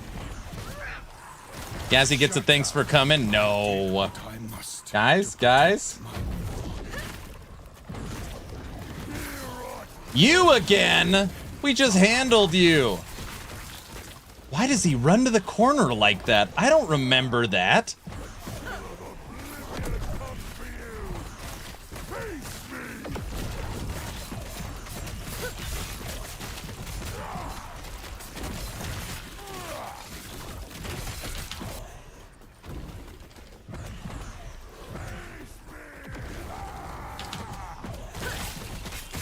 You want to play? Let's play.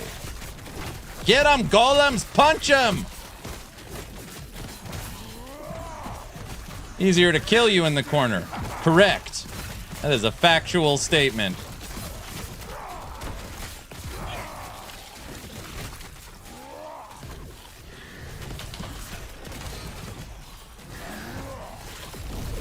Damn, we are lighting up the T10 Harbinger.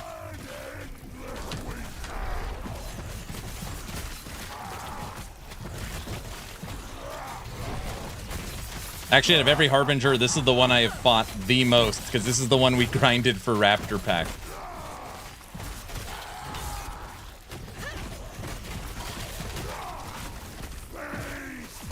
Hold on, catch up in chat in 1 second.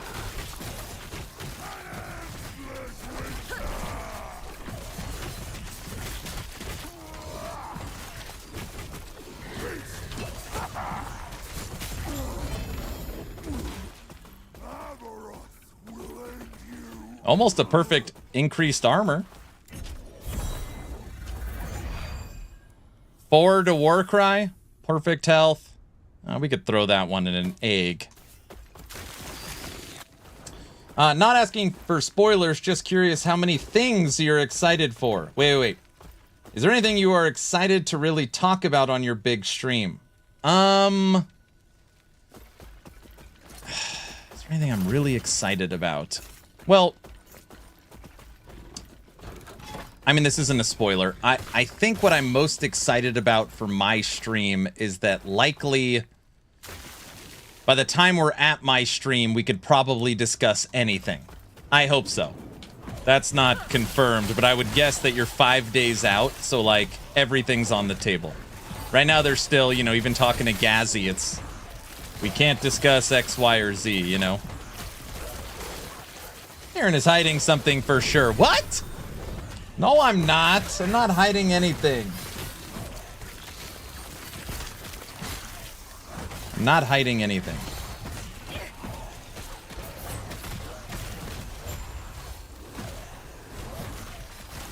That's cool. I'll definitely be there. Thanks, sir. I've done several campaign runs last week, and Blade Dancer with Umbral always outperforms others. Does the build drop off in endgame? Most people, I mean, the thing is, Blade Dancer doesn't have, Rogue has the least amount of skills. So most builds use the exact same skills.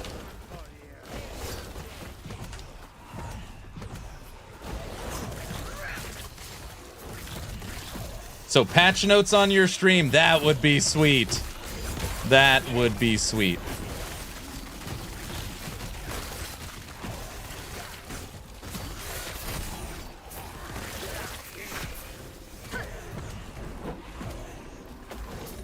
That would be awesome.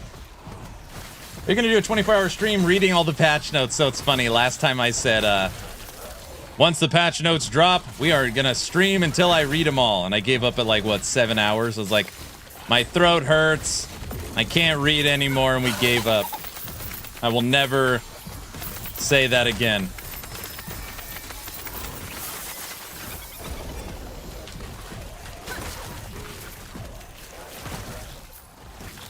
But we will do, of course, a long stream for the patch notes. What I'll do is I'll do the same thing I always do. Patch notes drop. I'll make a quick recap video, post that on YouTube, then go live. And then we just do a live reading until I'm dead. Yep.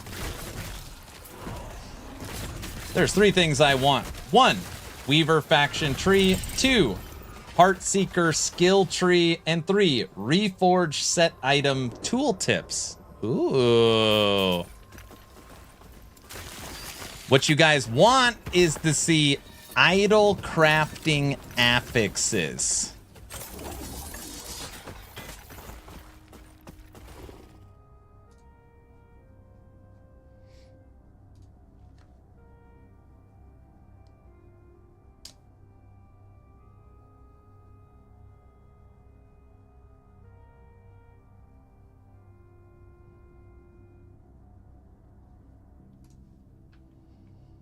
There's a poison convert to cold bug that doesn't work. Did you report it? I've got 2 tabs of unused Weaver Will, and I'm banking on they will be obsolete very soon. Dude, the new crafting material that allows you to just instantly roll them is so nice. I've got one I want to be great. I've been holding on to this baby. I probably lost it. I don't even know where it is.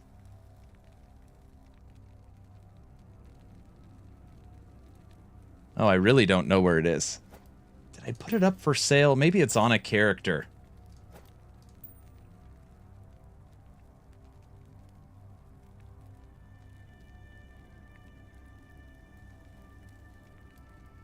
There it is. Jeez, it's sitting in my inventory.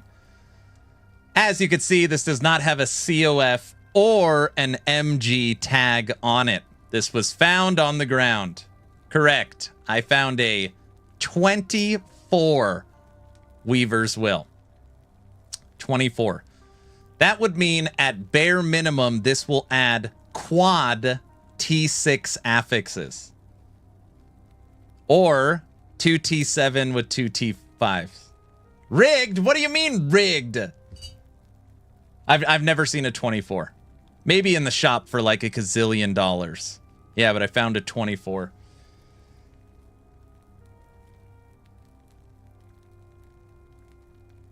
CC's RNG again. No, this happens all the time. Most people get these. I'm new to LE, just started first playthrough a week ago. Just hit level 70 on Blade Dancer. Just starting Monolith. What else should I be prioritizing? Trying to learn as much as I can before the new season. I would prioritize hitting F and learning how to craft. Teach us the Weaver's Will math. I mean, there is, like, what do you mean? Oh, what the it just 24 means it's going to add 24 tiers of affixes. So 6, 6, 6, 6, 6, 24.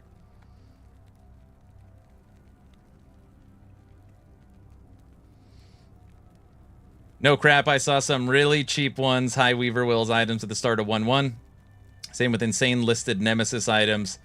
Hope same happens this cycle. Prioritize streamer mode. Be quiet. Aaron always says you should play both MG and COF. But he does not follow that and only plays MG. That is extremely incorrect. Seeing as how for the last week I have been playing Sentinel, and every Sentinel is COF. Boom! Including this stream.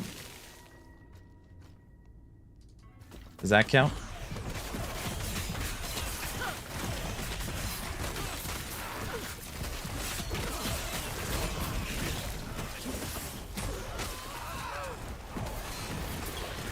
Jeez, I'm not even paying attention.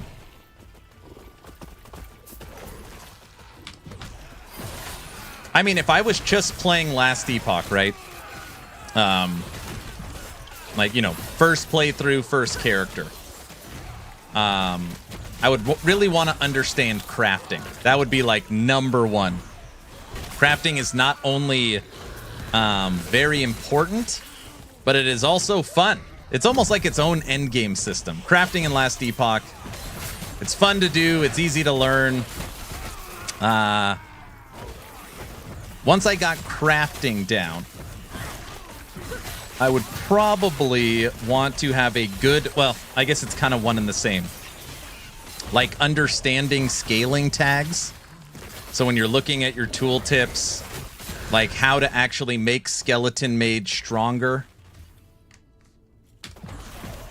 Loot filter, if you're new, I mean, it's good to know. I just put out a video on how to make a loot filter, but it's not like you could always just copy someone's. I don't know if that's like top priority. Couldn't decide what I wanted to eat for dinner, so I have bourbon. Ah, I see. You did the bourbon dinner? Dude, I don't know what I'm going to do. Normally during the subathon, I'm always drinking. Me and the wife were celebrating the launch of the website. She's like, you want me to make you a drink? I'm like, sure. So she, I just had some Woodford. One drink, I woke up like, oh my gosh. I have not drank in a long time.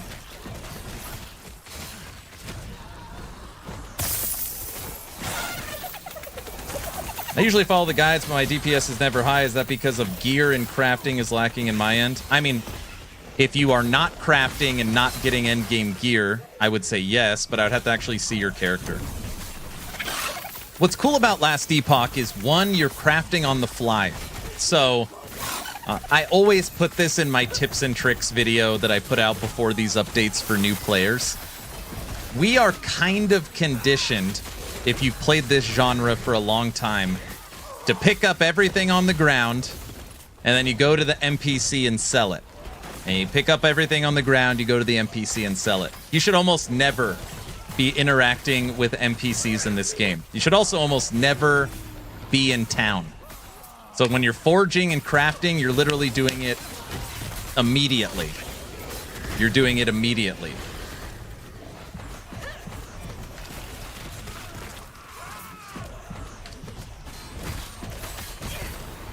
Aaron is a light drinker. Oh yeah, for sure. I would never claim to be like, hold my liquor very good. That's what annoys me about PoE 1 right now, having to do that.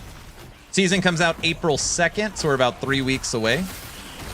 Right now is kind of the press tour every Friday. They're going through and on a different podcast. Today we had a good hour, 90-minute talk with Ghazzy. And we're just kind of preparing for the new season, and I am answering as many questions as possible. How do you know where to farm gear for endgame? That's an easy one. That's an easy one. Who wants to answer for him? What my answer is going to be? Where do you farm gear? Oh, everyone's going to get so mad. MG, very good. Correct. Marketplace, the bazaar.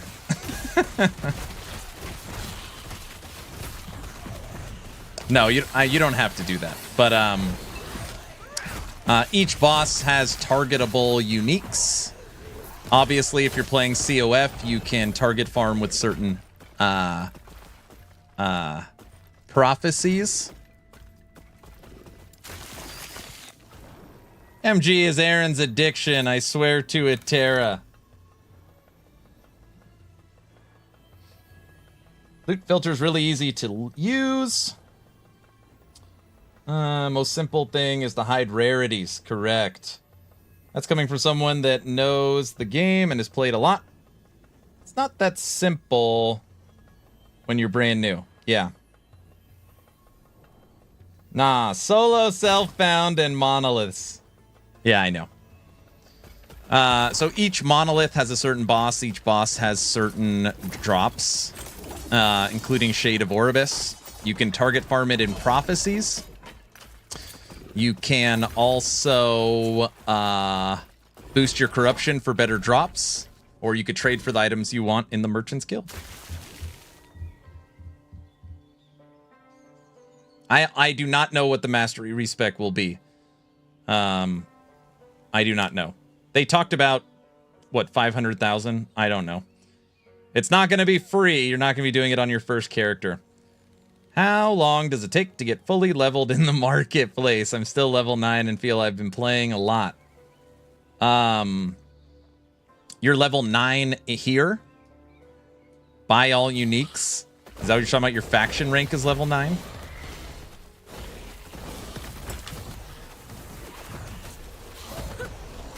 Yes. This is what people, you probably don't know this. The worst way to level your faction is killing enemies.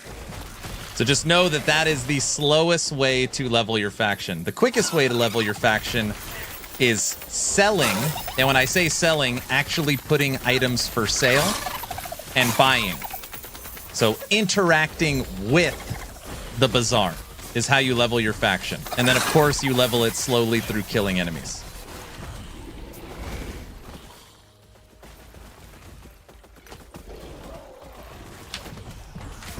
Buying and selling, correct.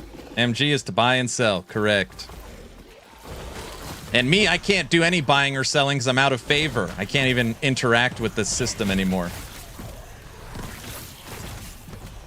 Checking out the new website. It looks awesome, Aaron. Thank you so much. I really appreciate it. Thank you for the kind words. Phase 1 is done. I actually have a meeting tomorrow for Phase 2. So we're working on the design elements for PoE 2. We're updating the event calendar. We're updating the news posts. We're putting in a team section. We're putting in a live button at the top. We're putting in rich text boxes in all the areas that don't have it. We're putting in the ability to hyperlink. Once Phase 2 is done, we're really I'm going to feel a lot more confident with it. So I have a meeting with all the engineers and developers tomorrow. So you have 2 taking prophecies and actually doing them. Yes, correct. I said that.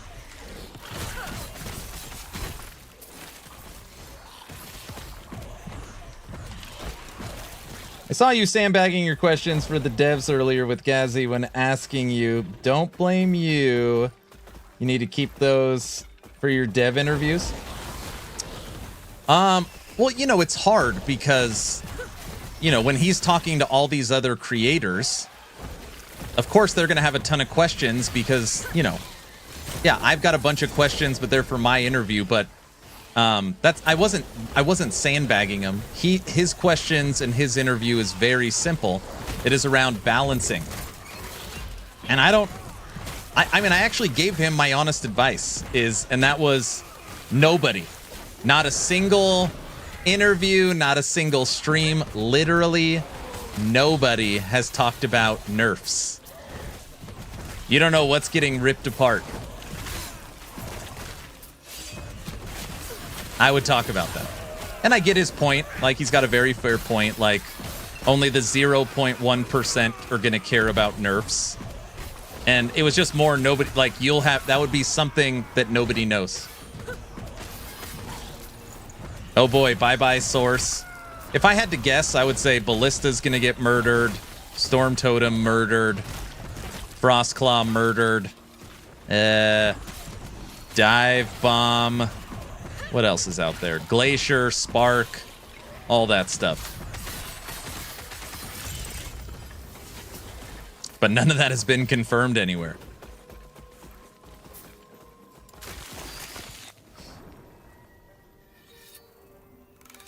But the 0.1 is the percent that'll be watching. Correct. Sounds great. Can't wait to see it. Thanks, Mouse.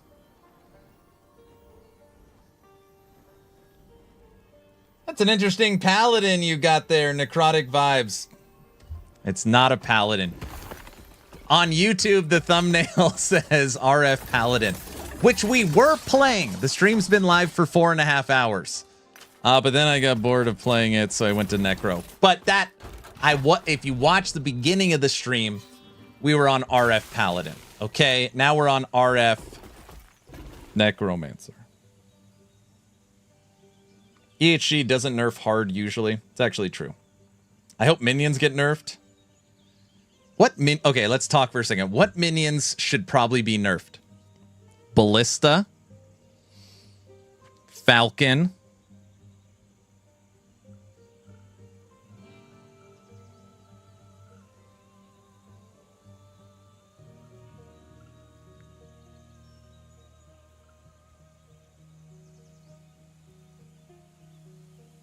Storm Totem.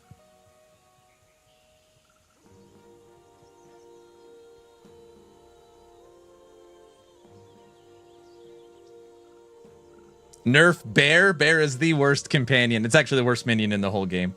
So much hype for season 2. I know. How many casuals are watching Twitch and YouTube? Probably not a lot. Totems need some love. I'm talking very specifically the mechanic with Storm Totem and Shock. That poor bear. Summon Bear. It's the worst by a mile. I'm more about buffs than nerfs, like they're going to improve Bear, Sabretooth. We demand RF be brought back. Oh, brother. I'm trying to hit level 101.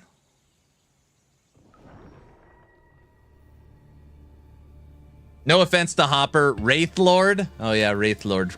Wraithlord already got super nerfed. They could probably nerf it again.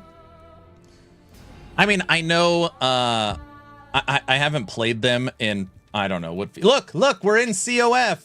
See? I play Circle of Fortune. See? That counts.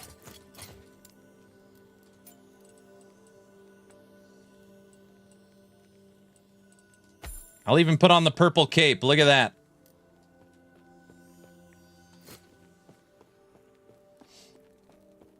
What the hell was I going to say? Oh, I know a lot of people talk about single minion. I don't know which Necromancer single minions probably need to be nerfed.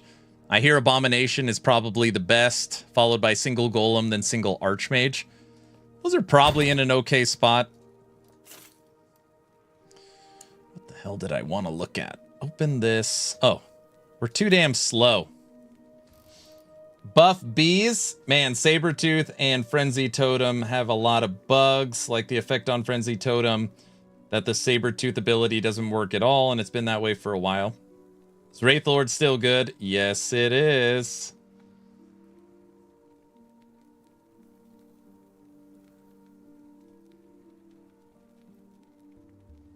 Yeah, Wraithlord's still good. It's still good. Boots. Where's Dora? You guys don't get it. Okay.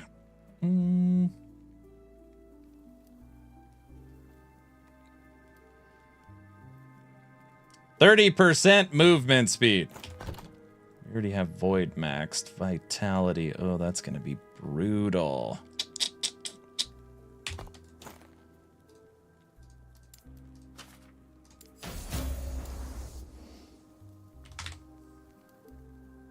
Actually, yeah, we want vitality. Walk speed is better. Well, duh.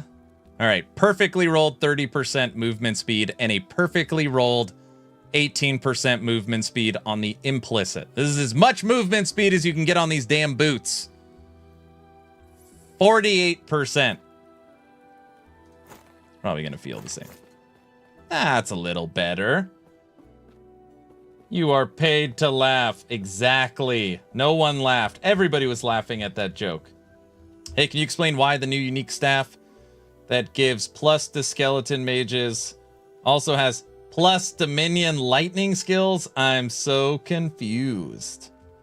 I know, it's pretty weird. I actually can't answer that. Also, they added electrify to minions on it. They put electrify on it. That's pretty weird. I mean, I legit don't know. But technically, lightning, cold, and what's the other? Fire can give +6. I don't know if there is. Maybe if you want to use it on a storm totem or something. I don't know.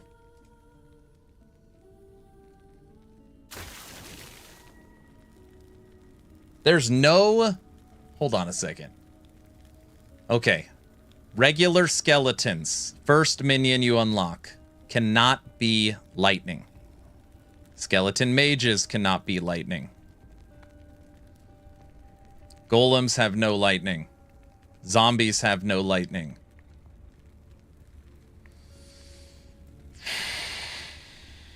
Wraiths have no lightning. Abomination doesn't have any lightning. Maybe it's for, like, storm crows? I don't know. Yeah, it's so weird. Why would it be... But it has mages on it, so it's for sure designed for Necromancer. It has skeleton mages on it, so it's for sure a Necro item. But they chose to go lightning.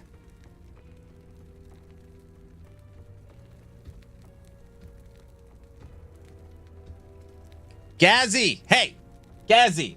I got a balance question for you. Look, RF! Get out of my way.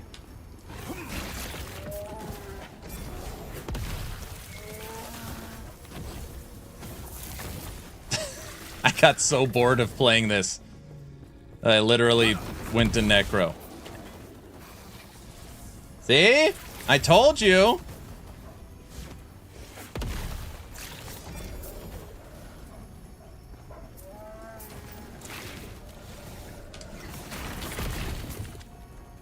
pretty crazy, right?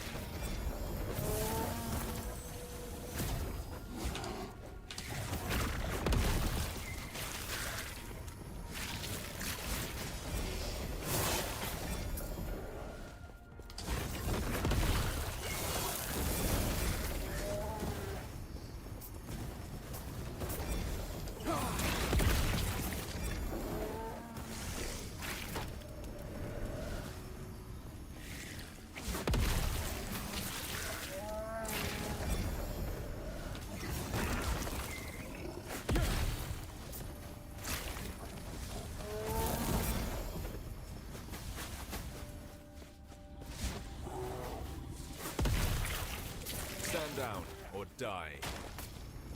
But imagine this build for a second with the new Uber Relic. The new Uber Relic gives you haste always. You cannot be slowed. You have haste all the time. 1 to skills. That is what I want, and less damage taken. I want that for this. We would be so much faster.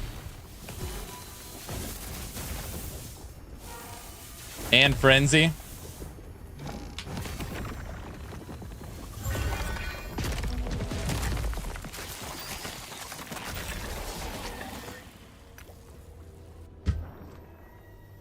See, this is boring. We should play something else, right, guys? Guys? I'm theorizing new lightning mages in the skill tree. Man. Okay, I know it sounds crazy. I have not looked at Necro at all. I don't think, like, not even a little bit. I doubt there is a new lightning support in the tree. Yeah, it's pretty boring. I told you. Congratulations on the new website. Thank you, Skymaster. How'd you find out?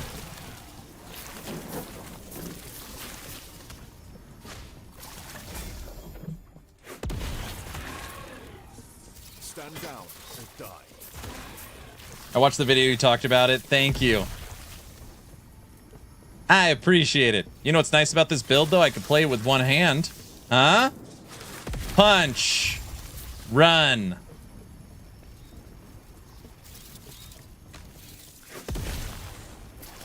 Even though I'm not here often, I usually watch your videos about LE. Thank you, sir.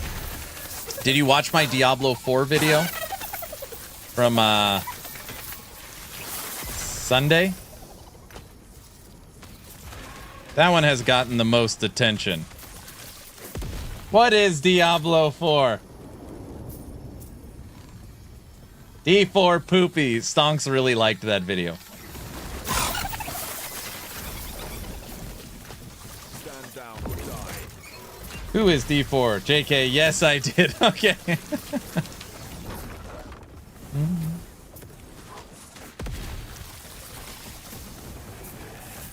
So tomorrow we have Wicked Inside. So tomorrow we will be watching the No Rest for the Wicked live stream. It's at 10 a.m. my time, so I plan on going live at 9:30, just FYI.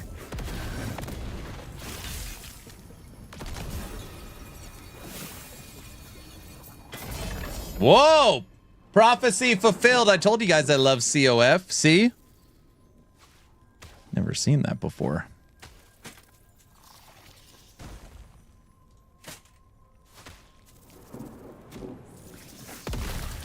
Liar, what? You just saw it. No? I know no one cares. Tomorrow's also the D4 PTR, pretty sure. Is it? He did it, chat. This build is so fun. They just touch you and you die. Correct. I was literally talking to Ghazzy and falling asleep playing it, and I was like, all right, let's go to Golemancer. Golemancer is my go-to when we're having a good conversation, and I could play without thinking. Ooh. T7 health regen with a sealed tier 3 with hybrid.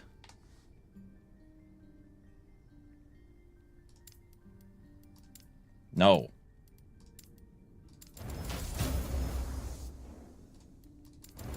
No!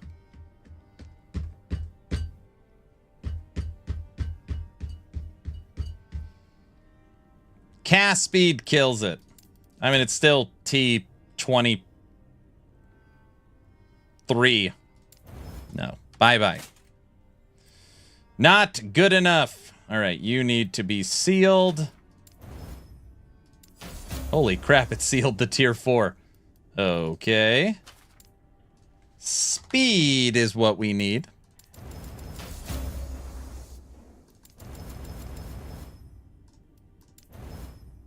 Oh, man.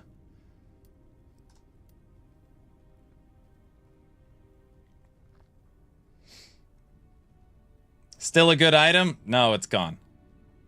Patch notes when? We don't know. Probably a week before. Maybe 5 days before. Okay. We need this to go through. So we need the Glyph of Hope to go through. And then we chaos this. Holy crap. All right. Glyph of Hope worked. And now chaos it. Armor. Hybrid health. Less critical damage. Critical strike avoidance. OMG, close. It was close. The reason why this is a brick is because you have opposite affixes. Critical strike avoidance is opposite of reduced bonus damage taken. Keep? No, it's gone. All right. This one's a keep. Wait, what the hell is this? Oh, this is what I was wearing. All right, next. Mana, Dex, Physical. Life? Nope. Level 4 Warpath, T7 health. You need to go away. Dodge rating. Nope. Next. Critical strike, avoidance, dodge, int, cast speed. You need to turn into life. Nope. Health regen. Freeze rate, crit. No. I am Aaron's biggest hater / supporter. That's right. PTR starts tomorrow for D4. Are we playing D4 tomorrow, guys? Guys? Melee damage leached his health. Melee, void, frailty. No. Oh, God. What? D4 bad? If you pay me, maybe. How much? What's the cost? Yeah, let's try the PTR. Why no? I already uninstalled it. Don't you dare threaten us. Oh, gosh. Why? You can't run!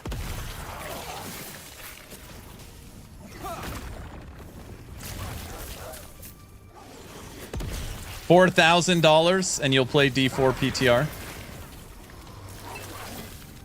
Yeah, I want to check out the vampire powers or whatever they are.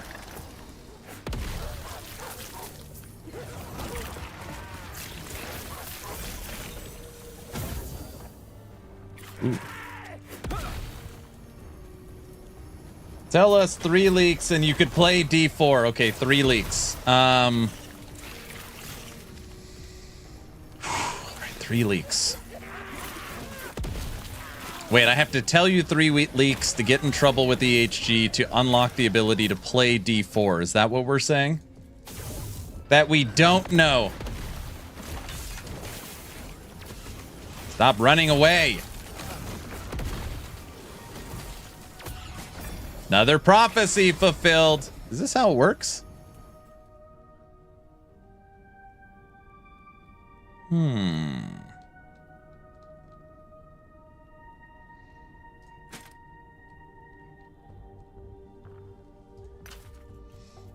If you play D4 tomorrow, I won't watch the stream.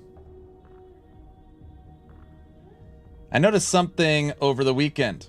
The description for the Smite MTX says Smite is a Paladin skill.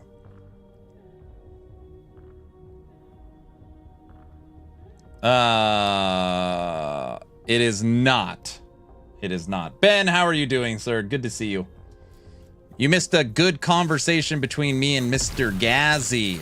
We went for 90 minutes chatting. And the leaks, the required depends. Oh, they got to be big leaks. I see. They want me to play Righteous Fire. I was playing Golemancer, so now we're just running around. What if he plays D4 while watching the Wicked live? Oh, jeez. No. Tomorrow we will be full screen, paying attention to Wicked live.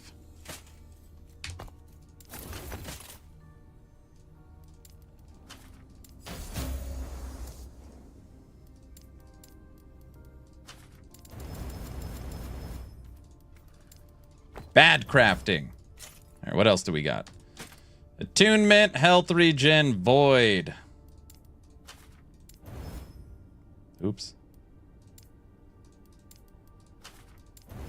Poison. Good, I caught part of the conversation. It seemed really good. Yeah, it was fun. Yeah, Ghazzy hit me up this morning. He's like, hey, you want to come chat? I was like, sure.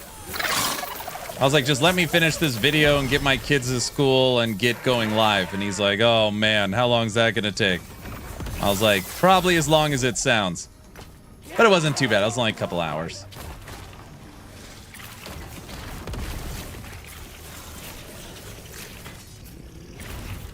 Not my type of ARPG, No Rest for the Wicked. I mean, No Rest for the Wicked, I do think it was marketed incorrectly, like many others feel the same way. But I got a lot of faith in Moon Studios.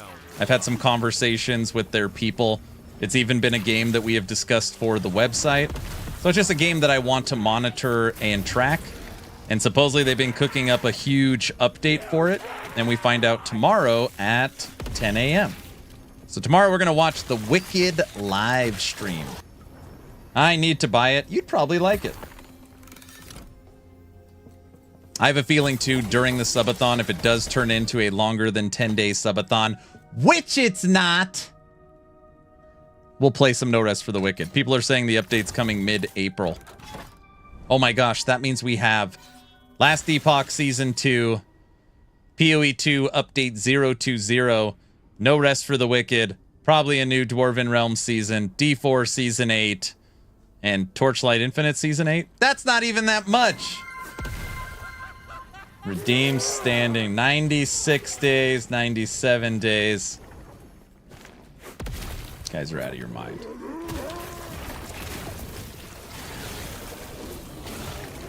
You guys, we're going to do a shorter subathon. It's going to be 10 days, max. I don't want to stand up. I already stood up.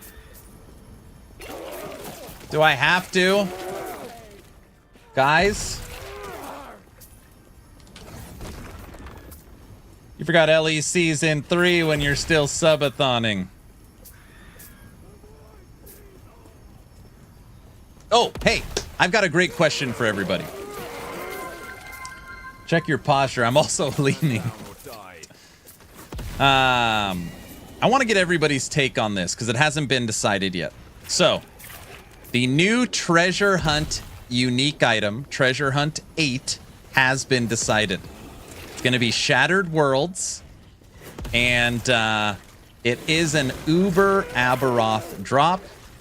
Judd confirmed that during the Max Roll stream. Okay, so the new treasure hunt will be Shattered Worlds from Uber Aberoth drop.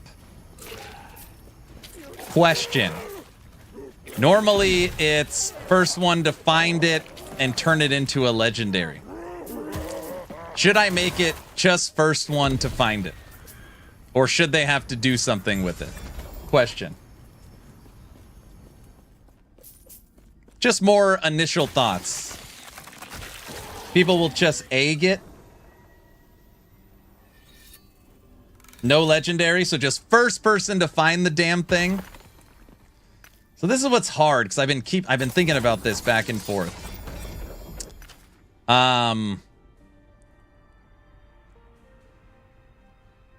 That does give COF an advantage unless I allow it to be purchasable. How lame would it be if, like, I go to Merchant's Guild, oh, there's one for 20 million and I had a big sale. I won the treasure hunt. That's lame. That is so lame.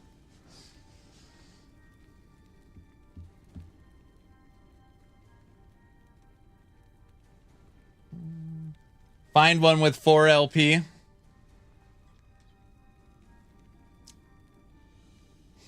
It has to be at least 2 LP. So one of the rarest drops in the game has to drop 2 LP, and then you have to slam it with the correct affix. Find it with no faction tag.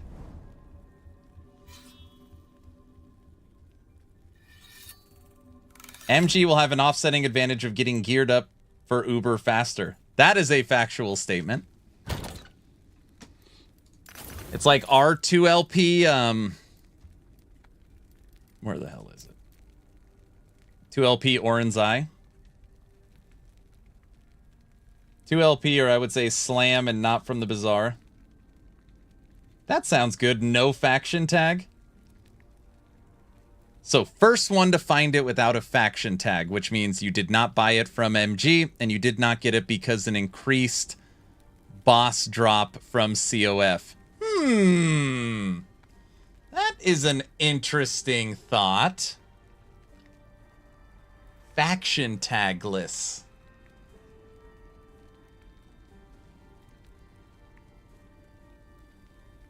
Boo! What? No streamers allowed because the streamer client. So far, a streamer's never won, truth be told. This will be the 8th treasure hunt event, and streamers never won. Sounds honest? So there's always a rule that you have to, you have to be online, because obviously you could just edit your offline saves. So it has to be an online hit. And then that's normally, like, the only rule. You could play solo self-found, you could play Merchant's Guild, you could play multiplayer. I don't even care. I hate rules and checklists. Like, find it this way, you win. And the same person has won the last 3, which makes me so upset. It's good because COF makes it even. Let me use my prophecies.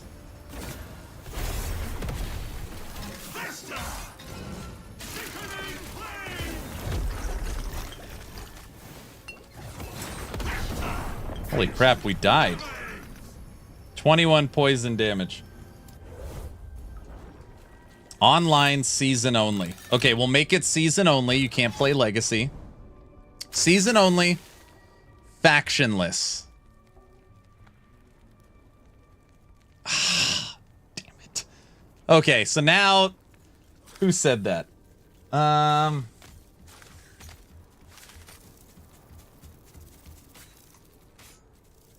Paul, doesn't that give MG an advantage now?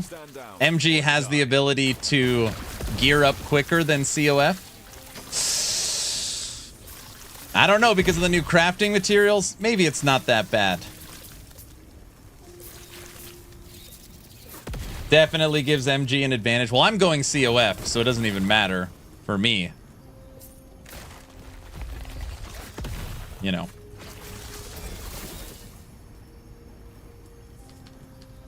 Is there a benefit to go season over Legacy overall? Just, you know, people like a fresh start, fresh economy. Everyone starts on the same level, but technically you do not lose out on any content. So if you're strapped for time, you just want to jump in and see all the new stuff, you do not have to play season. With the runes, I don't think so. I mean, the runes are literally a direct buff to COF. You're going to be able to switch out your exalts and move the affixes around. That really, I mean, it's those, they are directly created to buff COF.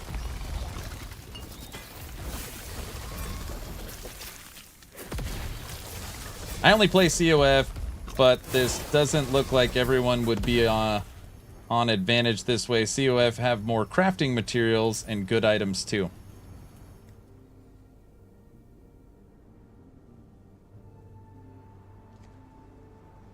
Brow, I don't remember. Why were we looking for items for chance to find potions? Oh, I remember. Never mind.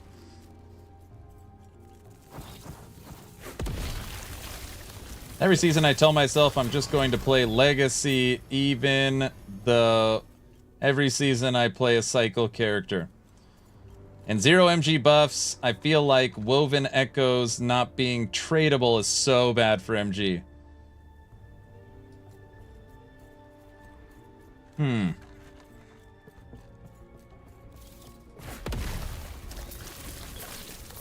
It feels pretty fair. If you're trying to lean not into the rules, I think that's fair. First one to find one, factionless. Not factionless, but without a tag on it.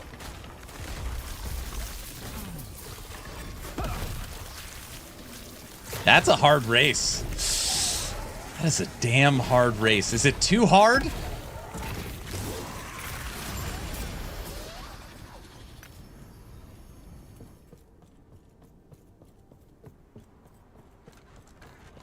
I think no faction tag is a good compromise. I think it's just fun because from what Judd said, there's only 2 uber unique drops. So the new gloves and the new relic. So it just felt fun. And the relic is universal, which means literally it'll be good for any build, with the exception if you're playing a build that has a defining relic, you know? And I just want the relic.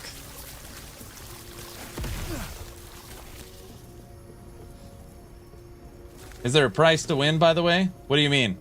Like if I just, you just pay me and then you win automatically? We just kind of pretend like you got it? No.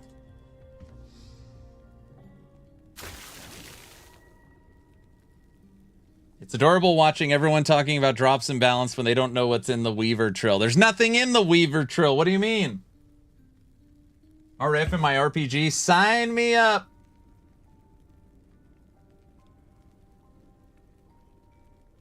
I've been waiting for someone to figure this out for ages. I mean, I don't want to say I figured it out. I was playing Holy Trail, and while I was playing Holy Trail Javelin, I came across, because I was trying to figure out a way to get more damage, Judgment, but more importantly, Consecrated Ground. And then I realized you could turn Consecrated Ground into an aura. And that aura, yes, spins around you. And it stays on you. So you just run around.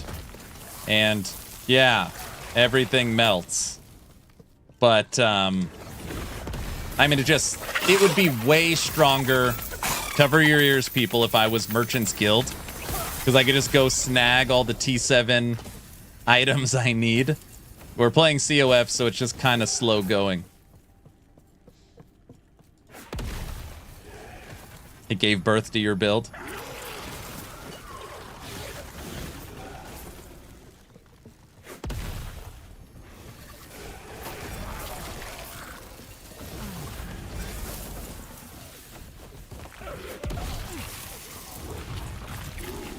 I mean, it for sure works. I don't know how far we could take it. You probably actually want Holy Trail with it.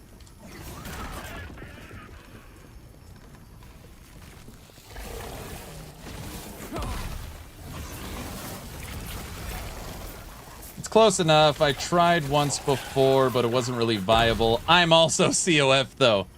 Yeah, I would just go snag every item, T7 healing effectiveness, and see how high I can scale it. Stupid poison. Get out of here.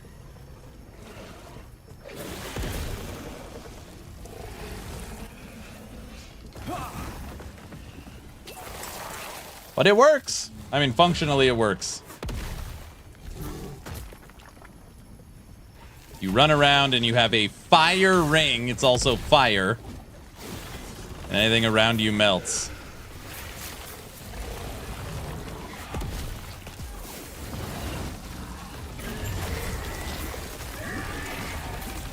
Deck, you like it?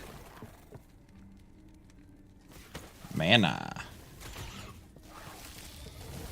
This season, COF will be stronger. Bro, this season, COF is going to be way stronger. And I'm serious. Way stronger. Being able to move your exalts and re-roll your exalts is so good. Because COF, you always find insane items you'll never use. So it's like I found a triple exalt, a double T7. You know, but it just never has what you need. You're not going to have a way to change that. It's going to be really good. You should level me? No. I want to play Sentinel, so I'm going COF just so I can actually afford gear. I see.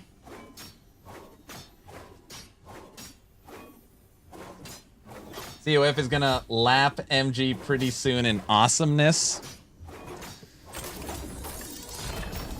Time will tell, my friend. Maybe. What do we got? Mana. Mana. Wrong base.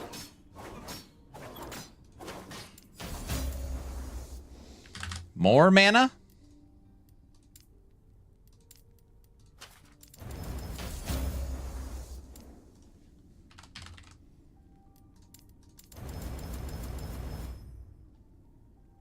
No.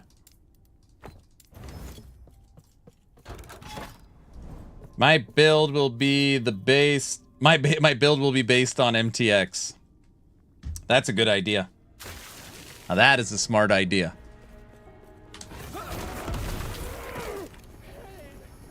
Damn, we've already been live for 5 hours? Where does the time go? Come here, lizards. Manifest armor, T7.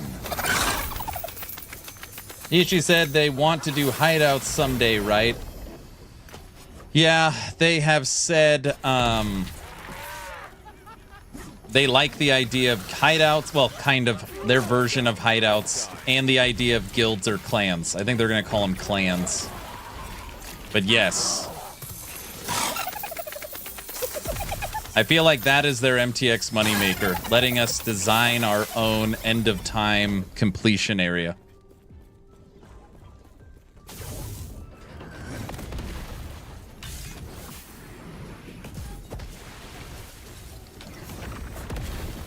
Stop running around.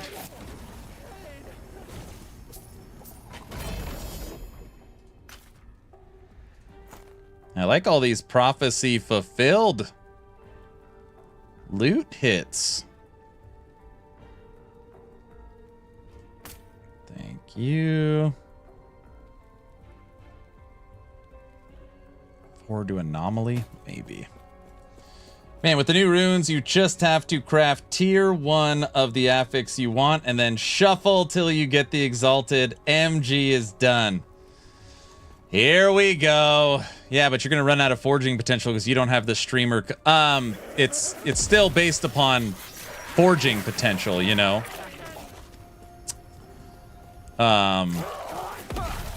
Never mind.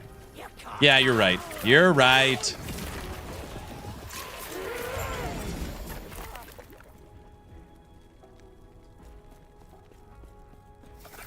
You're right, Blaster. Sorry, what was that? Nothing. It was nothing. It was nothing. We're just talking about Righteous Fire Paladin. Duh. Obviously.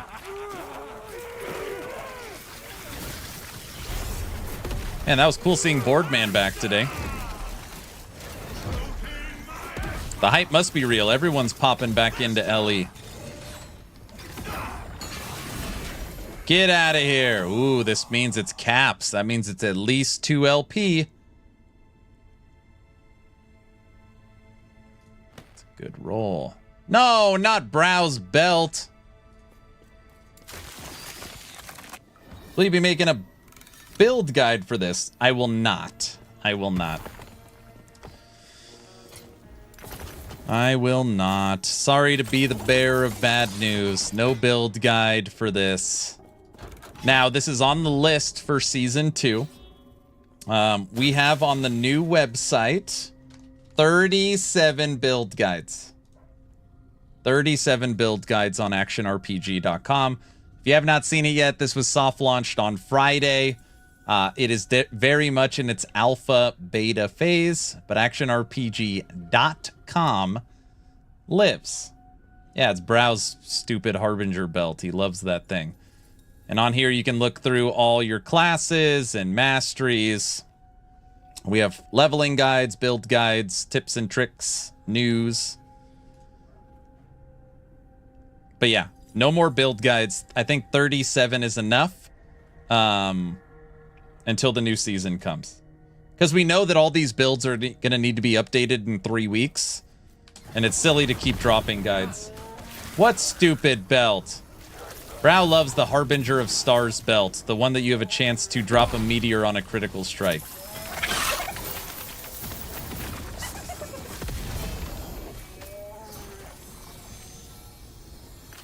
He'll always be like, I got an idea for a build. I was like, Harbinger of Stars.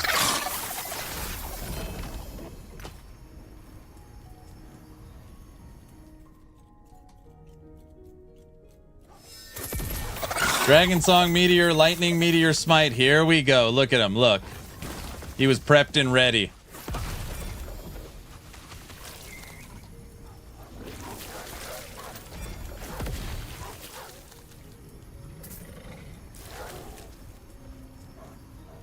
I thought it was Brow's final notch.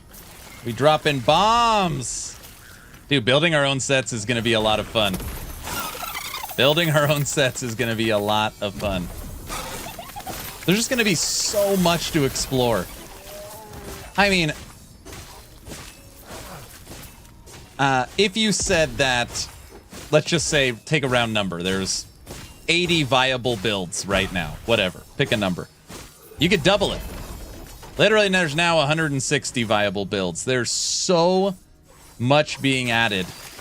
It's like champion affixes, building your own sets, all the new uniques, all the new balance and updates.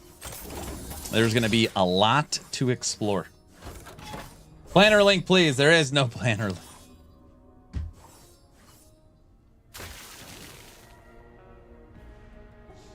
Best part about LE is I could jump in, just make any build I want. It usually works. Correct. It's all just about your expectation on how far you want it to go. I agree. Yo, that's a cool belt. It is a cool belt. I know. It's actually not stupid at all. I just like giving Brow crap because he loves it so much.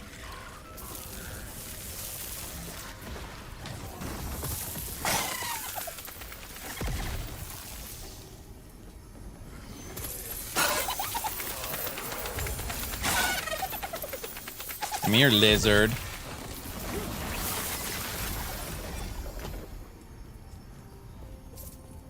I have a new belt now. What? What's he talking about? Oh, hey, Brow, my amulet's in here. Devotion. You love that too, right? You guys, I have gotten so lazy. I don't even put a unique in the egg. I just let them pick it for me. I gotta stop doing that. What the hell happened to me? I need a new devotion, actually. Oh, I see. I want a Meteor Dragon Song build.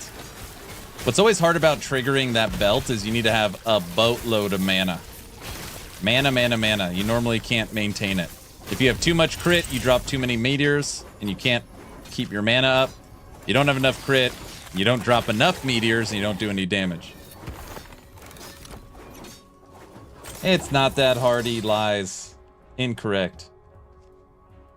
Maybe this is the way you get red rings out of the egg? Maybe?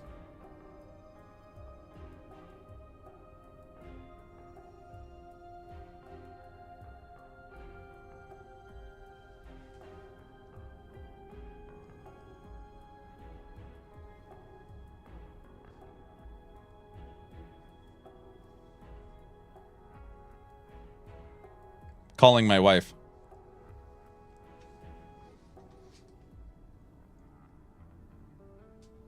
Hey, did you just do something? Come by the studio real quick. All right, love you, bye.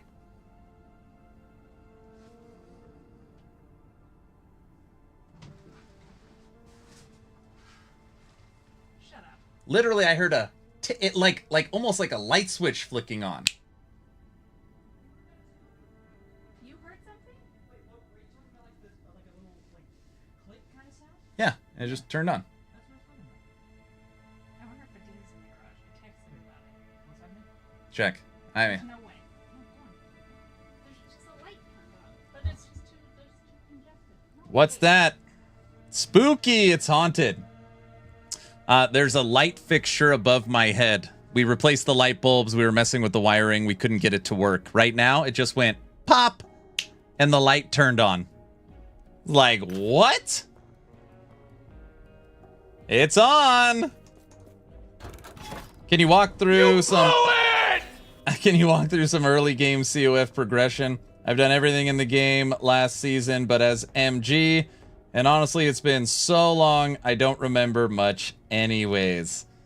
If you're talking about COF, you know, it doesn't matter which one you pick. You're going to level to level 5 or 6 by just killing enemies.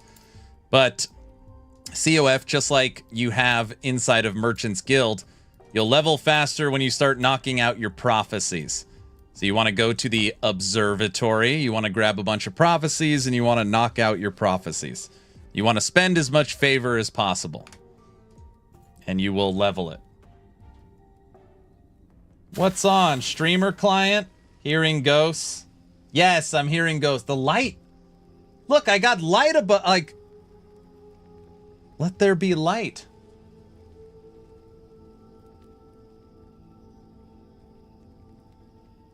What is the Forgotten Knights? The Forgotten Knights is the new faction. You don't have to pick, you just get it.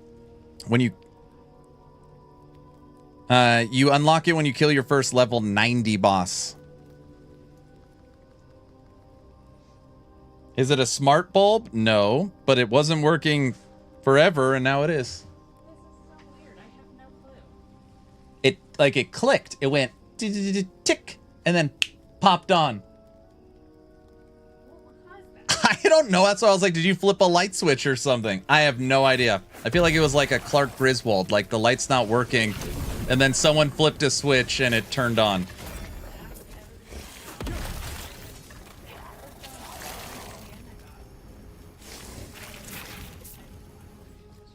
So weird. That is weird.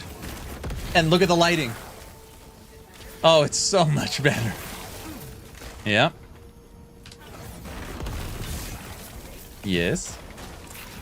Sure. No, I'm fine. No, I'd rather have water. No, I know, but I've been drinking it slow because it's going to be empty. Okay.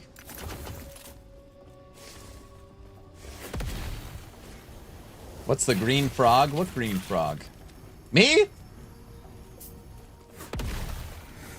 I have a silly question. Do bosses / stuff in PoE still often kill in one shot? Because this was the main reason I didn't get into it. One hit kill is kind of unfair and makes me sad. In PoE 2, do you still die to one shots? Yes. Yes, you do. If that's I think I'm hearing you right. If that is your question. Yes. And you got to deal with after deaths too.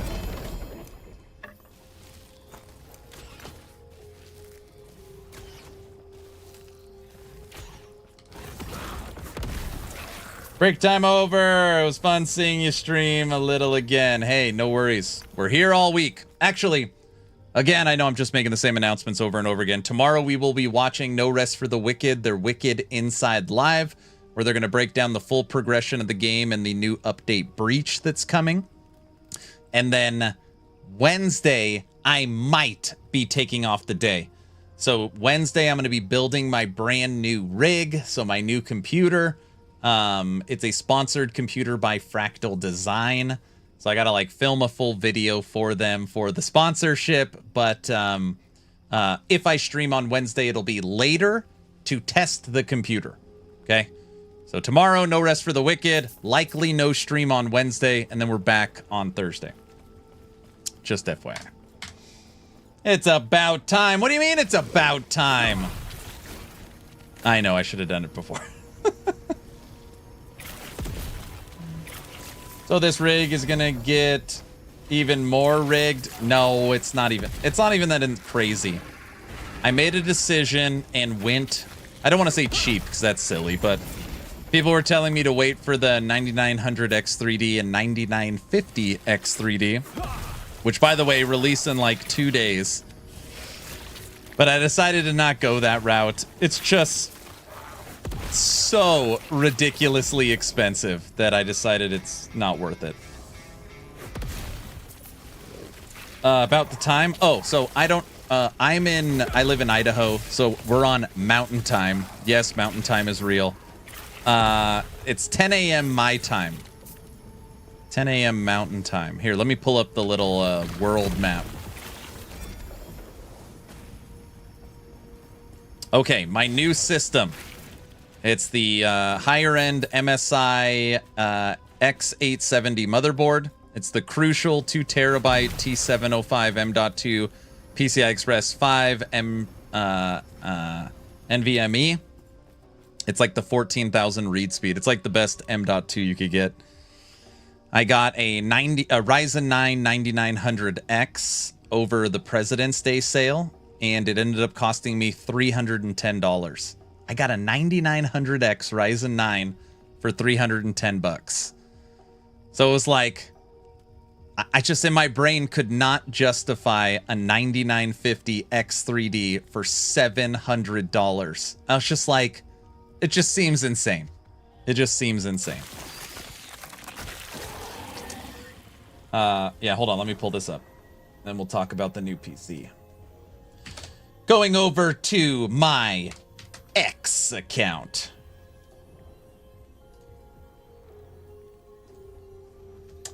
Moon Studios. I just saw it over here.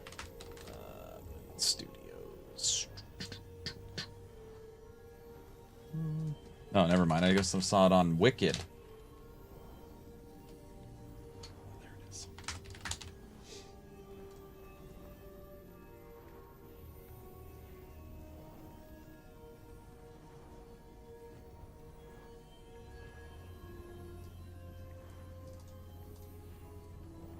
There's the times right here.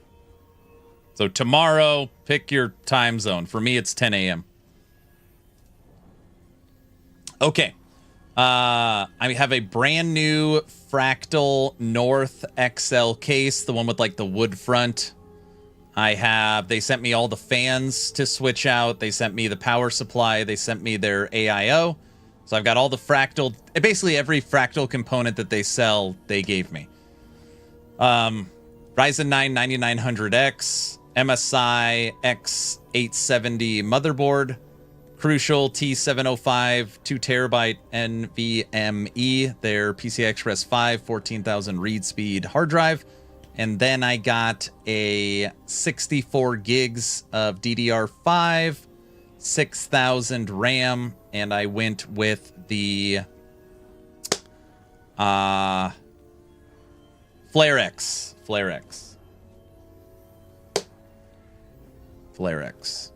Oh, and then, Aaron, what video card? Yeah. Video card, I did not go with the 5000 series card. I made the decision to keep my 4090. So I'm keeping my 4090. One, I couldn't get a 5090 if I wanted to. And two, it's melting down houses. And three, it's not a big enough improvement. I love the flare. Always put them in my machine. Yeah, I was looking at the two different ones. They have the flare and then the G skill. And I actually liked the flare look it better. And they're literally the exact same thing. So I went with the flare. I like the lower profile and the clean look. Also on my new computer, I think some of you might appreciate this. I've decided no RGB. Zero. I would not buy a component with RGB. I was like, I'm so sick of all the lights and all. No, nothing. I hope it should be a full blackout case. Good for you. That's right. Good luck with that. I don't know if last Epoch will be on sale. I don't know. Nothing I've heard. Every once in a while they're nice and they'll give the content creators on the Nexus store sales. That's what they did last season. But I haven't heard anything.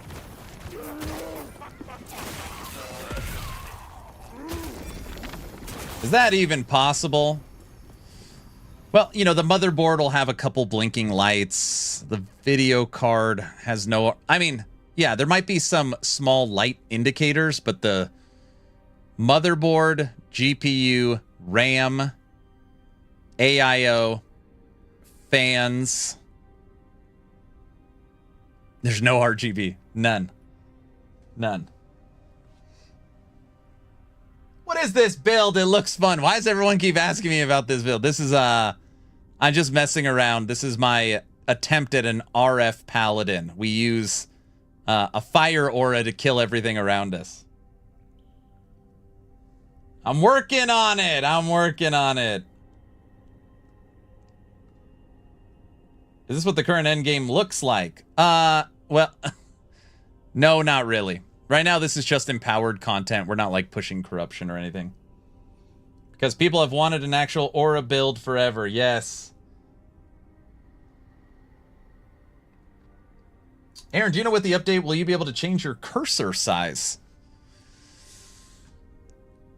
Okay. I do not know if you're going to be able to change the cursor size. I always recommend YOLO mouse. That being said, you are going to have a full UI scaler. So you're going to be able to scale your UI. Brow, does that include mouse? I have no idea. I hate RGB lights. So I'll tell you guys a quick story. My last build... Oh, I'm sorry. My current build I have was sponsored by Be Quiet. And Be Quiet was like basically, you know, other than GPU, I bought the 4090, but I got the 4090 for $1,600 day one. I had all the website tabs opened and I just cart empty, sold out, sold out, sold out, processing, you know, error message, processing. I got one. I don't even care.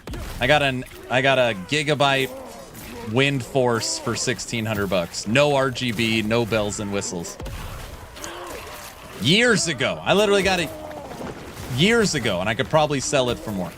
Anyways, Be Quiet sponsored my last build, and they had kind of a weird sponsorship. Which, by the way, this isn't a knock on Be Quiet. Be Quiet makes awesome products. That's actually why I went with them for the sponsorship. I got to spend some time with them in Germany, too. The computer needed to be in my scene. So you know how people sometimes they, like, stream and the computer's, like, in view? So that was, like, for a certain amount of time, when I stream or make content, the computer needed to be in view. Was basically the sponsorship. And if I did that, they would take care of the cost.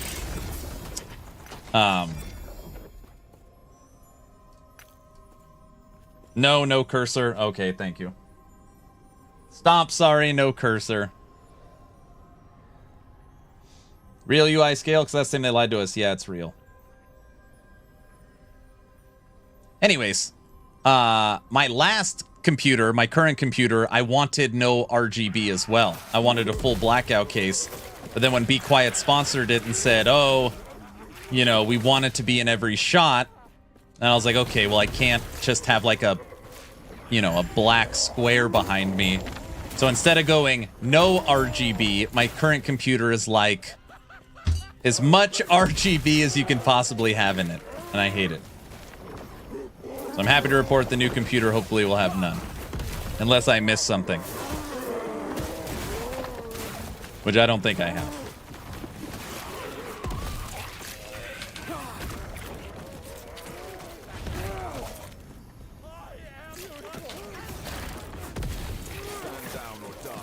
See that? They get next to us and they melt.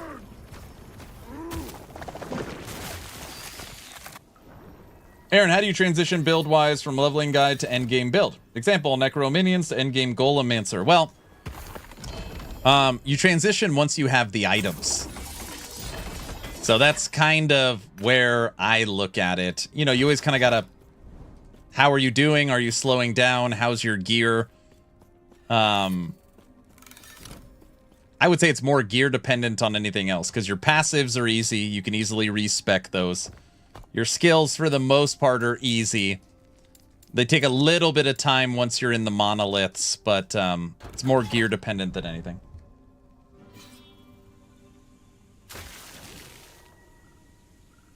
Always have a huge issue for me as well, transitioning. Minions are normally easier to transition early game to end game because they normally use the same modifiers. Minion health, minion damage, minion critical strike chance. Because you shouldn't have like... Oh my gosh. Hold on a second, I'm sorry. I have to find who said that. Who said that the Nemesis was gonna give me a red ring? Who said that? The Nemesis didn't give me a red ring. Is that person still here? Where they're like, I was like, I'm so lazy, I don't even put anything in the egg anymore.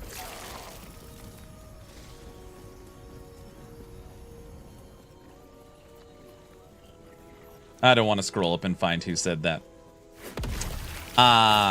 Anyways, the Nemesis did give me something for me being lazy. It gave me Ravenous Void, the rarest gloves in the entire game. The rarest gloves in the entire game, Ravenous Void, is what the egg spit out for us. That, the odds of that are like not very good to happen. They're the only gloves in the game that carry the extremely rare tag.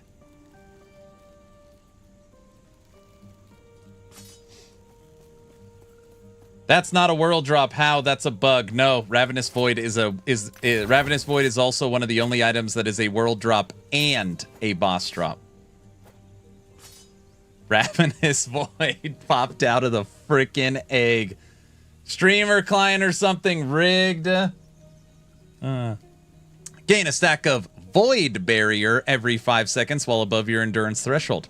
Dropping below your endurance threshold doubles all stacks of Void Barrier for 3 seconds, allowing you to exceed your normal maximum. After all the stacks of Void Barrier are converted to Mimic Feast. Each stack of Mimic Feast deals Void damage more over time to you and disables Void Barrier generation on Leech. 11% less Void damage taken. 13% of physical damage taken is Void endurance threshold. This is where you get your Void Barrier. I've never seen those gloves in 2,000 hours of Last Epoch. These are the rarest gloves in the entire game. They hold the extremely rare tag, and the egg just spit them out because I didn't put anything in it. It is very rare. It is very, very rare. I was here. Honestly, that's like getting a red ring. I'm just saying as far as like rarity wise. It might be rarer, I don't know. Yeah, I've never seen them either around 1,000 hours. And your comment was, I gotta stop doing this. That was my comment. What is an RF Pally? RF is a commonly used term for Righteous Fire. A build from Path of Exile where basically you have an aura and you just run around. So our Paladin uses Judgment to create consecrated ground, and then everything around me just dies. Look, I'll stand still. Stand down or die. Best build ever. Are you ready for season 2? Actually, it's funny you say that. I'm not ready for season 2. Well, I mean, I'm very excited and can't wait for season 2. But I have so much other work to do. I've still got to plan everything for the subathon. I still got to put out the rules and the sign up for the new treasure hunt race. It's going to come fast. But I am ready. Oh, thank you.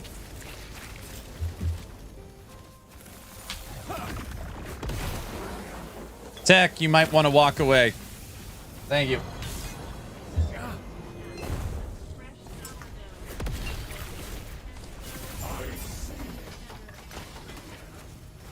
Okay. Fresh sourdough, aged white cheddar, turkey, and pesto grilled.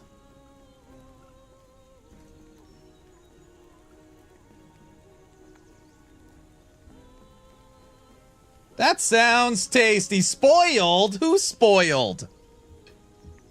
Guys? Goodbye, everyone. What? What did you get? Oh my. Brow, I'm living with your belt. 2 LP Harbinger stuff. Num nums.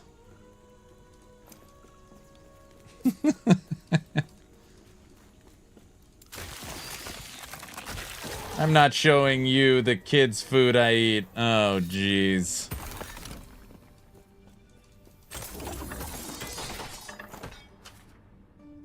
Bow Mage. Oh, gosh. No, I don't even... This belt has COF tag on it. Okay. As you guys know, every time I eat a meal, we watch a video.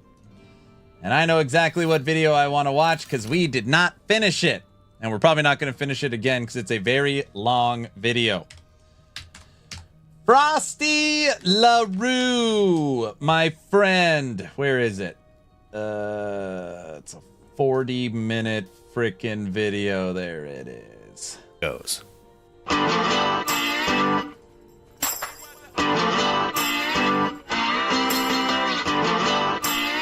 Said, give me all you got. I can't hold back though. You know, I wish I could. There ain't no rest for the wicked until we close our eyes for good. Not even 15 minutes later, I'm still walking down the street when I saw the shadow of a man key out of sight. And then he stepped up from behind. I'm in this video! My hand. He made it clear it wasn't working through. Fight. He said, give me all you got. I want your money, not your life. But if you try a move, I won't think twice. I told him you could have my cash. But first, you know, I gotta ask, what you made or you want to leave this kind of life? Ain't no rest for the wicked. Money can't grow on trees. I got bills to pay. I got a mouth to feed. I should play Borderlands again. All right. Sorry, I should probably tell everybody what's going on. Instead of you guys just watching me eat in silence, which is weird. Anytime I eat, we watch a video together. Frosty LaRue is my co-host for the Town Portal podcast. Awesome guy. And while I consume this delicious sandwich, Frosty put out a 47-minute video. So it's probably going to take 4 meals to get through this, but we're just going to watch some of Frosty's video while I eat. Frosty is a legend, correct. Hey, where to find builds? That's easy. Go to actionrpg.com. Ain't nothing in this world for free. I know I can't slow down. I can't hold back though. You know, I wish I could. There ain't no rest for the wicked until we close our eyes for good. Welcome back. So anyway, after I showed the people who are featured in the song the video, DM was like, dude, have you seen the D4 Bad AI songs? He showed me a few and I was like, damn, I think I could do that. So the first AI song I came out with was making fun of the campfire chats, called Firesides and Horses. Then the second AI song was a tribute for Rob being a barbarian all the time. Now, before we continue on, a quick word from our sponsor. Sup y'all, it's me. It's your boy Asmongold. Season 4, hey guys, hey, listen up. Diablo is saved, the game's good now. Blizzard is finally listening. It was their last chance, and everything's gonna be okay. That's right, guys. By the time Season 4 comes out, they're finally gonna have everything ready, and it's gonna be good game again. Who else is ready to pre-order the new $99 expansion with a $120 pre-order Ultimate Lilith bonus, Lilith OnlyFans bonus edition that gives you 3-day early access for $135 a month. Damn, what a great deal. This is exactly what I would expect from an amazing AAA company. You would also expect not to have to load everyone else's stash around you. So with the success of the PTR, the devs were starting to become quite confident and even did a circuit of interviews, leading to one of the most iconic wall-mounted contraptions ever in the history of ARPGs. No, in fact, maybe all of gaming. A lot was talked about in these interviews, and the interviewers didn't hold back and really went right for the hard-hitting questions. Dude, is that a paper towel roller by your bed? How do I get one of those? I have kids, they're very messy. It's And then he part of put life. one in DM's background. That's the most ingenious thing I've ever seen. We're pretty creative over here. Toilet paper in the back. Alright, cool. I mean, like, when you are about to be on a live interview, you 100% check your background. So I, without a doubt, feel Adam Jackson pulled a power move and was like, fuck it, let them bask in the glory of my marvelous invention. But anyway, the hype for Season 4 was really high, just before and just after Season 4's launch. The campaign's the most fun thing I ever do. I mean, literally when I'm not streaming, I'll just turn on the Diablo 4 and I'll play the campaign over and over and over again for the fun of it. Season 1 sucked dick. Like, it was actually a dick-sucking season. This season, it seems better. Definitely the best version of Diablo 4 that I've played by a lot. What's the season gimmick? The gimmick of the season is that the game's supposed to be good now? I think Season 4 is going to be the most enjoyable Diablo experience we've ever had. I think every player from Diablo 1, 2, and 3 is going to go to forums and flood them as quickly as they can, saying that they've changed their mind and that this is the best iteration of Diablo made. And you have to keep this in mind, guys. This is Blizzard's last chance for Diablo 4, okay? I think people are going to say that they don't know why they love games like World of Warcraft or RuneScape. I think they're going to be quitting all of those games, and this is going to be the new golden standard for gaming. This is their fourth last chance until their last chance next season. It's getting pretty tight, guys. Is D4 still bad? I would not call it bad anymore. I would say it's at least mid. It's at least mid.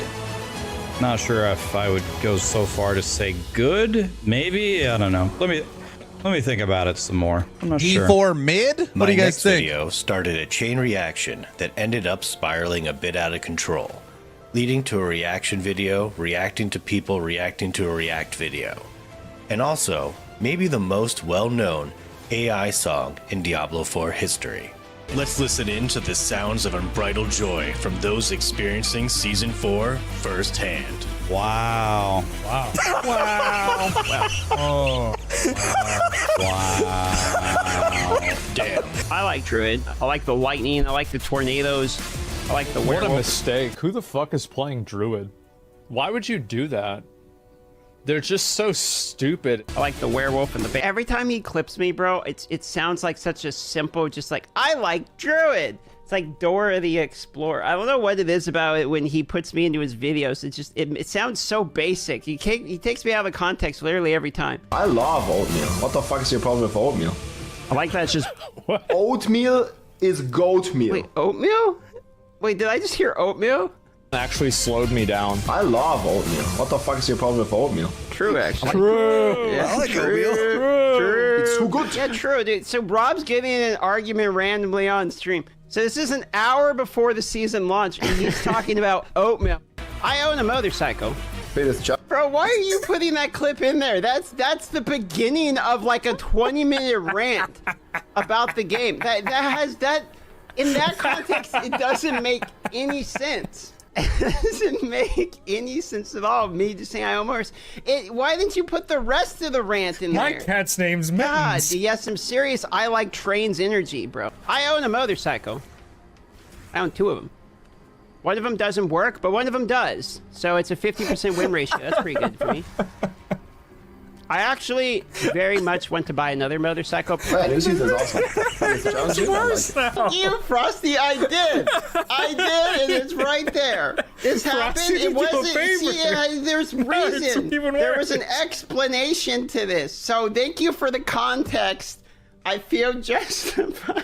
I like how he continues to zoom in to show, like, damn, there's no fucking context to which this makes sense. God damn it. How does one prep for D4 season?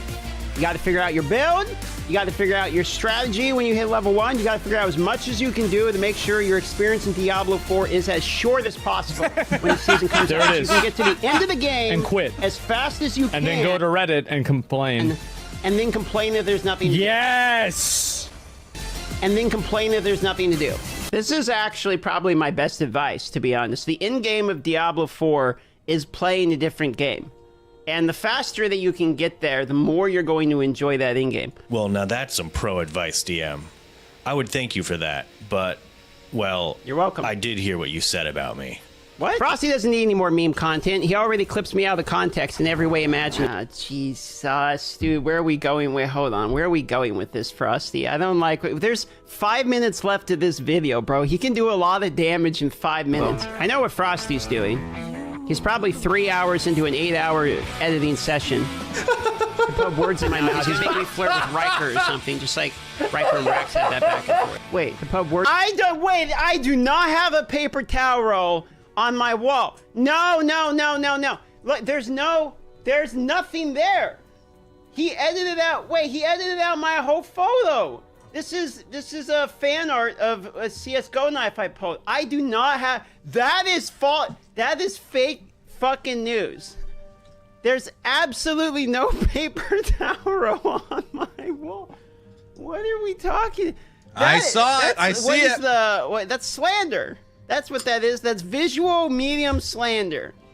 Words in my mouth. He's gonna make me flirt with Riker or something, just like Riker and Rax had that back and forth. Is DM also going to join in the party? I am actually. Are you ready for a good time? Yes, I am. So as long as you can handle it. Hey, I'm sorry, but, And I'm sorry. This one isn't like that hard. This one isn't that hard. All right, Frosty, tread carefully. Oh, I'm in the video going again. with this. This one isn't like that hard. All right. And I'm sorry. I've got you. Ready? Here it comes. Ooh, boy. This is so juiced, dude. He's huge. You're working that fella hard. I know. Look how fast you are. You're a speedy boy now. I know he's over there recording literally everything he can. Christ, this is way more than I thought it was gonna be. Wait a minute. Wait, hold on. I can explain. It's the shaker. I didn't have the shaker thing in it, and it was a two-hander. I don't know. God damn it, dude. It's getting worse. First the paper towel rolls, bro. Come on. There's 4 minutes left. Throw someone else in this video. Look how fast you are. You're a speedy boy now. I know he's over there recording literally everything he can. He's probably in the editor, furiously sweating away while also trying to get the AI to make a song about me. DM loves Riker. Together we're stronger. It's always been He looks so heavy. DM loves Riker. Holding you tight. So fucking dumb. Oh, geez. I'm sorry, DM and Riker. I really had no idea how big that song would blow up. Two-hander. But anyway, just to backtrack slightly, I have a story about a man named Aaron Action RPG. I went in... What? What? I don't even know I was in this video. Now I feel bad. Now I didn't even know I was in it. Uh-oh. To his stream one day and was like, hey, dude. And he's like, hey, dude, you want to make a podcast? I'm like, I've never even been live on anything at all. Is that okay? He's like, yep. And then we made a podcast.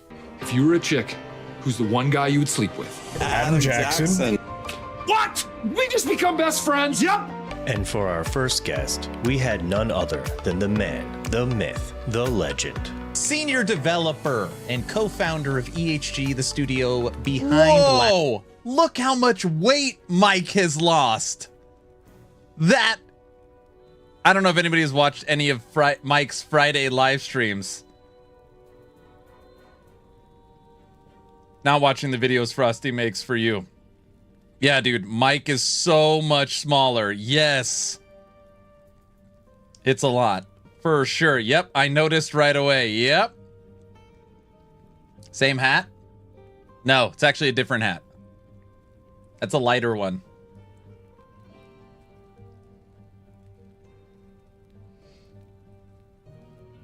Wow, it's a different mic, I know. Last Epoch. By the way, Frosty was so nervous because he doesn't go live. Favorite game, Mike. Say hello, sir. Hello. How's it going, everybody? All right, Mike. This one's going to be kind of a softball here. For anyone who is trying to start to grow out facial hair, what tips do you have for them? This is all I do. Normally it sits beside my table, and I just lazily will. That's it. That's all I do now. And like I shower so and easy. Of like course. shampoo my beard when I shower. Like I treat my beard like hair when I shower, because it is. But that's regular shampoo and this. That's it. Maybe he's born with it. As you can see, we are a very hard-hitting podcast. We also had some other Giga Chads like Hog, Macro Bio Boy, and the new upcoming streamer, Darth Microtransaction. But speaking of Hog, to promote him being on the podcast, I created my first of many animation shorts.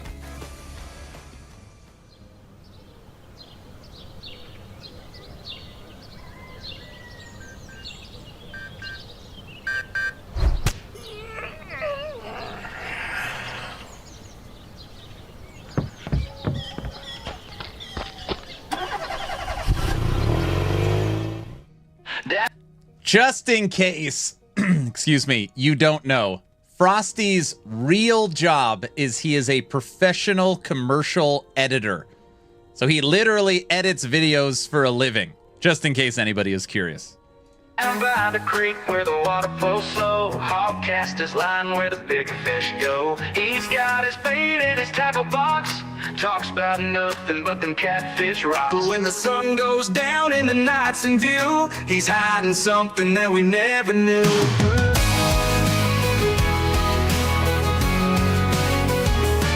Now Hog says he's a gamer, plays PoE, brags about his skills, but it ain't what it seems. In his fishing shack with the walls so thin, he's slaying demons in a different sin. Controller in hand, eyes glued to the screen, playing Diablo 4, living out his dream. Hog on the water and hog in the night, two sides of a man keeping secrets tight. He says he loves his big old bass, but he's hunting demons when the hours pass. Hog on the water, hog in the game. He's got his secrets and we're loving the same.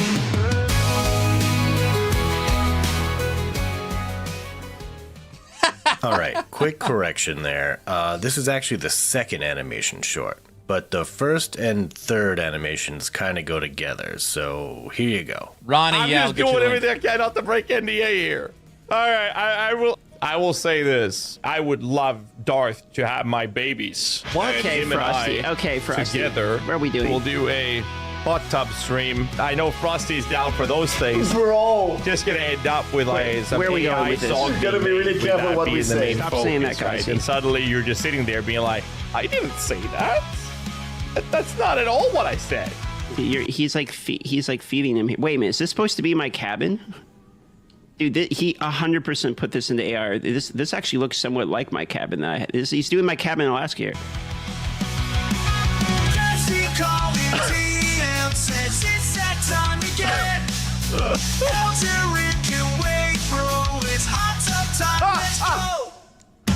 Oh my god. What the fuck is this?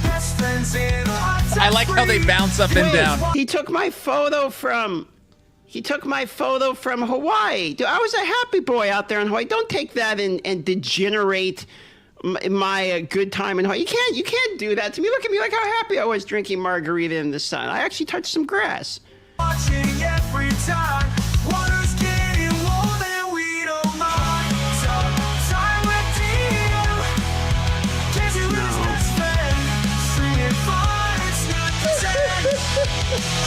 same. Okay, so funny part, he actually got the shirt off Ghazzy because Ghazzy was in an actual hot tub. Like Ghazzy had to do a French-made hot tub, and I know I'm probably feeding Frosty Lures some more content here, but he had to do a French-made hot tub stream because of like a sub goal he hit, which was actually hilarious, by the way. So Frosty, if you want content, go dig up Ghazzy in his French-made outfit in the hot tub stream. I don't even know how people get into these outfits. They're so tight. Oh my god. Poor Riker. What will Riker think? All right, Frosty. You break the news to Riker, however. Oh, jeez. Okay, fine. I'll tell him. This is a reporter for the Completely Factual News. I see you watched Frosty's last video. Do you have a comment on seeing DM with Ghazzy in a hot tub? After seeing DM with Ghazzy in a hot tub, I was immensely heartbroken. I thought we had something special. I didn't realize we had to make explicit our exclusivity. But I see how it is, and I'm gonna be giving Rax a call. Rax wants to call. Oh boy, oh boy, oh boy. I'm not set up for this. How do I get set up for this? Hey, can you hear me? I can hear you, and I think chat's saying we love you, Rax. I of course echo the sentiment. Especially after I found out that DM is cheating on me. I'm sliding into your DMs now. God, if Frosty is in chat, there's going to be a whole video on this.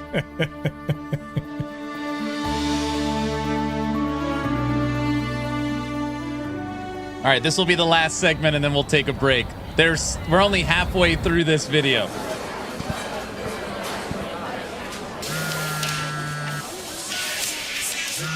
Hold on a second. I gotta take this call. Rax, I miss you. I wanted to try to get back with you. Are you serious? I am indeed, Meow. I am indeed. Oh, lit. I'm on my way. Daddy. I'll link the video story. With Ghazzy laughing by your side. I thought we had a real thing, but you threw it all away. I'm going back to Rax, where the love was true and strong. I'm going back to Rax, where I know that I belong. Your lies cut deep, can't heal the pain in that hot tub. I lost my faith. I thought you were my forever, but now I see a different way. Oh, oh, oh, oh,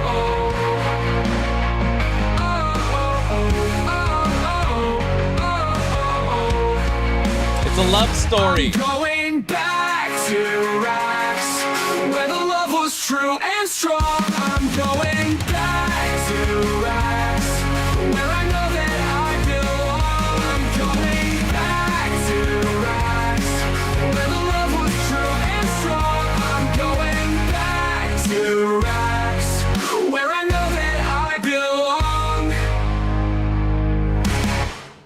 I hate sprinkles. I hate them. Now, just after this video... Oh my gosh. There's 19 minutes left. Should we just finish the video? There's 19 minutes left.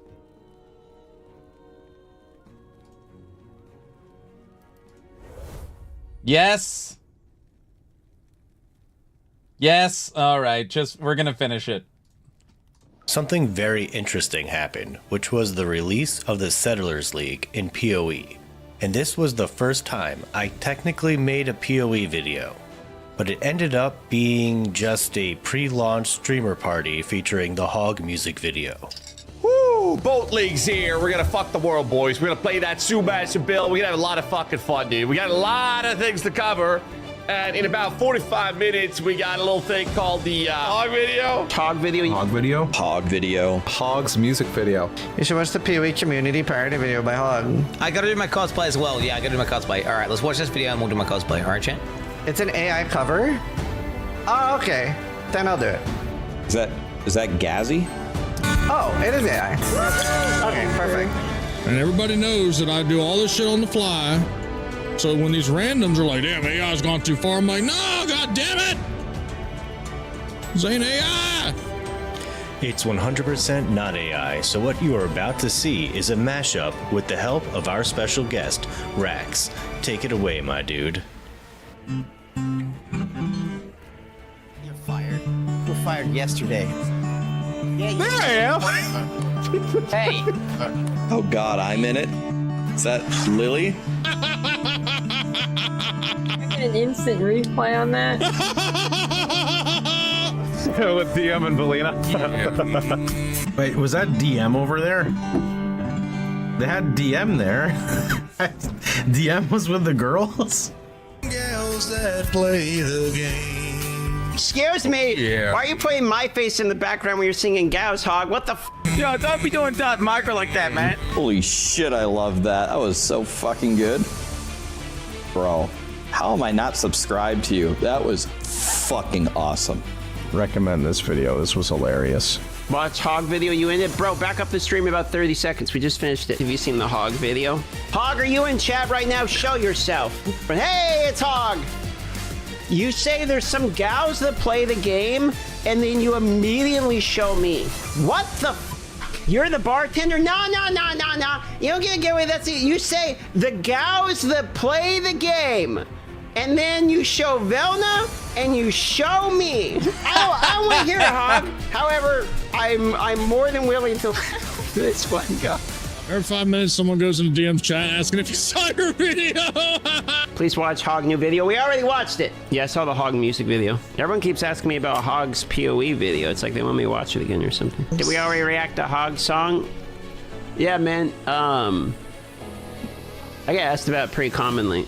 I've seen it already. Need to watch Hog's new video? I swear to Christ, dude. I'm gonna fucking lose it, dude. This is like Christmas Day for Hog. Everyone's spamming this video.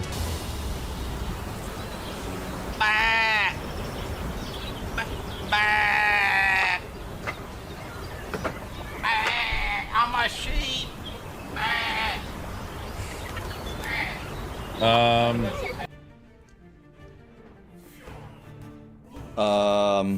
So many ridiculous things happening today. Frosty, how many different streams do you have open right now? Do you want to kill 5 more minutes? You could watch I Love This Game by Hog. Stop mentioning Hog's video! I already watched it! I watched it! I don't know how many paid fucking shows we have for Hog in here, but every 30 seconds, this video's got like 2,000 views and all the people that saw it are in my chat. Every 30 seconds, Hog! Shut up about Hog's video. We've watched it enough times. No more Hog's video. For the last hour, I've been sitting here having to listen to people talking about Hog's fucking video. Absolutely not. We are minutes away from the start of the league. I'm very excited for the league. League Star, baby! Paladin does the best league starts. The best league starts. So if they don't fuck up the balance, I think this might be the best league they've ever done. You're gonna have fun this league, I know it. I'm excited. I love this game. I love this fucking League Star. This shit is great. I love my boy Ghazzy. I can't help but be super excited about the league, man. What can I say? I like your hair, dude. Thank you very much. I like your name. I have never been this excited for a league. What's my league hype out of 10? 11 out of 10. Until I die in hardcore, then it's going to drop to a 1. And then by the time I get back to Lionize, it'll go back up to a 10. Bro! I'm so excited. I'm playing softcore trades. Saw the video from Hog? Cock like you. So we can play together. See the Hog video? Softcore trade. No, he's asking me if I've seen the Hog video. I've seen the I've seen the goddamn Hog video. Stop asking me about it. God damn it. How much do we have? 3 minutes on a level 19 hype train. I just logged into this fucking dude's stream. He's asking me if I've seen the Hog video. Stop asking me about it. Fucking Ghazzy, dude. Level 19. Break it up with you. I'm breaking up with you? You're not breaking up with me, man. Now, by this time, people still wanted the full DM Los Riker song. But the issue I had was this song only existed as a 30-second sample I created on an old version of Music Generation AI. I no longer had access to that older AI, and I had to build up the other parts from scratch. But I did eventually manage to do so, and here's the reaction to that video. Alright, hold on, let's see this Frosty video. If you don't know who Frosty is, he roasts everybody about everything. We've made it into the FCU. We've made it into the Frosty LaRue cinematic universe. Are we ready to watch the Frosty video? Hello, all you Diablo 4 super fans. But anyway, this is Diablo 4. You gotta love it's not DM, just man. about a super elite, amazing game. It's about the friends you made along the way. That's right, guys. I was at Blizzard headquarters in LA. The one wholesome thing Rax says, and it sounds super sarcastic. We just called Rax the idiot. Let's test it. Stand up. Like straight. There we go. We can't tell. Perfect crotch shot. Here we are love in that. front of the Blessed Mother statue. Here's a picture of a barricade, me and CJ. So here's the problem. All right. Shoutouts to my crotch. I made DM sick, dude. You can see his recent YouTube video. His voice was all fucked. You're going to have to excuse me in this video as I am both going to look and sound like an absolute baboon. We have to stand back to back. He would put that one in there for us. Rax is a little bit taller. Let's fucking go. Speaking of pictures and getting to meet people, here's my boy Riker. DM loves Riker, actually confirmed. Gotta meet him. Absolute lovely fella. And of course, I met Ghazzy many times, but there he is being a salty bastard about it in the corner. I really railed Macro on it on our ride to the actual event. Okay. Macro and I were definitely chatting about his accent. Oh, that's not the railing he was talking about. We need to talk about this. So I have a Boston accent. If you never heard me talk, my name's Mako. I'm from Boston. Now, I don't normally talk in my original accent because most people think I sound like an absolute lunatic. And he hears me say something with an accent. It was like 15 minutes of the car ride over to the studio where he's just like, now say pots. And I'd be like, pots. And he's like, Oh, that's not the railing he was talking about. What's even more manlier would be having a guy and then a third guy. And the only I had a picture with me and Woody at BlizzCon. I can't find it. Woody's a little guy, which means Rax might be short.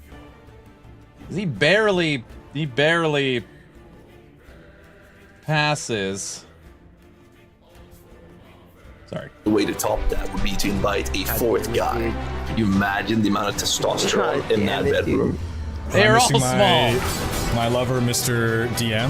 Actually, DM's not small. I love DM. Oh my gosh, did Neither DM, is Rob. has DM Rob's mentioned tall. the escape room that we did together?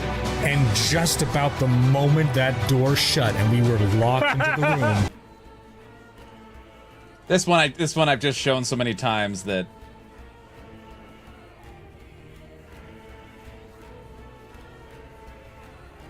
me and Riker.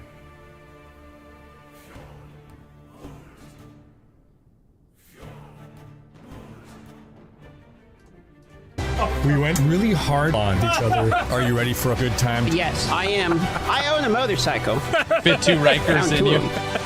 One of them doesn't work, but one of them does. Holy crap, so cool. I'm sorry, but this one isn't like that hard.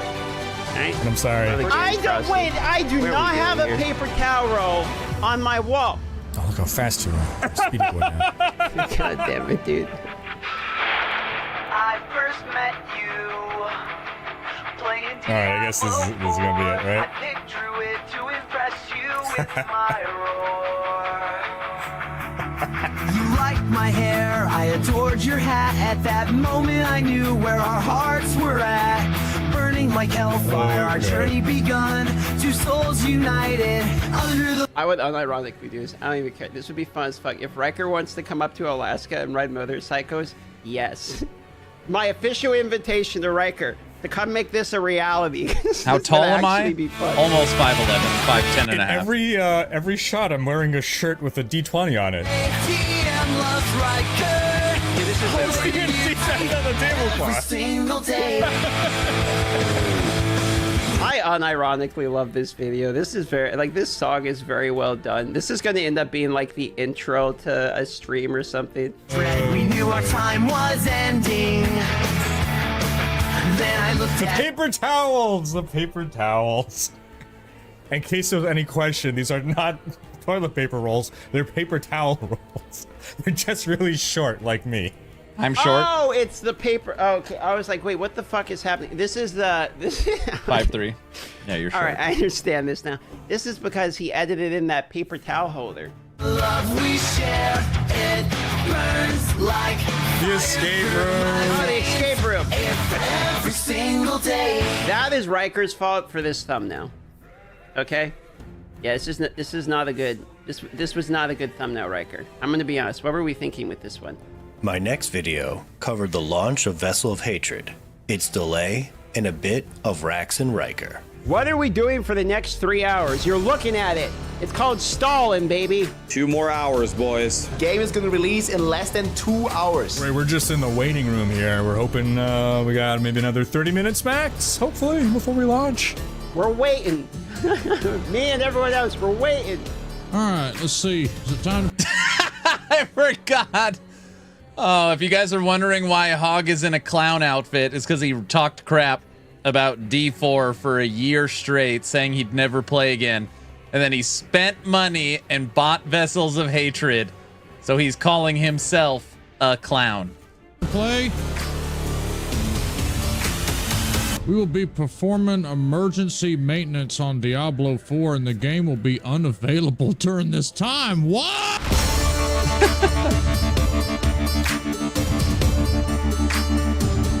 Where the fuck is my Vessel of Hatred? I'm fucking sitting right here until it starts. So we can pretend that I haven't been streaming nothing for the past several hours. Please, Blizzard, please, I'm begging you. Why is it so fucked up, dude? I'm like dying.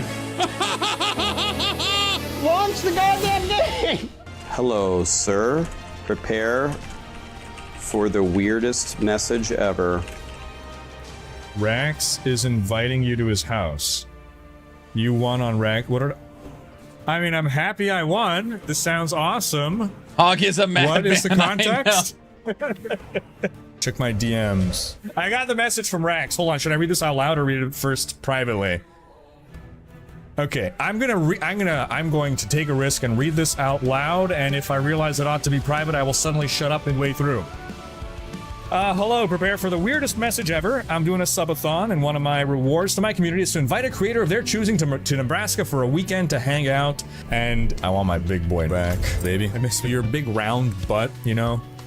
And it's really big and heavy. I should actually, yeah. Stop talking, Riker, just stop talking. I burned a week of PTO to play Ellie in April. Nice.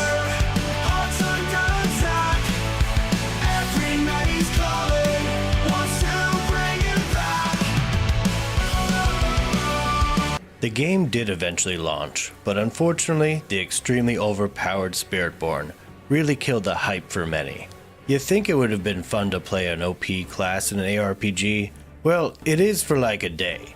Then you beat the game and you got nothing to do and you're like, should I even make an alt? And there's no point in making an alt because Spiritborn's too good, and then you're just like, I guess I'll maybe wait until next season, and then next season something else is broken, and you're just like, maybe I'll wait for the expansion. Or maybe I won't, I don't know. Anyway, I decided to make an anime intro, making fun of it all. Last time, on Diablo 4, Rod Ferguson was trying to find ways to sell the new expansion. ジャブローの拡張版を販売する方法が必要です。Hi, Joshi.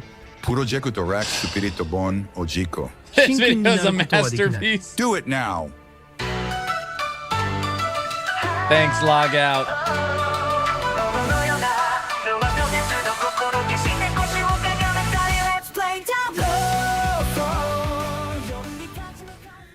Shortly after this, one of the largest streams in ARPG history took place. And no, it was not the Season 6 mid-season campfire chat. It was the PoE 2 reveal announcement. This is one of the strongest announcements I've ever seen in the history of ARPGs. This is insane. Holy crap, this is gonna be incredible. This is I know that old-school guy. RuneScape. You gotta play it. I'm excited. This is perfect. Diablo 4 is cooked. See, this is what Diablo 4 should have been. Like, Diablo 4 is bad, Diablo 4 is dead. I'm gonna quit Diablo 4. That this beta has more depth to it than Diablo 4 does after the expansion. Like, this is fucking insane. It was very apparent that Diablo 4 may have been losing some crucial players if Blizzard did not act fast.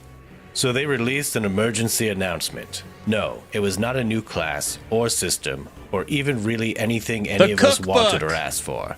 It was, well, a cookbook. This is probably, maybe biggest news of the day, arguably, maybe second biggest. I can't believe it. It's finally happening. I swear to fucking God, this is real. They're actually selling a cookbook? I hate this. I can't continue watching this video. That's stupid. It's embarrassing. What is he doing? This might be a stupid question, but I'm gonna ask it anyway. Why the hell am I watching this?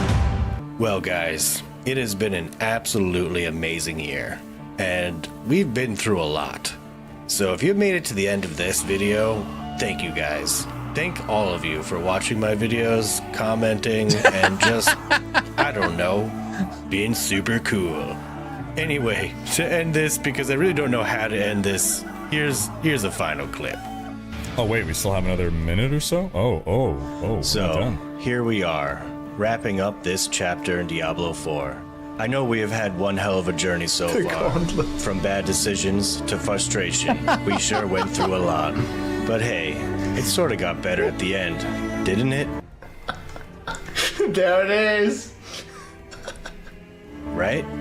Anyway, being a good game is not what Diablo 4 is all about. A wise man once told me, it's about the friends you made along the way. Either that, or to order steak, then say half chicken when I get Chipotle. But for real, thank you all for being such super fans. W, man. This is so good. Frosty, you went above and beyond, friend. The guitar and all. Rex's beef. We got the drums.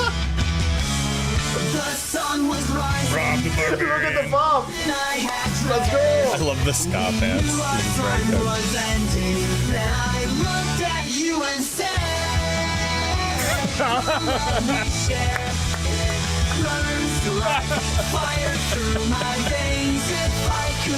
Ghazzy, let's go. The shorts. Throw WTF face.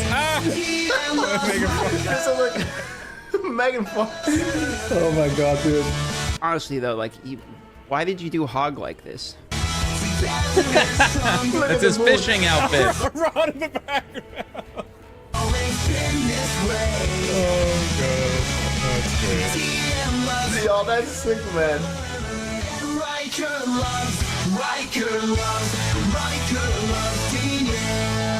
Dude.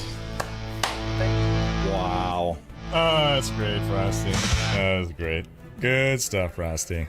Oh, wait. Oh, geez. Have there been little things at the very end every time that I've been missing? Can we talk about how powerful he made my legs? Why do I have the strongest legs in the history of a cartoon? Wait, I just realized. Why the fuck is Rob look like this dude has been training on a different planet for gravity, like the Mars people from The Expanse? Rax has a shredded arm like he's literally a professional power lifter or arm wrestler. Rocker's got a decent stance. And then why do I look like, speaking of The Expanse, like a belter here that I've been fucking starving for? No, I'm not starving. I got donuts right here. The AI just made your arm that way. I needed the arm finger. No, I don't give a shit. AI is free to make. You literally could have made another one. You get dude, you get look at his arm. Absolutely zero fucking pass by me, Frosty. You even let Ghazzy have his normal look here. This is just him. For some reason, you made Hog like Gollum. Okay, to be fair, you didn't do Hog any favors here, but this is unacceptable. Very nice, Mr. LaRue. Very nice. All right, we finally made it through the 48-minute Frosty LaRue video. Woo!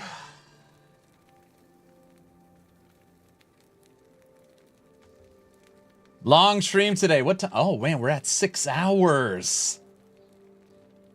So the last video that Frosty LaRue put out was a almost 50-minute video breaking down his entire year.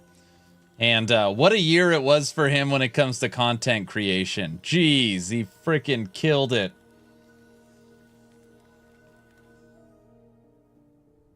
Fantastic, I know. Everyone will stream a little bit longer today. Don't forget, I will draw a giveaway. As long as you're following the channel on Twitch or subbed on YouTube, type in !giveaway. His videos are so funny, though. You know, in a, you know, everybody covers the news. A lot of people make tips and tricks and build guides. And there's some people that make parody content. But, what Frosty does, you know, obviously, you know, he gets some feedback here and there. It's awesome. It's unique. It is very different than what you see on any other creator. And I think that's what makes it so awesome. When we did the podcast with DM, he described, DM described Frosty as like the glue that pulls us all together. I love it. I love it.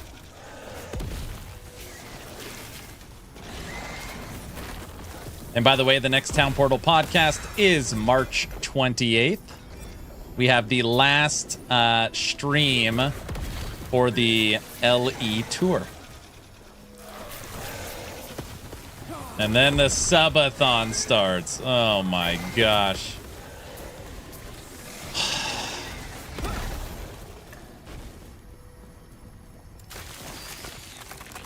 No, and we got the Void Portal. Dude, I can't believe the egg shot out a Ravenous Void.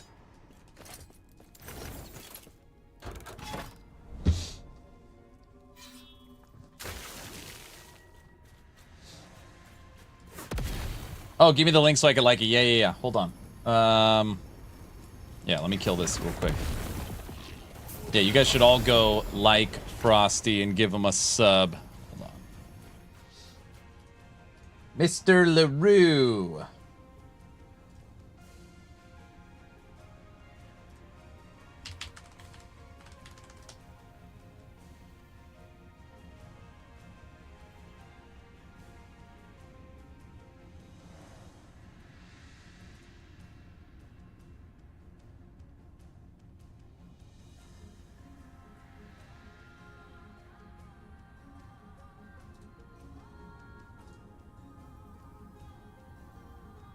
Welcome back. No, we're not watching it again.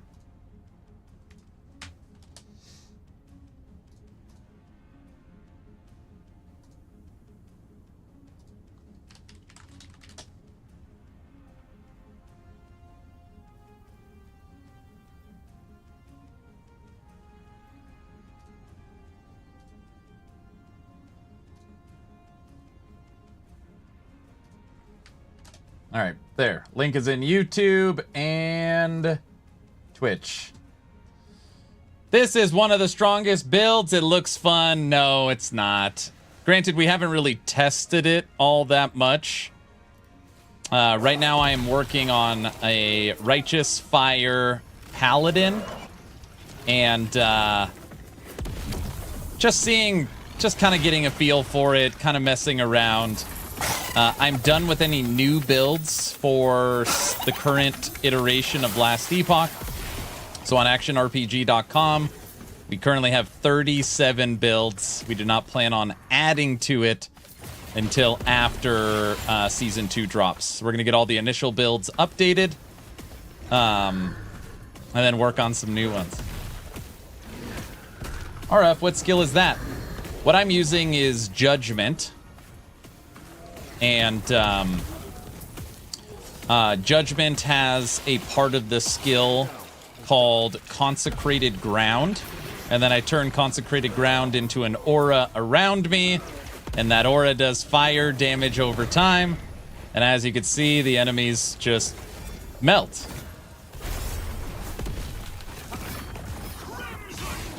So you get to stand there and the stuff dies around you, which is Righteous Fire.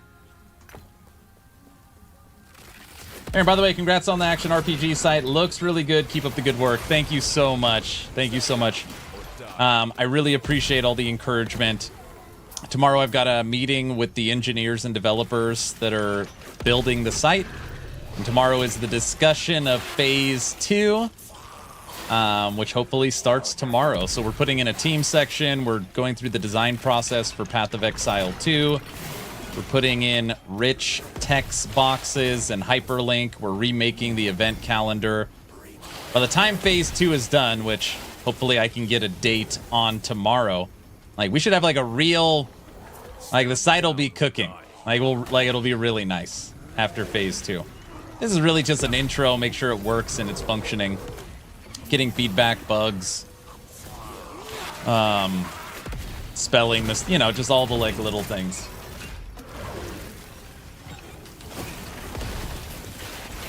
Your RF build is not on the website. No, this is, I've never taken this to endgame or like really, I've just been messing around with this build. So this build will be a Season 2 build, I hope.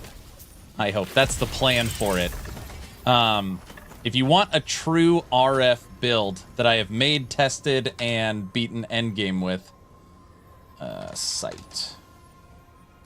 You want to go to actionrpg.com, Last Epoch, Mage, Rune Master, and then we have Fire Aura. This build right here is Righteous Fire Rune Master. So this is the only build I have taken to full endgame with.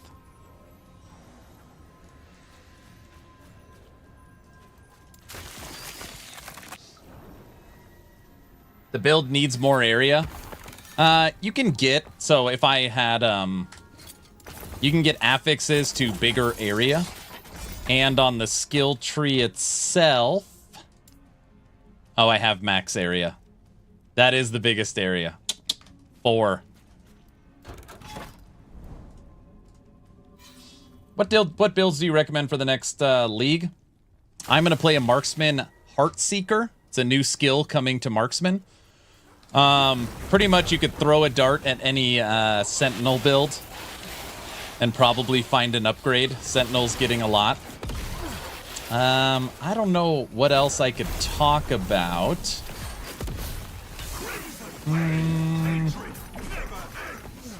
What else have they said's getting an update? There is, how do I say this? There's going to be some fun stuff around new uniques. Obviously, I know that doesn't tell me anything. But, you know how there's build-enabling uniques? There's definitely going to be some of that for the new season.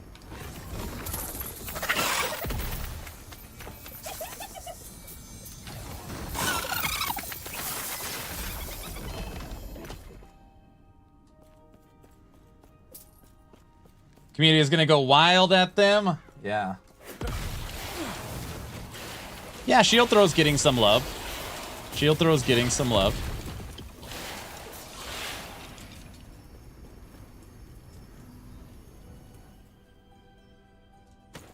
Ooh. We should rewatch the trailer. Hold on a second. Maybe there's something in there. The trailer shows a bunch of new uniques. I wonder if there's anything in there. Hold on, we can look at it real quick. Maybe they've already shown something that I can talk about. I can't remember.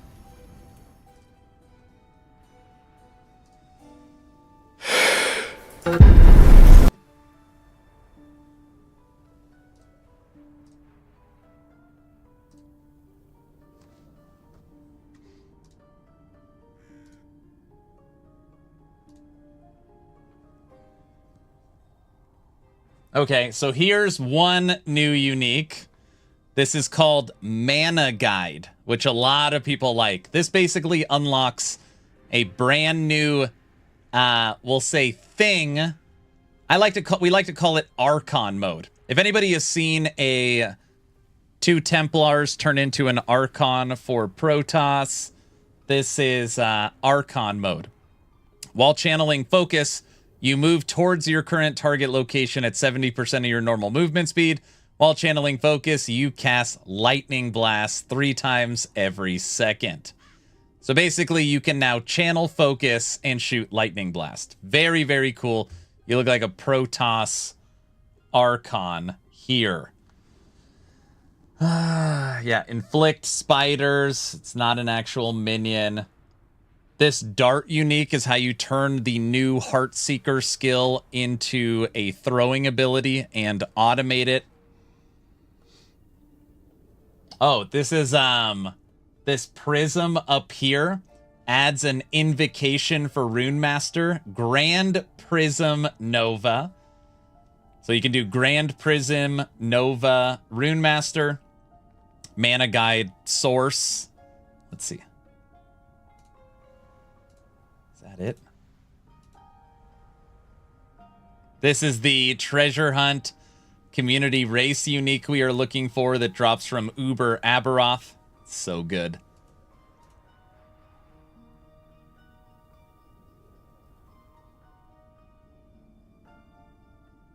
Oh, they put this in here.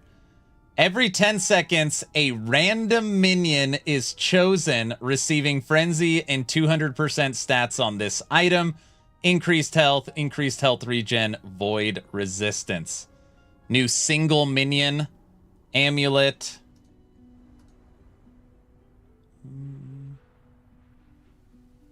These are all the cocooned items, which they really haven't talked about a lot. Oh yeah, that's it. A random minion. Yeah, I talked about, and I actually brought this up with Ghazzy as well, that I hate that there's so much focus on single minions. So imagine if you had single golem, or single abomination, or archmage, or raptor. You're going to be able to super buff one minion. So if you only have one, you know which one's going to get the buff.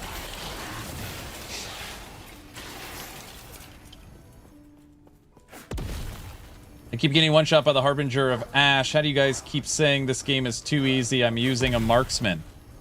Who told you it's easy? Who told you that? No, it's definitely not easy.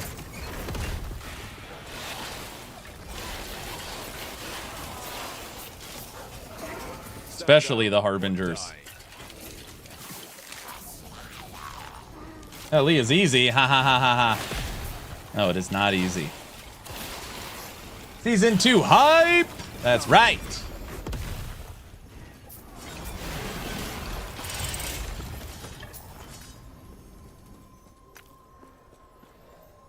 No, it's not easy.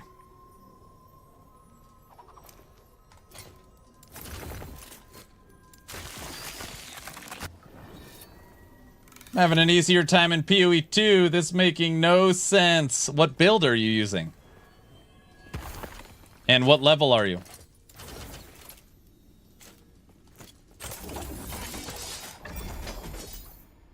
I have all my res maxed. No crit avoidance, because I'm still normal monoliths. 32% dodge and 20% armor. Okay. Let me ask you this. How much life do you have? So, for example, my Paladin has almost 4,500. How much life do you have?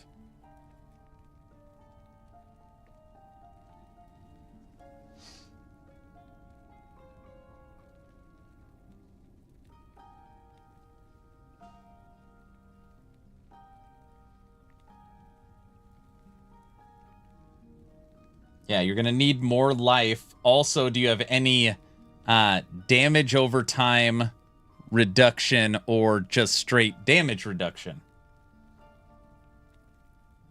This is the current season. They won't let me stream the new season, unfortunately.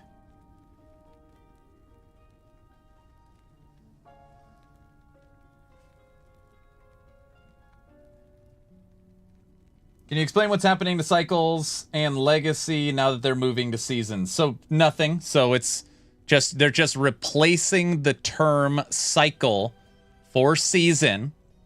And they are aligning the numbers with the patch. So, let me explain. I'll go back to the beginning because it makes it way easier. Game launch, February 21st, 2024, was 1.0 Season 0. Then they dropped July 9th, update 1.1, season 1. Then they had the Infernal Uprising event, which was a mid-cycle refresh. And now we have season 2, update 1.2. So it's very easy to know that it's a big update. They're using a whole number. They're using a term that everybody knows. And the number aligns with the patch number. So season 0, 1.0, season 1, 1.1, season 2, 1.2.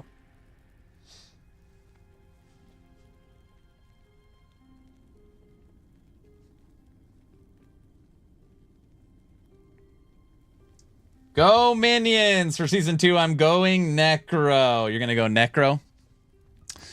Gonna go Necro. We're for sure gonna play some Necromancer. They also showed off a new Necro staff on the last stream that gives +2 to skeleton mages. +2 to maximum amount of skeleton mages. And then you can get other plus to skills and weirdly electrify. If that question does not get asked, I'm for sure gonna ask it on my stream. Why was you finally make an awesome item for minions, and out of everything you could put on it, you put electrify? That is so weird. Oh. Plus, it doesn't make sense. It drives me nuts. It drives me nuts. Okay. Maybe I should go with gear and only vitality and endurance, because I'm not dodging any of the attacks. I'm sorry, what class are you? Oh, you're a marksman. You're a marksman. Oh, marksman, you want glancing blow. You want glancing blow as well. That's 35% DR. You probably don't have any glancing blow. You can get that from your dust shroud and your smoke bomb.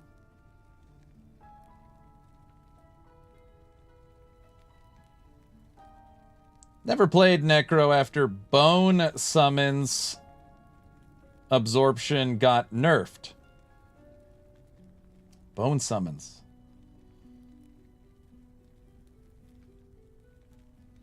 Are you talking about Wraith Lord? What are you talking about? All right, let's draw today's giveaway. Man, the stream's at 6.5 hours. Let's draw today's giveaway. Couple announcements. Well, first, as long as you are following the channel on Twitch or subbed on YouTube, type in !giveaway. Costs you nothing. We're gonna be drawing the giveaway in a few minutes. Okay. Tomorrow, for me, it is 10 a.m.